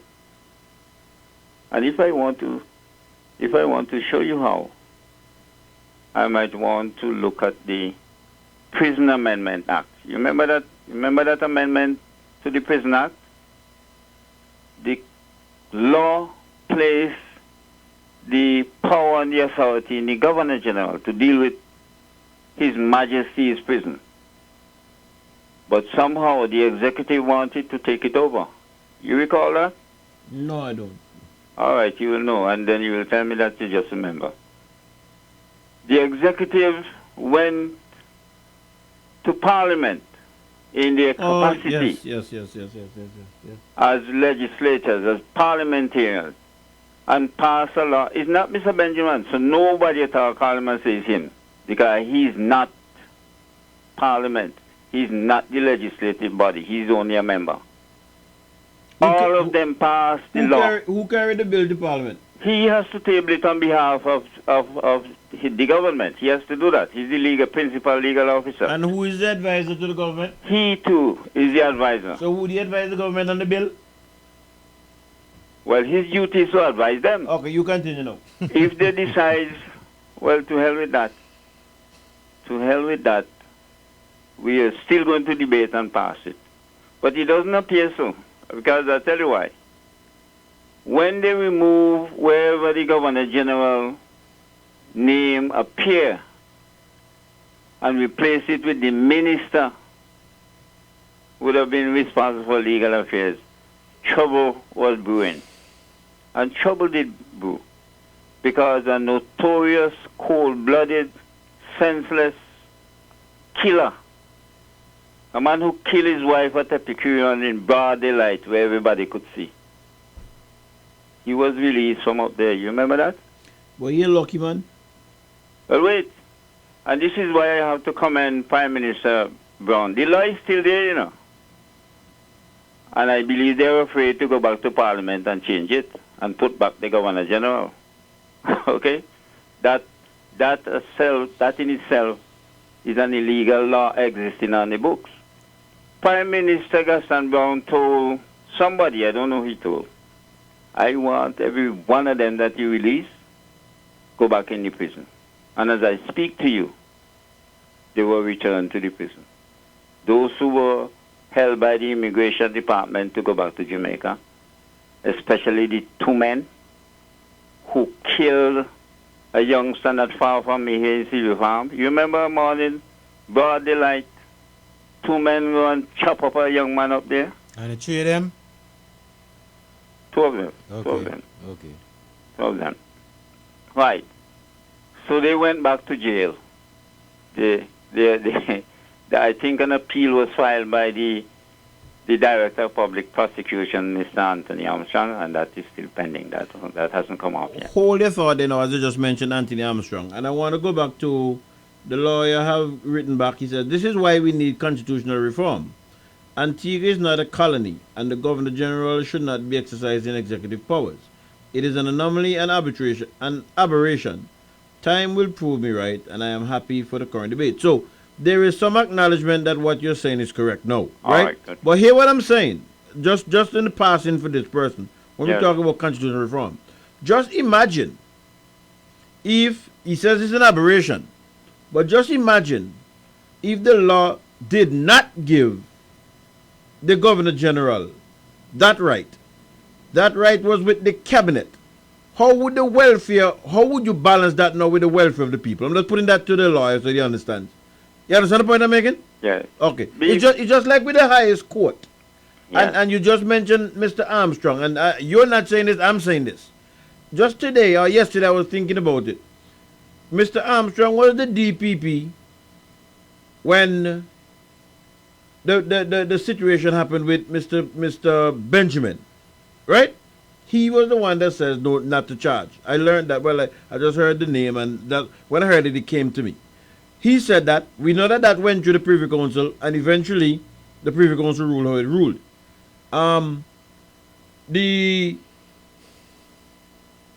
We would have then learned in times past now that same DPP, I'm not sure if he's still the DPP, but he's in Jamaica now fighting for his freedom, if you want to call it that. Yeah? Yes, it passed strange to me, or it looks to me, as if friends know friends. That's what it looks to me. All right. And I don't want you don't have to comment. I will comment because I have to set the record straight. I'm saying how it looked to me. Yes. And then we're hearing now, when we're putting forward the argument that the reason why we should stay with the Privy Council is because persons are too close in certain sections, which would lead to certain things. We say that we're thinking things out of our head. Continue. All right. Now, I have to come to the defense of Mr. Armstrong. And I am not telling you what somebody told me he said. I sat in his office with him. And he knows I love the law. And if he came up on a case law that he feels that I would be interested in, he will have it photocopied for me or printed, as the case may be, and he will invite me to his office for it. But I must tell you, it was not so as was said. Not that Mr. Armstrong said that he has authority over the Commissioner of Police. The person who was contending that was Mr. Benjamin. No. And Mr. Benjamin will tell you that I told him that has been settled law since 1968. No, hold on. Right. So when Mr. Benjamin asserted that the DPP had indicated that he ought not to be charged. No, that is not, I don't think the AG had said that. No, the AG would not have said that. No, but I am saying to you, Beef, listen to me, because I spoke directly with, I didn't speak with the AG. I spoke directly with and I have the judgment here from the London Privy Council. All right? And an officer, the matter got muddled up because an officer had sworn to an affidavit that he was directed to bring file to the office of the DPP. The DPP denied that. And the DPP, if the DPP wanted to do anything, under Section 88 of our Constitution, it empowers, if you were the DPP, it empowers you to intervene, take over the matter, and discontinue it. You don't have to give anybody no kind of satisfaction because you are insulated by the Constitution that you are not subject to any direction or orders or instruction or command from any authority or any person. That is our Constitution. Read it. That's not my point, but continue. Don't get distracted. I know no, what I I'm not said. distracted by that. But you see, people might get the wrong impression that the DPP colluded with Mr. Benjamin to do that. No, it's not right. You won't be fair. Why would somebody draw that? I'm simply stating what is the fact. Beef, you have people out there would have perceptions of that. Okay, all right, continue. Yeah, you can think. Right, so, well, I'm glad the attorney understand that it's not me giving opinion about the Governor General holding inquiry. It is the law. You have the Constitution that deals with the executive, where our Constitution says the Governor General can deal with it directly. You didn't read that word in it, Beef? I think that law is a good law. Right. And then that is too much for the Governor General. Right. Okay. So he can delegate that. That is our Constitution. Well, as he called for reform, APCRI has been calling for reform, but for different things, not for that really. You follow? Mm-hmm. So, whatever law is in existence in Antigua and Barbuda, you have to obey them. Because if you disobey them, they come with consequences. That is what they come with. And I am going to digress a little bit. Sir Gerald is my friend. He's been very good to me in advice, case laws. He's one of a number of attorneys. Two have passed, Mr. Francis and Mr. Fuller. Some are still alive who would have assisted me with case laws. Right. But Sir Gerald, in the parliament, they made the biggest parliamentary blunder anyone could ever have made. And I'm saying this with the greatest of respect to his ability and his knowledge. The 2020 House standing orders that were made govern even Mr. Gerald, Sir Gerald. Did you know that, Beef? Say that again? The 2020 House standing orders govern every member of the House of Representatives. Yes. Including Mr. Gerald, because it is written in the law, in our Constitution, that Sir Gerald, if he is not an elected member, by virtue of his office, is a member of Parliament. So that is guided, Sir Gerald. But I believe those who don't read the Constitution are not familiar with the same House standing orders. They believe that Mr. Gerald is king. It's not so. Because if all of them decide they're ganging up tonight, and on Monday they move a motion to remove Sir Gerald, he has to go. You didn't know that, Beef? Yes. He serves at the pleasure. In the first place, it is not about government and opposition. When you're in Parliament, it is not about government and opposition. I want the people in Point and Grace Farm to know that. anybody else over there, they're supposed to know. The Constitution provides for the House to make rules to govern the conduct of its members. It didn't say for government or opposition. That is not true. And so, the blunder that Sir Gerald made, and I'm saying it openly, Sir Gerald knows that, and I'm not taking story out of school. Nobody give me no homework to go from school to go home and go on the street and do them or talk about them. No. But I can say to you that a number of ministers believe that Sir Gerald led them over the edge of the mountain. Yes. And here what happens. Sir Gerald has power under Section 49 to remove any disorderly member from the House. Ask them to leave. If they are showing hesitation or they're reluctant or they're disobedient, Sir Gerald can't do anything else but to go to a higher level. And the higher level is to the House members themselves. And he did that. He did everything right. I will show you where he went wrong. I know this is not the discussion, but I have to bring in this so that who are listening out there can know. When he spoke to Mr. Michael to leave, and I'm not talking what caused Mr. Michael to behave the way he behaved. Maybe I might have behaved the same way too. I'm no saint. And nobody must think anybody's saint. When people get angry, they do anything. Not that it is justified. Don't get me wrong. Not that it is justified. And there is some place in the Bible, I'm not a Bible man, that says anytime the Spirit of God leave you, look for trouble. Any preacher who might be listening now will tell me exactly which of the book. But he said the Spirit of God don't strive with men at all times. And anytime you see the Spirit of God leaves any human being, plenty trouble.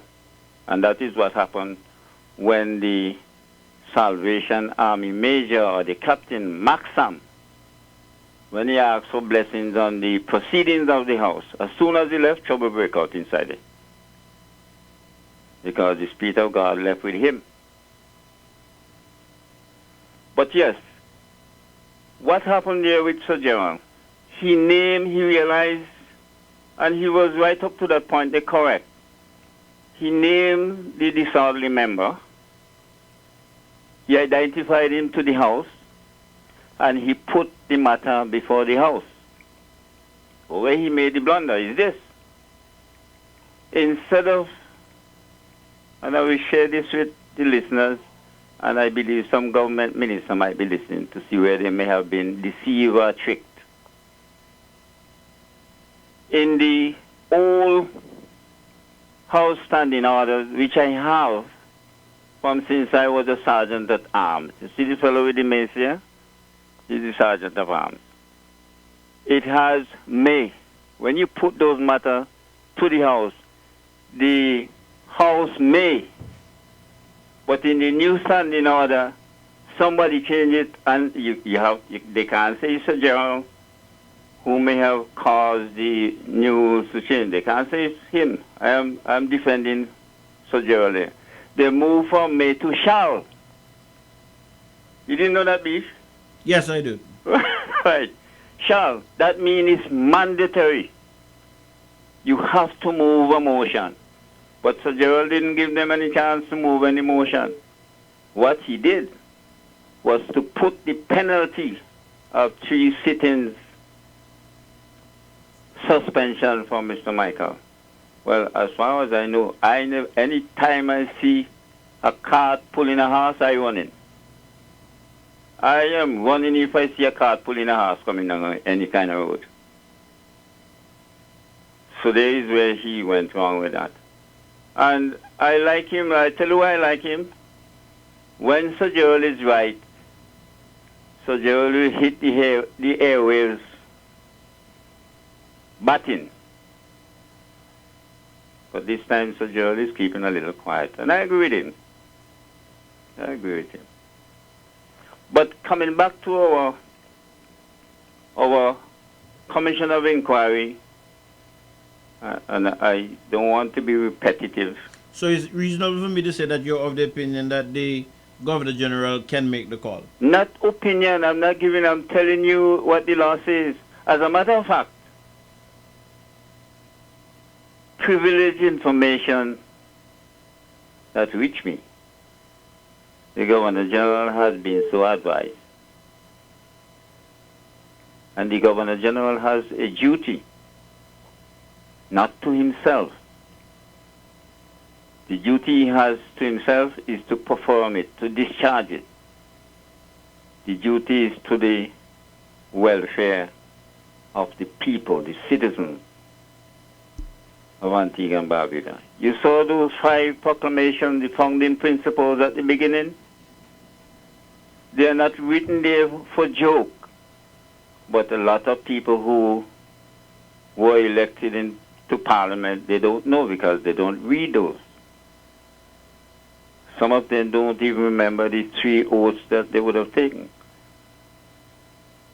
Some who have taken one would be those who are not part of the government. So the only one they will get is the one where you owe allegiance to the king. The others will take 2. Apart from the allegiance to the king, they will take 2.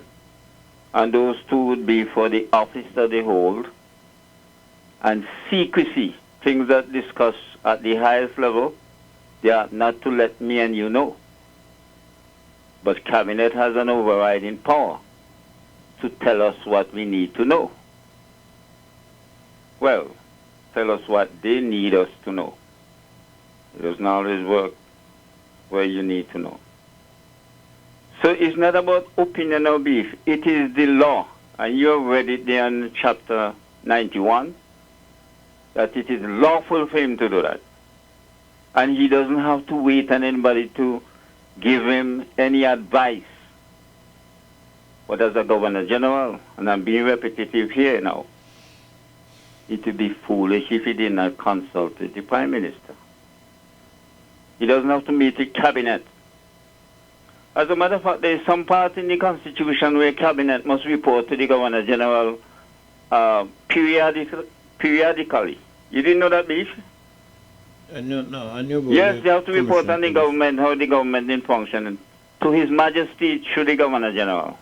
Game done. Lose by 1. Who have to do that? Me watch the score, man. Me just way. Who have to do that? Mr. Pompey. The Cabinet, the Prime Minister. The Governor General have to, you say? No, they have to report to him. Oh, okay. How the government is going. Okay, sir. Remember, it is not the Antigua government or the Prime Minister's government. It is His Majesty's government. Hold 1 second there for me, Mr. Pompey. What happened there? Win by 1. You win by 1? By 1. A 103, 102 me see now. Win by 1. What is score? 104, 103? Hold a second, Mr. Pompey. Sure, go ahead. Yo, what is score now, man? 104, 103. Aye. Oh no.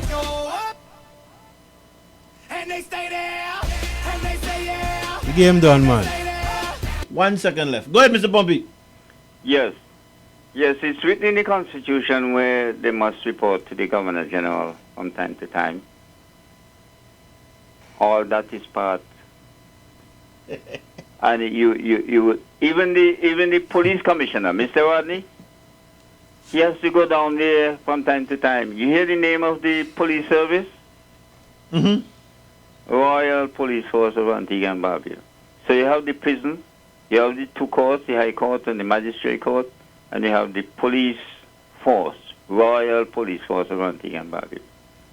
And this is why if they charge us with a serious crime to go before a judge and jury, you will now see the King versus Beef Joe Black and Pompey. You will now see that. You will not see the Queen. First time you used to have Q, V, whatever the names are, which is mainly Queen. Or you will see R, the letter R. The letter R means Regina, who would be a queen, or Rex, R-E-X, Rex, who would be a king. So you probably might see that now. All right, Mr. Bumpy. Thank you very much for the information. Well, all the best to you, Beef. It was an enlightening one. It was very, very enlightening, sir. Thank you. All right. You. Take care. And wait there, Beef. Me have first tell Mr. Bumpy this, man. Go ahead. All of them that me hear say that you are not a lawyer and you don't have any legal position and so on.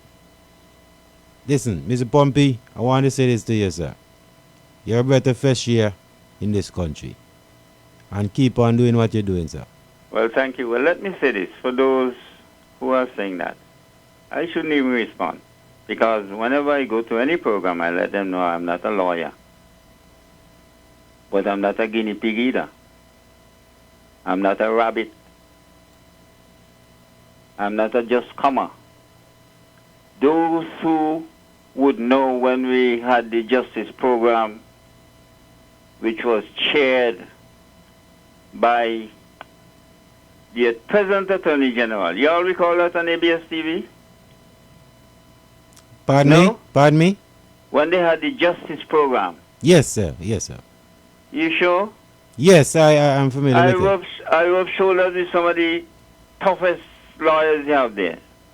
The same Sir Gerald Watt, Dean Hamilton, Ralph Francis, John Fuller, Ian Henry. Ask them, they will tell you I was there with them. As a matter of fact, I still have tapes with them. I am not a lawyer. But when it comes to the law, and criminal law in particular, I am not afraid of none of them. Whether they have KC or QC, I am not afraid of them. Not one of them. And none of them could call into your radio station or Beef tonight and say what I explained there and where I directed you to read for them, that it is wrong. Not one of them outside here. I'm still suggesting. No trumpet. I'm still suggesting that you place that quote in the newspaper, sir.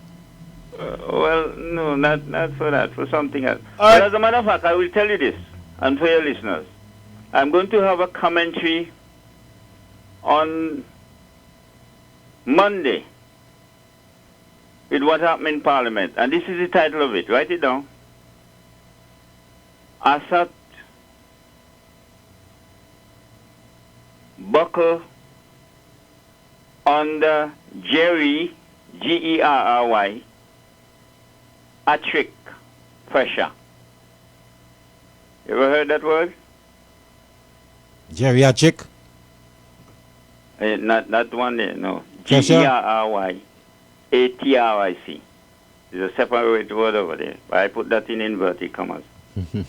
See what you can read from that. All right, Mr. Bumpy. All the best. Yes, sir. Take care. Bye-bye. Yeah. Okay, bye-bye. Go on, man. Big up yourself. That's how the song go. Look, turn down the volume a little bit, man. The internet in here give me a problem. The internet, from time for me, internet go dead. I can't watch the game. Because the internet here, it does it does a buffer. Okay. Yeah, so I get to see the game good. Me have to just watch the score. That's what me mean to do. Yeah. But at one time, me see Miami win the game. I wouldn't do them reset the clock or something. No, tip shot at the end. I remember. Very quiet. Hey, let me play some for the Boston folks now. Hey, all haters stay aside.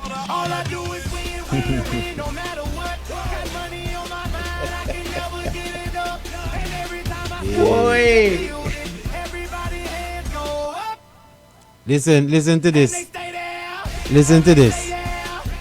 Someone on the Facebook page saying 3 times to close out a series and you lose. NBA is rigged.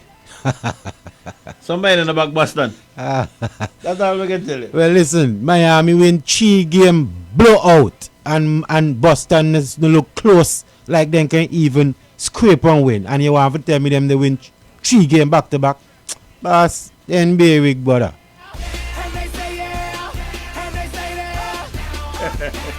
That's what me say. Oi! Me want to raise a topic, you know. You like it done because your game done. You like you done the. One paper now. Let's take a break. Let's take a break. Relax yourself, though. What the world is that? Look. Where have a drink? We're not drinking nothing yet, man. Where have a drink? What, we have a drink? Yeah. We're not having a drink right now.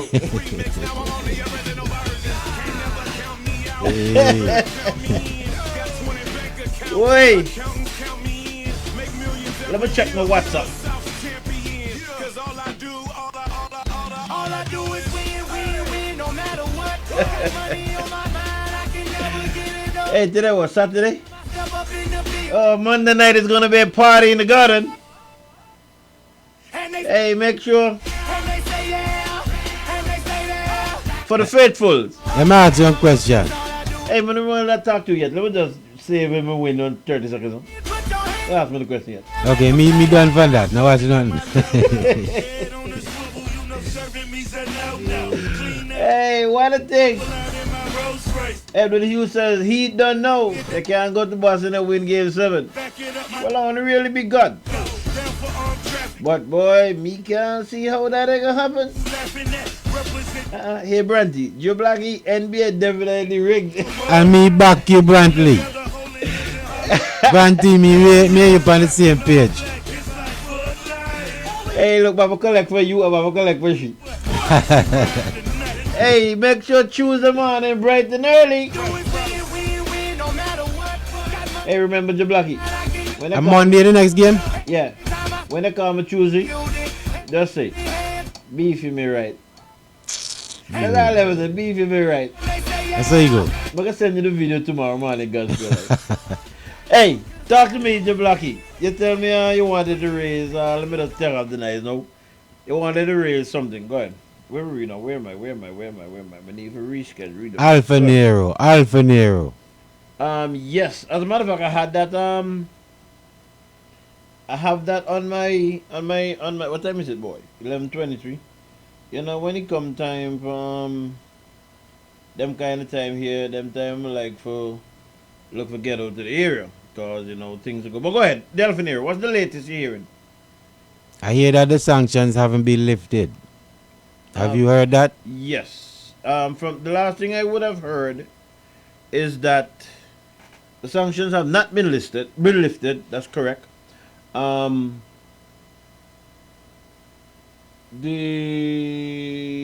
believe that persons can now bid on the Alpha Nero without getting a license. I think the government had gotten a license from the US. Yes, I think that's the last thing I heard. Mm-hmm. That but they don't need the persons who are bidding don't need a license. But let me ask you this again. When you're in a parliament, you're immune from certain things, so you can say as you like? Once in parliament, yes. So I can go with a political lay. Where? When is I can go with a political lay mean?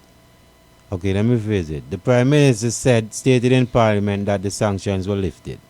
You heard him said that? No, I didn't. Really? I didn't. I never heard that. Okay. On the same day when Mr. Michael was put out, the Prime Minister said he's pleased to report to this honorable house that the sanctions have been lifted. And I also heard the diplomat in one Mr. What again is my name? Sanders. Mr. Sanders also stated that the sanctions were lifted. No, I don't think you heard right. Well, I heard him. Well, get the recording for me now. So you don't think I heard right? No, I don't think you heard right. Okay, cool. So what the Prime Minister said? What I know they said is that they had gotten a license to go ahead with the auction. Persons who were bidding needed to get a license, and then a day or two after that, then they said that persons who were bidding no longer need a license. Well, that's what I heard. Well, I heard the Prime Minister stating that the sanctions were lifted. No, well, all I'm telling you, if you know it is, I know you have the ability to get a recording. Yeah. Get the recording to me. No problem, man. I want you to get a recording to me. I'll acknowledge it. Yeah, he said it. But okay. I have not heard that. Okay, go ahead. Go ahead, King. The last thing that I heard, as I said, as a matter of fact, let me see if I can. Somebody call in and tell me if me hear wrong. If there's anybody out there who have that information, they can. Yeah. But that's the last thing that I would have heard. 2023 ABS. Government can now sell the. Someone here is stating that I did her correct. Who's that? Who said that? Look on your board. I don't want to call nobody name. Well, give us a time, a date, and when. I told you when Mr. Michael was put out. That was the date. I can't be precise. Jablaki, hear me say. I want to hear the recording. No problem, right? Beef. No right. problem. No the problem. last thing that I can play for you is this. With news this evening that the government This was on the 18th of May. now sell the Alpha Nero super yacht as it has received a license from the United States Treasury Department. That's right, Patrice. It's a major developing story this evening. Prime Minister Honorable Gaston Brown, who is also Finance Minister, says the government is now hoping to complete the transaction within the next 14 days. We are now in a position to auction or to sell the boat by private treaty, and we hope to complete that transaction possibly within the next 14 days. A momentous announcement by Prime Minister and the Finance Minister Honorable Gaston Brown in Parliament on Thursday. The sale will now proceed because the government of Antigua and Barbuda has received a license from the United States Treasury Department. The license from the U.S. authorizes persons, quote, licensed by the U.S. Treasury to participate in the government of Antigua and Barbuda auction of the vessel MY Alpha Nero, end quote. It also authorizes, quote, transactions that include but are not limited to bidding on the purchase of the vessel, paying deposits, and providing financing, insurance, or funding in connection with the purchase, end quote. Now, the Office of the Prime Minister issued a statement on Thursday praising, quote, the forcefulness and intelligence of the Antigua and Barbuda diplomatic efforts led by Ambassador Sir Ronald Sanders, our country's ambassador to the United States, end quote. Sir Ronald says it is understood that several interested bidders have already received individual licenses from the U.S. Treasury Department and therefore are in a position to bid for the vessel. It must be made clear, though, that while the license permits the government of Antigua and Barbuda to proceed with selling the vessel, efforts are still being pursued to ensure its formal delisting from the U.S. Treasury's specially designated nationals and blocked persons list. Now, since acquiring the vessel last month, the government has assumed liability for paying outstanding fees for the crew and service providers who have supplied fuel and other necessities to the vessel. We expect, Mr. Speaker, to receive in the region of 60+ million US dollars. So if we incur liabilities of, let's say, even a couple $100,000 EC dollars, even if it's US dollars, it is minuscule compared to the net proceeds that we'll receive from the sale when the sale of the vessel is completed. Firstly, in terms of just to be lucidly clear, the way has now been cleared for the vessel to be sold, correct?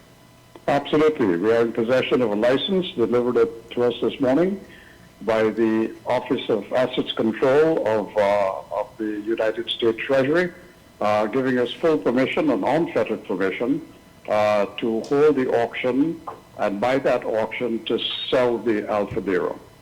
Right. Could you talk with us about the significance of this occasion, especially for a small state here in the Caribbean such as Antigua and Barbuda? Was there any sort of precedent for this?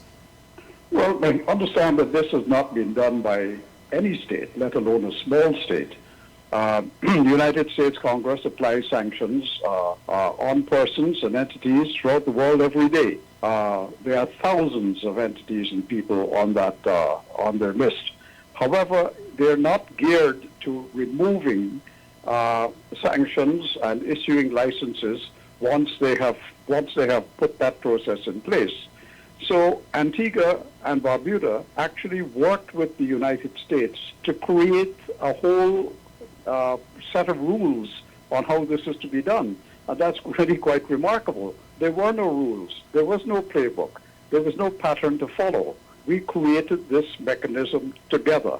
We are still working on it to refine it, but the point is that we have got the license from the United States to proceed with the auction of the boat and to sell it by that process. So Ronald, a final question. So the government now has a license to sell. It now has to find a person with a license to buy, correct? No, it does.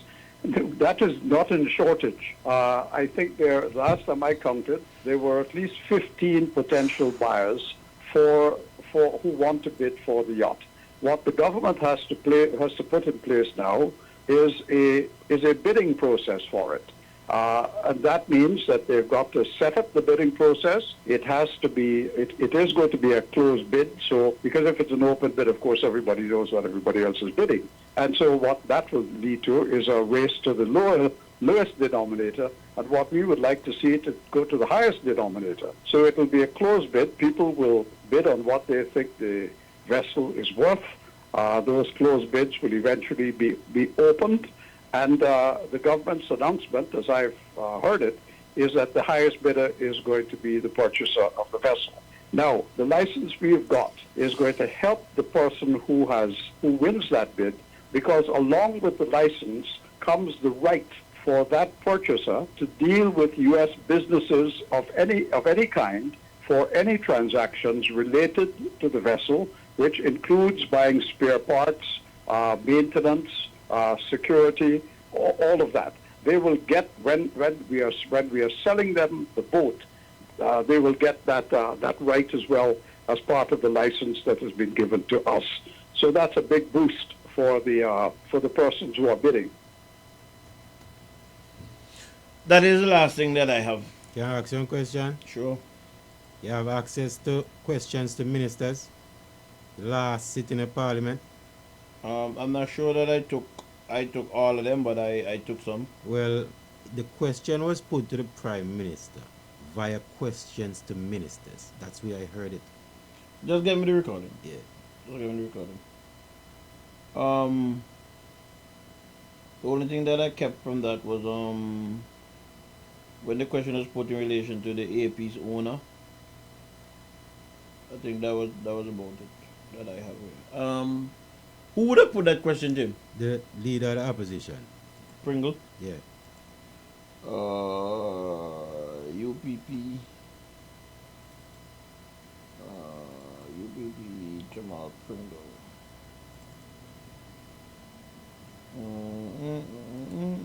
So you haven't heard the news clip coming out of the United States as well?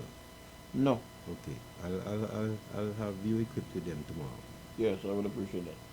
As I said, the last thing that I heard is that, as a matter of fact, they made a point of it that the sanctions have not been listed. That's something that is still working on.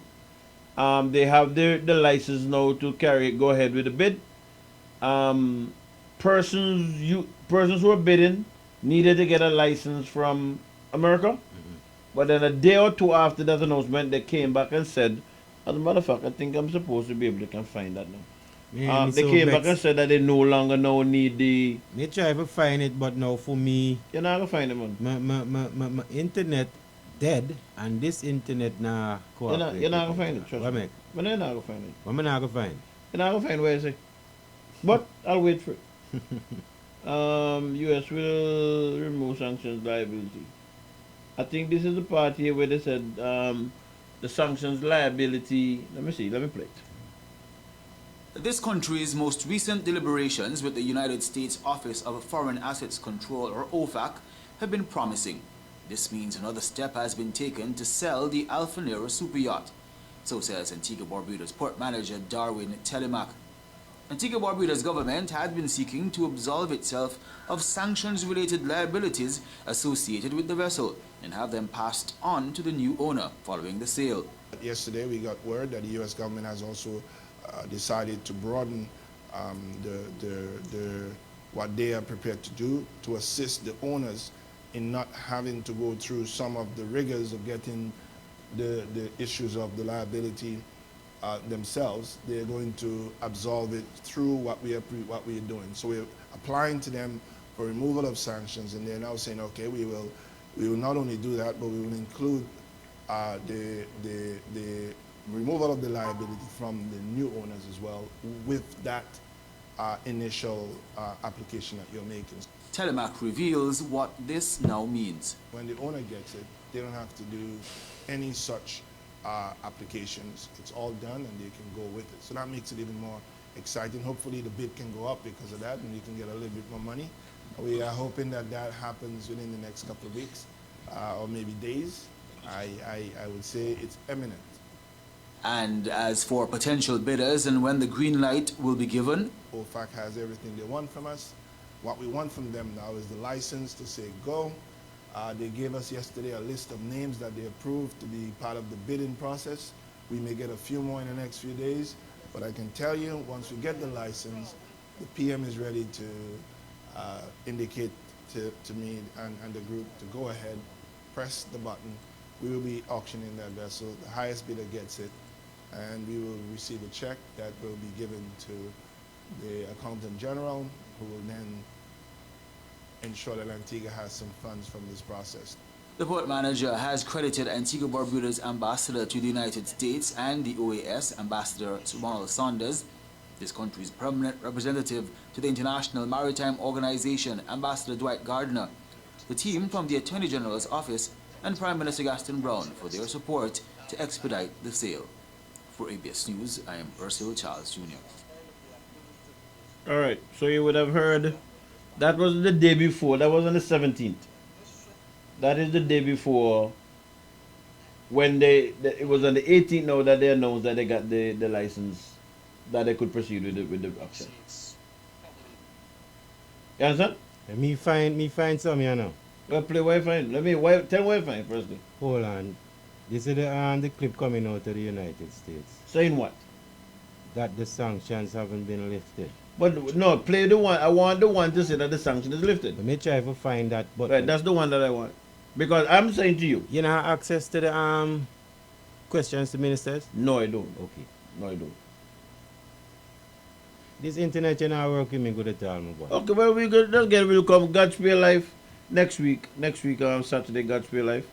And then we'll just deal with that if you have it. But I know, I haven't heard up to now. The last thing that I can tell you about sanctions that they told us was that they were supposed to be dealing with something to do with some sort of a registry, updating some registry, and it would have taken about 2 weeks. That's the last thing that was said about sanctions. You remember that? Pardon me? You recall that? What? When they said that everything was done and they needed to update some kind of a registry. Be if and someday late some to compare to what me tell you know. Okay. Well, when you find it, yeah, we'll play. Yeah. Right. But I don't know that the government, no member of the government have indicated that the sanctions have been lifted. The sanction. Yeah. Sanction. Yeah. Right. Have been lifted. That's what I'm saying. Admitted matters, admin matters holding up Alpha Nero. This was since the 9th of May.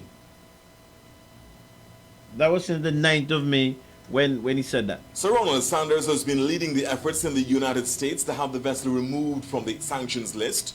He says the diplomatic efforts have gone well. Well, I think the diplomatic side of things is virtually over. We've got some administrative difficulties now to overcome, but they're not insurmountable and they're progressing. That's the important thing. But as far as the diplomatic work is concerned, that is getting the full cooperation of the United States government, of the State Department in particular, in resolving this issue, that work is now behind us. We're all on the same page. However, he explains the administrative matters need to be completed to complement the progress made on the diplomatic front. And let me make it clear, there's no doubt in anybody's mind right now that this ship is owned by the Port Authority of Antigua and Barbuda. That is clear. Clear in the United States, clear in Antigua, clear everywhere else. What we are doing now is trying to get the delisting to happen by the United States on the basis that all the international agencies have updated their records and show that the ownership is now vested in the Port Authority of Antigua and Barbuda. Sir Ronald says if these records are not updated by the entities such as the International Maritime Organization in London, then their records would still have the vessel linked to a sanctioned Russian oligarch, and therefore transactions related to it would be frozen. It is in our interest to make sure that that situation is clarified, that nowhere in the international arena does the ownership of this vessel seem to be anything else but the Port Authority of Antigua and Barbuda, so that it will not attract any freezing orders, and our bidding process and the sale of the ship can proceed. Sir Ronald spoke with us about the time this administrative component of the process could take. We have now started that process in Antigua through the shipping registry office there, and we hope that in a matter of days the International Maritime Organization will have finished the processes that they have to go through, and that will be the end of that matter. There are also two entities which laid claim to the vessel, but Sir Ronald says they have provided no information showing who the real beneficial owner is. We then asked Ambassador Sanders when he expects the government will be in a position to be able to auction the vessel. This is happening now at a number of levels. It was happening at the level of the United States. It's happening now at the level of the international organizations concerned with shipping. These things take some time, but I do not expect it to be an extraordinary amount of time. I think within a matter of weeks, probably less than a month or so, we should see all of the administrative issues surrounding this matter come to an end. Meanwhile, Sir Ronald Sanders tells ABS News he has been able to galvanize the support of high-level U.S. officials in the effort to have the vessel removed from the sanctions list. We had people at very high levels of the United States government who were being helpful to our process, recognizing the legitimacy of what we were doing and the justification for it. And I have to say, too, that the United States Embassy based in Barbados, and the ambassador in particular, were also extremely helpful in promoting Antigua's cause in this regard. All right, so that there, again, as I said, is from the 9th of May. He did indicate 2 weeks to a month.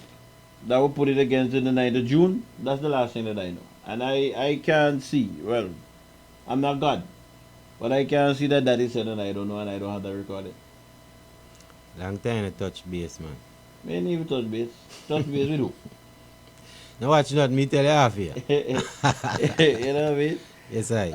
But before we go, I see some things there work behind the scenes. I see some things a flash behind them. I don't know what them all about. Come here what this is. Let me address two comments I saw on Facebook before we move forward. I never went anywhere. Wallings Nature Reserve Incorporated was founded by myself in 2018. So let the record state that Wallings Nature Reserve Incorporated was founded in 2018.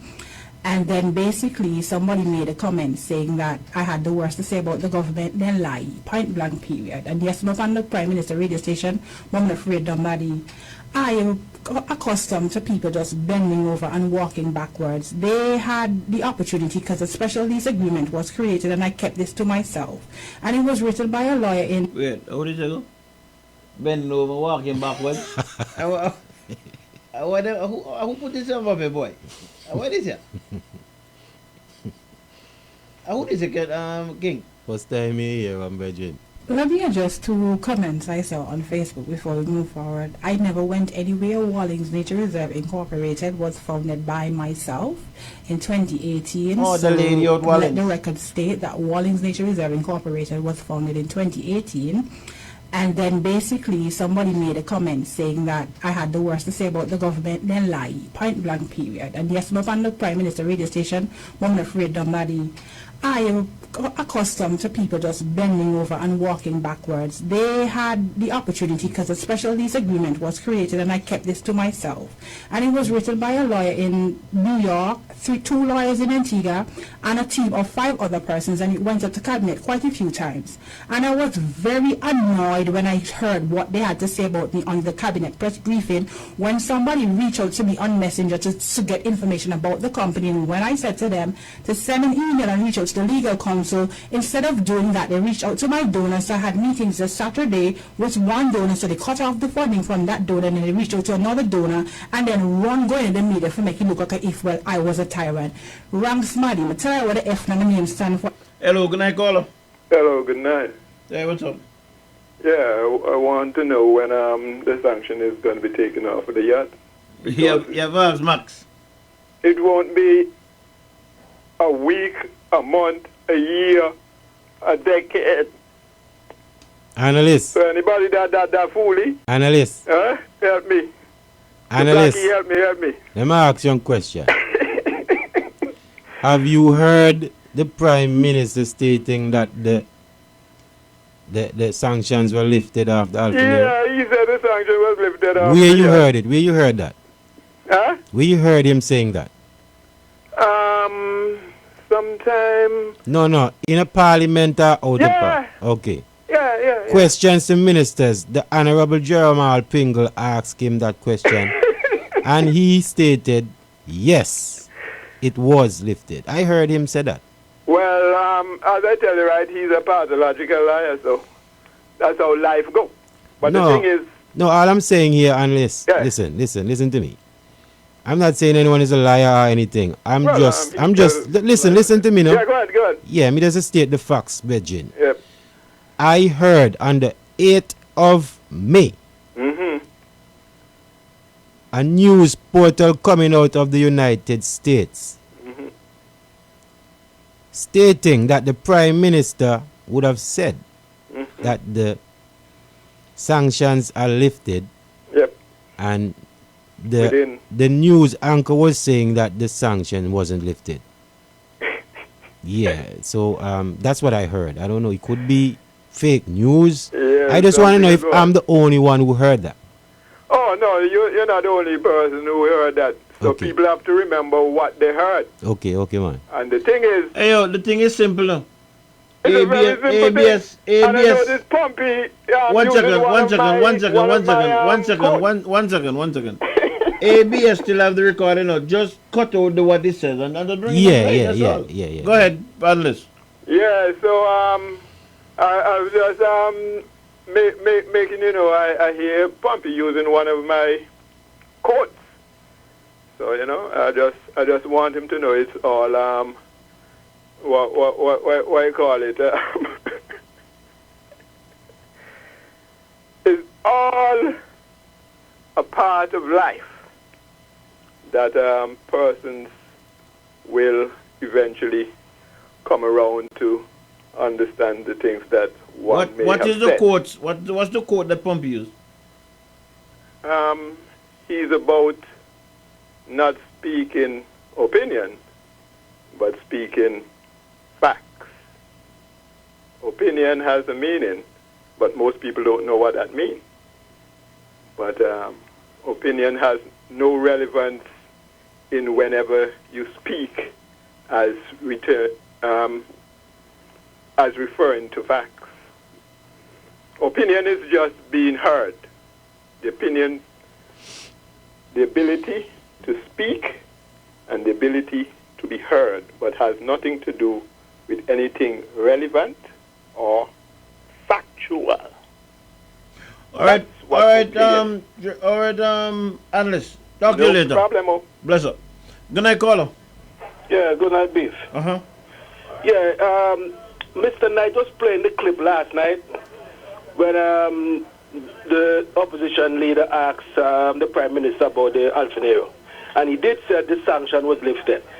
The clip that you played from ABS with Buford asking that ain't piece of clip. That ain't the real something.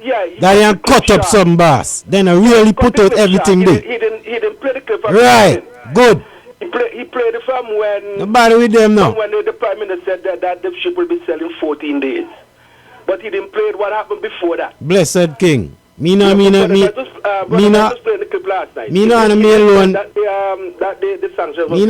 mail loan here King, but go ahead, do your thing. Yeah, so that's all I have to say. I just want to try me and let you know that. Give thanks, man. All right. All right, so with all of that said now, I'm still waiting to get a copy of the clip. Bless it. That's all. I don't understand why everybody rat about. It's a simple thing. If the Prime Minister said it, Big boss, bring the clip. The Prime Minister said, please hang up. It's as simple as that. Yes, I. So me don't care who say who play one now. I don't care who say who play one. When I hear it, then I will say that he said it. You ask me to have access to the thing in Parliament. But I have access to that, so I can't tell you that. Okay. What I played was from ABS News. Yeah, me know that. It's ABS News I played it Me from. know that because so if the clip exists, if the recording exists, where the Prime Minister said that the sanctions were lifted, just bring it. Ivy man. It's as simple as that. Ivy. You know how to do that? That question wasn't put forward at all today to him and his station. It's for formidable now. Because I hate ignorance. So I did not come on this radio station this morning to get recognition for my books because they're on Amazon. I'm trying to help the children of Antigua and Barbuda, and that mentality is the reason why the country is being run the way we run, because everybody seems to think that everything needs to be done by the government. Wrong, Smaddy. Rawlings Forest area is now looking like a dump because when they made that big stink last year, they didn't have any plans. Everybody thought I was calling a bluff. But I was working sick, and my team knows this. I was going to work, I couldn't get a break because we didn't have enough manpower and resources. The same thing that the government had, we as the not-for-profit had the same thing.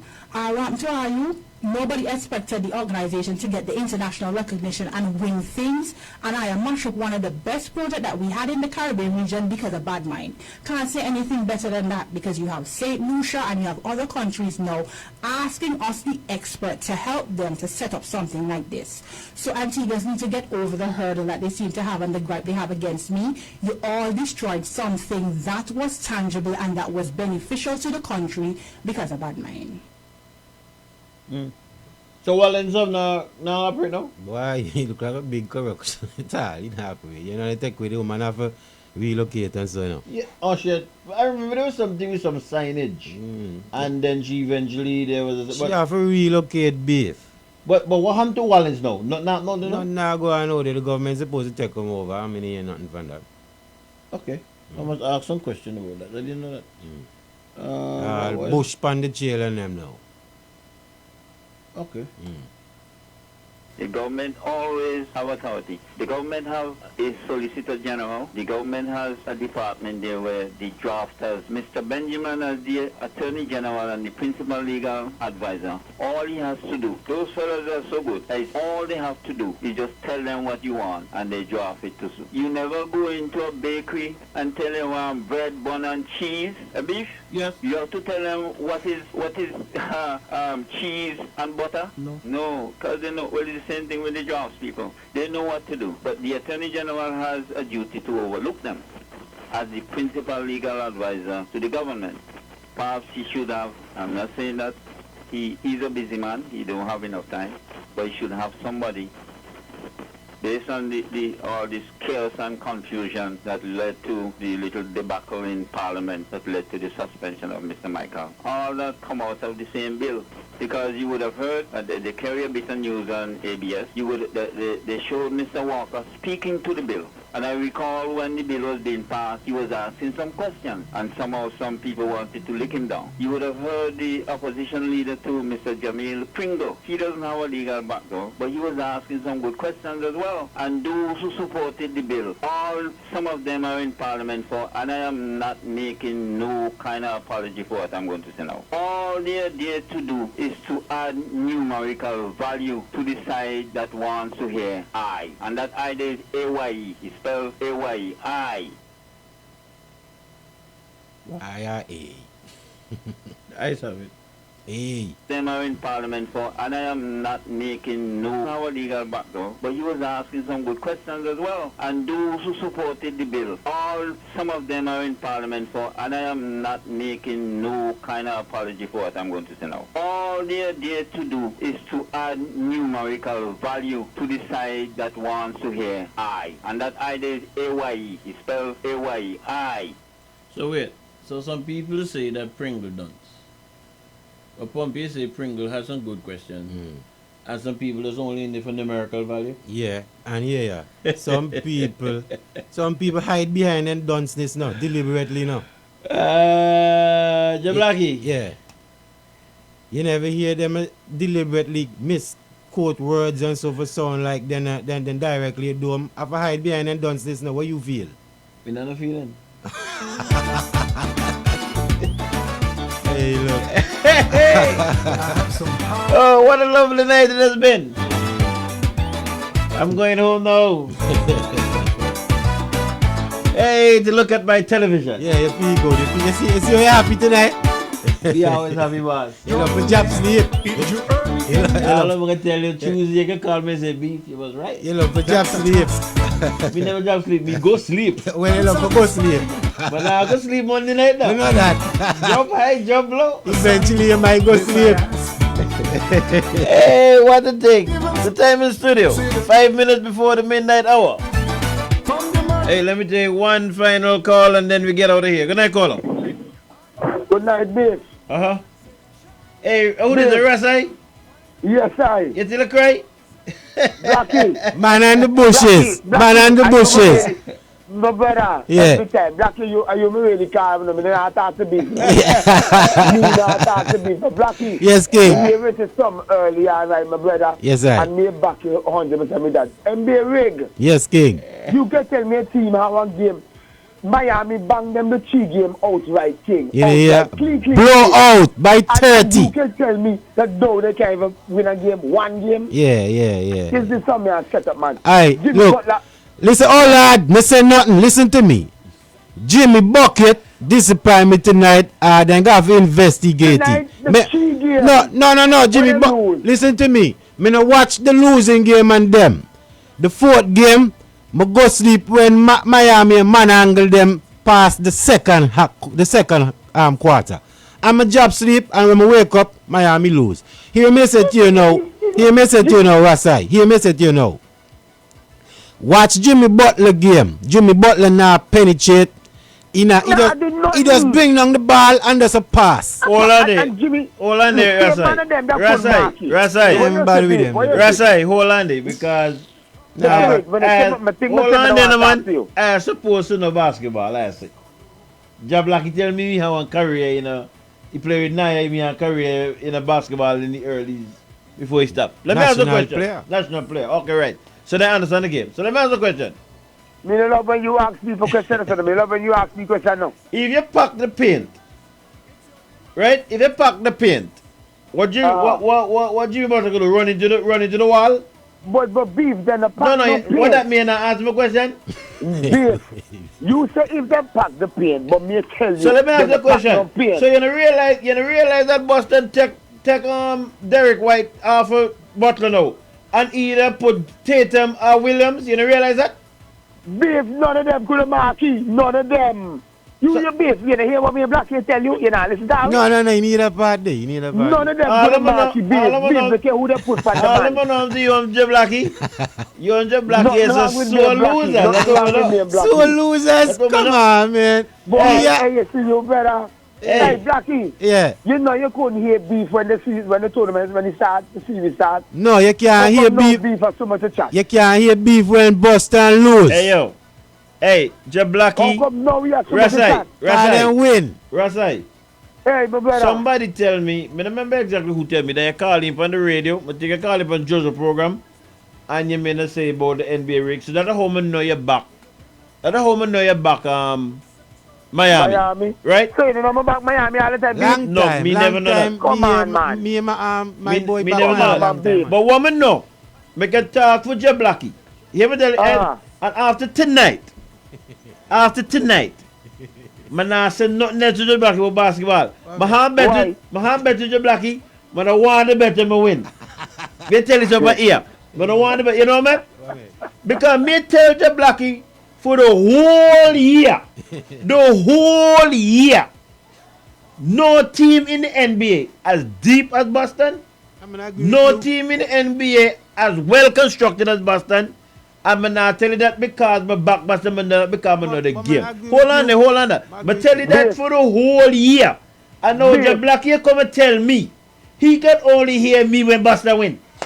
Jablaki tell me the other day, he can't remember ever see me. I'm gonna have on a piece of Boston attire. Tonight I have on my shirt and a jerk on my pants, a track pant. But since me know him, And you can imagine Jablaki tell me, he can only hear from me when Boston win. But I'm not lie, when Boston lose, Blackie, man, I'm not necessarily saying Jablaki for basketball. Blackie, Go ahead. But Beef, whatever you tell Jablaki, me never hear that from you telling me. Because Beef, you never had on talk for say about Boston for how long me listen now for the playoff start. Who that? You. No, Beef has been Boston man. Hey, look. Beef, and especially when the... Rasai, hear me out. Rasai, you're home. Especially when the Miami series start. When the Miami series start, Boston, Rasai, you're home? No, I'm down the road. You know Miami, I'm a lolly. Miami, you're lolly. Wait. Hold on, man. Take your time, man. Take your time.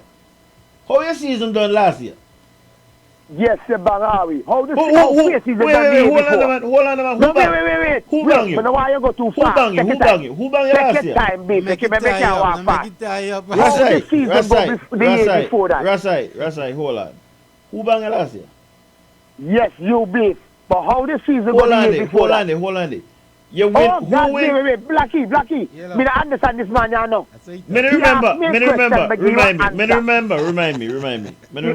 Miami bang Boston. In which round? It don't matter which round, bang out, knock out. Who will win the championship remember the other year before that now? The only time that you go to the final when I'm in the bubble now. So me don't know you talk about. Not good beef. You forgot how knock out and Bucks come knock out and go final? Bucks knock out who? We will go final. Beef now watch. Oh, you say Beef? Last season. Hey, watch up. Me tap basketball you two losers. You want to black it two losers. Me not talking to losers. Brother, anyway, get to safe, Thank you very much. One love cake. Monday night. Yes, Blackie. Blackie. Yes, sir. Blackie, wait, Beef. You know, me not give up, right? Me no want to give up. So after Monday, I will talk. Oh, no, I'm not talking after Monday. Anything but until look at Monday, you'll get blown Monday. Have a good night, my brother. Have a good night, my brother. Same time, go home, my brother. You happy tonight? Respect.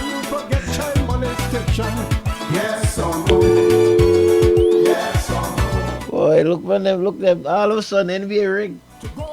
But tell her I get back sweep. I get back sweep. Miami, I'm for my team now. Hey. Fair team no good neither. Lakers no good. Lakers are for my team neither. Lakers how your way had back with. Hey, New York worse. Look who bang you. Miami bang you. Back New York. Who you back? Say you back. Me back nobody. You the back nobody? God. Oh, you the back nobody now? You rate Lakers. You rate Lakers? Yeah. You're not top way Lakers at back way. You're not top way and back way. Big up yourself. And when me in the finals, me knock Denver 4-1. Wow. 4-1 Denver again. Denver a real team. Denver only get one because I don't want to get sweep now. Denver a real team. And because I know the bookies and the same thing you say about Miami, how you not tell them that I win your bet? How you not tell them that I win your bet? I'm going to tell them I don't want the bet. What bet me win it? Me not, how you not, look. No, that's okay. What bet me win it? Me remember. You remember? No. Okay, me don't remember the band. All right. Hey, the time in the studio. Hey, 3 minutes after the minute hour, we're going to get out of here. Final words of Blackie. Yes, my brethren, you know, one love again, and it's a pleasure to be here with you, my brother, bringing the issues to the people. And yeah, next week, some more researching I can do, I may come with the facts to prove to you. One here and enough fluke. Give thanks, blessed. All right, man. I'm gonna go with one tune, but I'm gonna take my one but to go with a tune. I'm gonna go with a different tune because I hold the night rent. Hey, look how people not sleep tonight. Ranty not sleep tonight. Boy, drive the electric bull, but I big up yourself, Ranty. Big up yourself. Back sweep again. Well, we love to see that happen. One time you ever see that happen in the NBA now? Hey, me not understand how I say in the basketball. Yeah, ever see that happen? What, back sweep? Yeah. A history for me to create. Ask you if you ever see him happen. Not yet. Me see him happen already. Who get back sweep? Denver Nuggets, then turn Robert Pack and Mutombo so play. I think you didn't get back sweep. You mean that they would have done 0-3 now? That may tell you. It never happened. Bet me and you lose. Bet me and you lose. I say Robert Pack me be the point guard for Denver then time. Jablaki. Dikembe Mutombo me play center. Jablaki. Yeah. Jablaki. Dikembe Mutombo. Jablaki. He never tell you. Yeah. The 8th seed won the game, but then he come from 0-3. No team up to now have ever come from a whole 0-3. None. Me could be the first.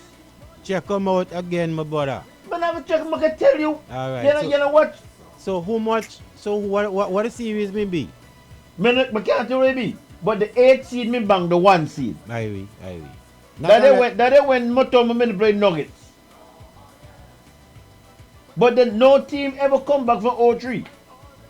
A history you watch. You didn't even know what you watch. Treasure what you watch. History. Listen to me, no man. Listen to me. Me remember Denver playing some team about in the 90s. Me don't remember which team. And then come from behind. Hey, Mutombo me on the ground. A stretch out when they did that. Yeah.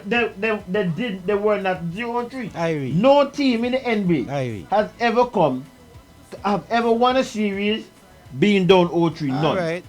Until the greatest team you ever witnessed it Monday night. Who, Lakers? Lakers to play? No, next season. They're Blacky. Something wrong with you, know? Nothing wrong with me. Something wrong with you, what you Nah, I agree with you. That's all it be. Something wrong with you? Nah, I agree with you with your Boston. You know I watch the game Monday night? Yeah, I'm gonna watch the game. You know I'm gonna call it all Monday night? Hey, hold on there. Talking about that. Hold on there. Let me see if I can call my partner Daba. May call him in now. Call him in, man. Call him. And Boston man you call? He like you. Anybody that play against Boston, he back. Boston a racist team, boy. Me can't back that team. A racist team? Yeah. Well, you don't know about basketball. At the first team that put all black thump on the sum. How you talk about?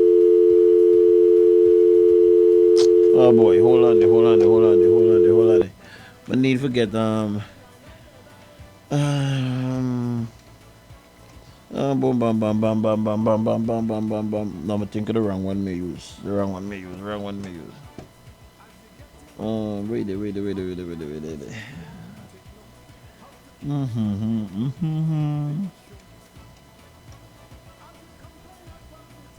So, okay, the wrong sum, my part.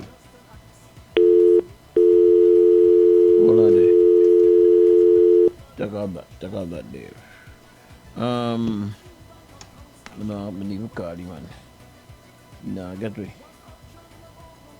No, wrong sum. Boom, bam, bam, bam, bam, bam, bam, bam, bam.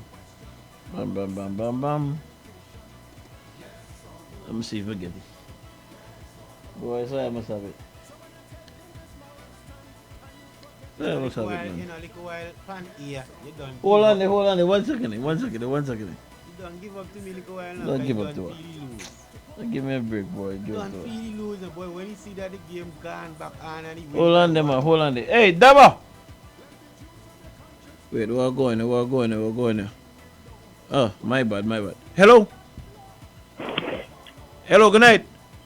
Yes. Hey, is it Daba? Huh? Is this Daba?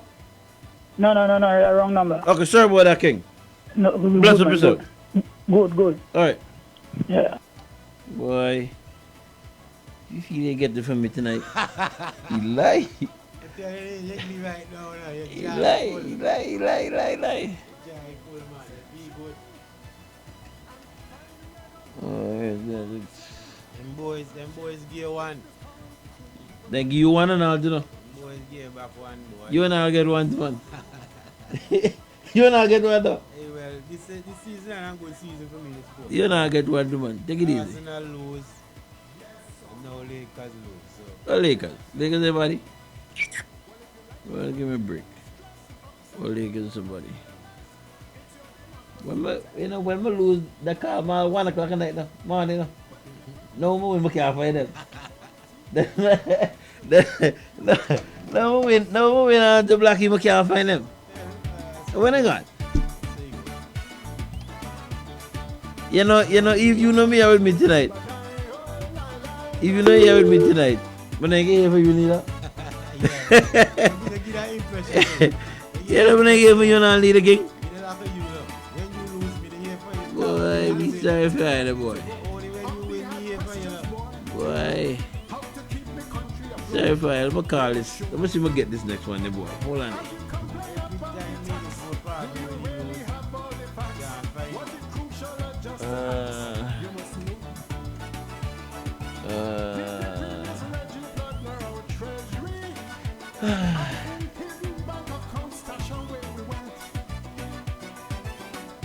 I'm whole night now, they're listening to the phone now. Friends in it.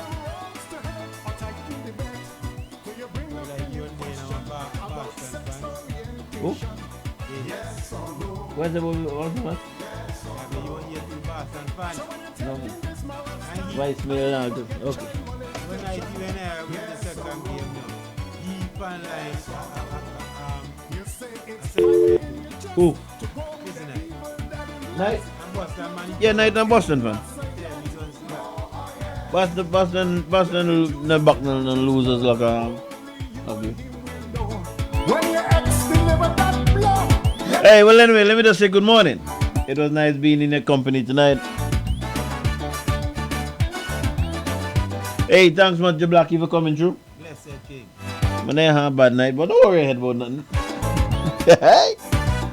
Hey, to the silent majority, those people who are just going to listen, hey, thank you for staying the course with us tonight into the morning.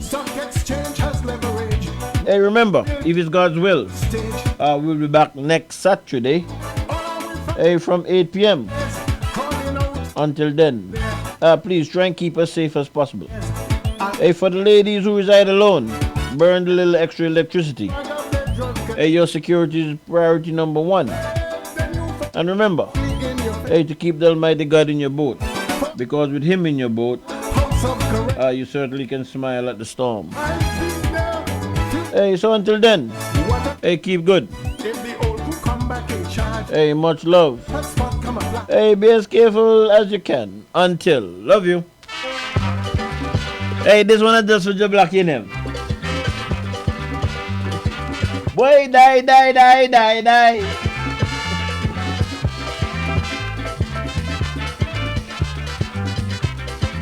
I'm a terrible man to crack, viciously when I attack. Who certain Calypsonian, up and down in this island, spreading news around the town, trying hard to keep me down. As Calypsonian, the two of them can't make one. Talking about Big Belly Franco and one June Tennyson. For years they're going on stage, they can't make the bed for certain, they can't beat me. No way. On the stage to see, no way. They can't compose. No way. Can't disclose. I'm a terrible man. That's right. I respect no one. That's right. Me on the road. That's right. I carry the load. So when they're ready and want to fight me, I am ready, just like ready. I could beat them, it's no problem. I'll tell them, we don't have no friends.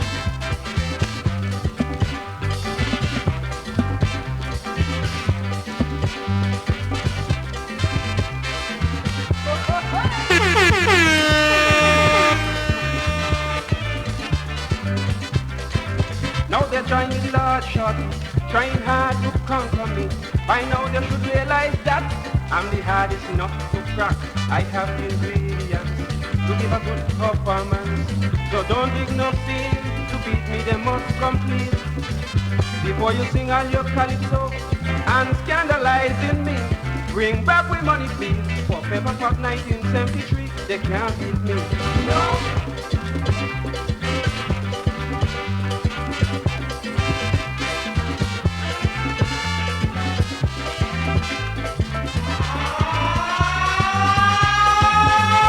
Turban man to crack, viciously when I attack. Who certain Calypsonian,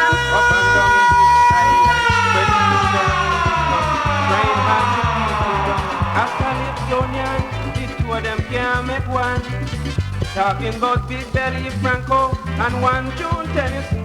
For years they're going on stage. They can't make the pay for certain. They can't beat me. No way. On stage you see. No way. They can't compose. No way. They can't disclose. I'm a terrible man. That's right. I respect no one. That's right. Let me on the road. That's right. I carry the load. So when they're ready and want to fight me, I am ready, just like Freddy. I could beat them, it's no problem. I'll tell them, we don't have no friends.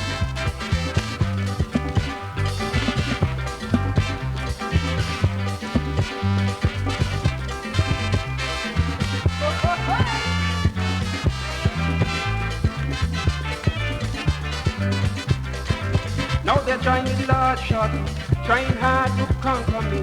By now they should realize that I'm the hardest nut to crack. I have the ingredients to give a good performance. So don't dig no feel to beat me, they must complete. Before you sing all your calypso and scandalizing me, bring back with money please. For Pepper Pot 1973, they can't beat me. No way. On stage you see. No way. They can't compose. No way. They can't disclose. I'm a terrible man. That's right. I respect no one. That's right. Let me on the road. That's I carry the load. So when they're ready and want to fight me, I am ready, just like Freddy. I could beat them, it's no problem. You'll tell them, we don't have no friends.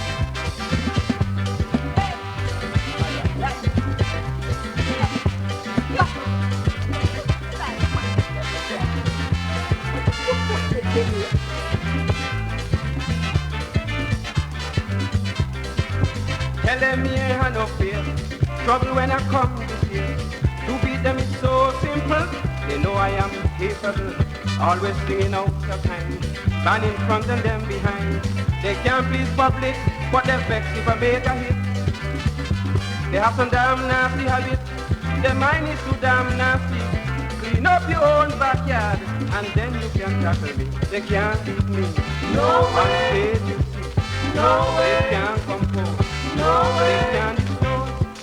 I'm a terrible man. That's right. I respect no one. That's right. Let me on the road. That's I carry the load. So when they're ready and want to fight me, I am ready, just like Freddy. I could beat them, it's no problem. France will tell them, we have no friends. Right. I think if you will be ready, and we will make you the greatest road and so we will hear them night and day. I hit the hardest. Studios located in the capital city of St. John's, Antigua in the Caribbean Sea. Okay, stop that! And our transmitter located at the highest point, Boggy Peak in the parish of St. Mary. This is ZDK Liberty Radio International, 97.1 FM, the People's Radio Station.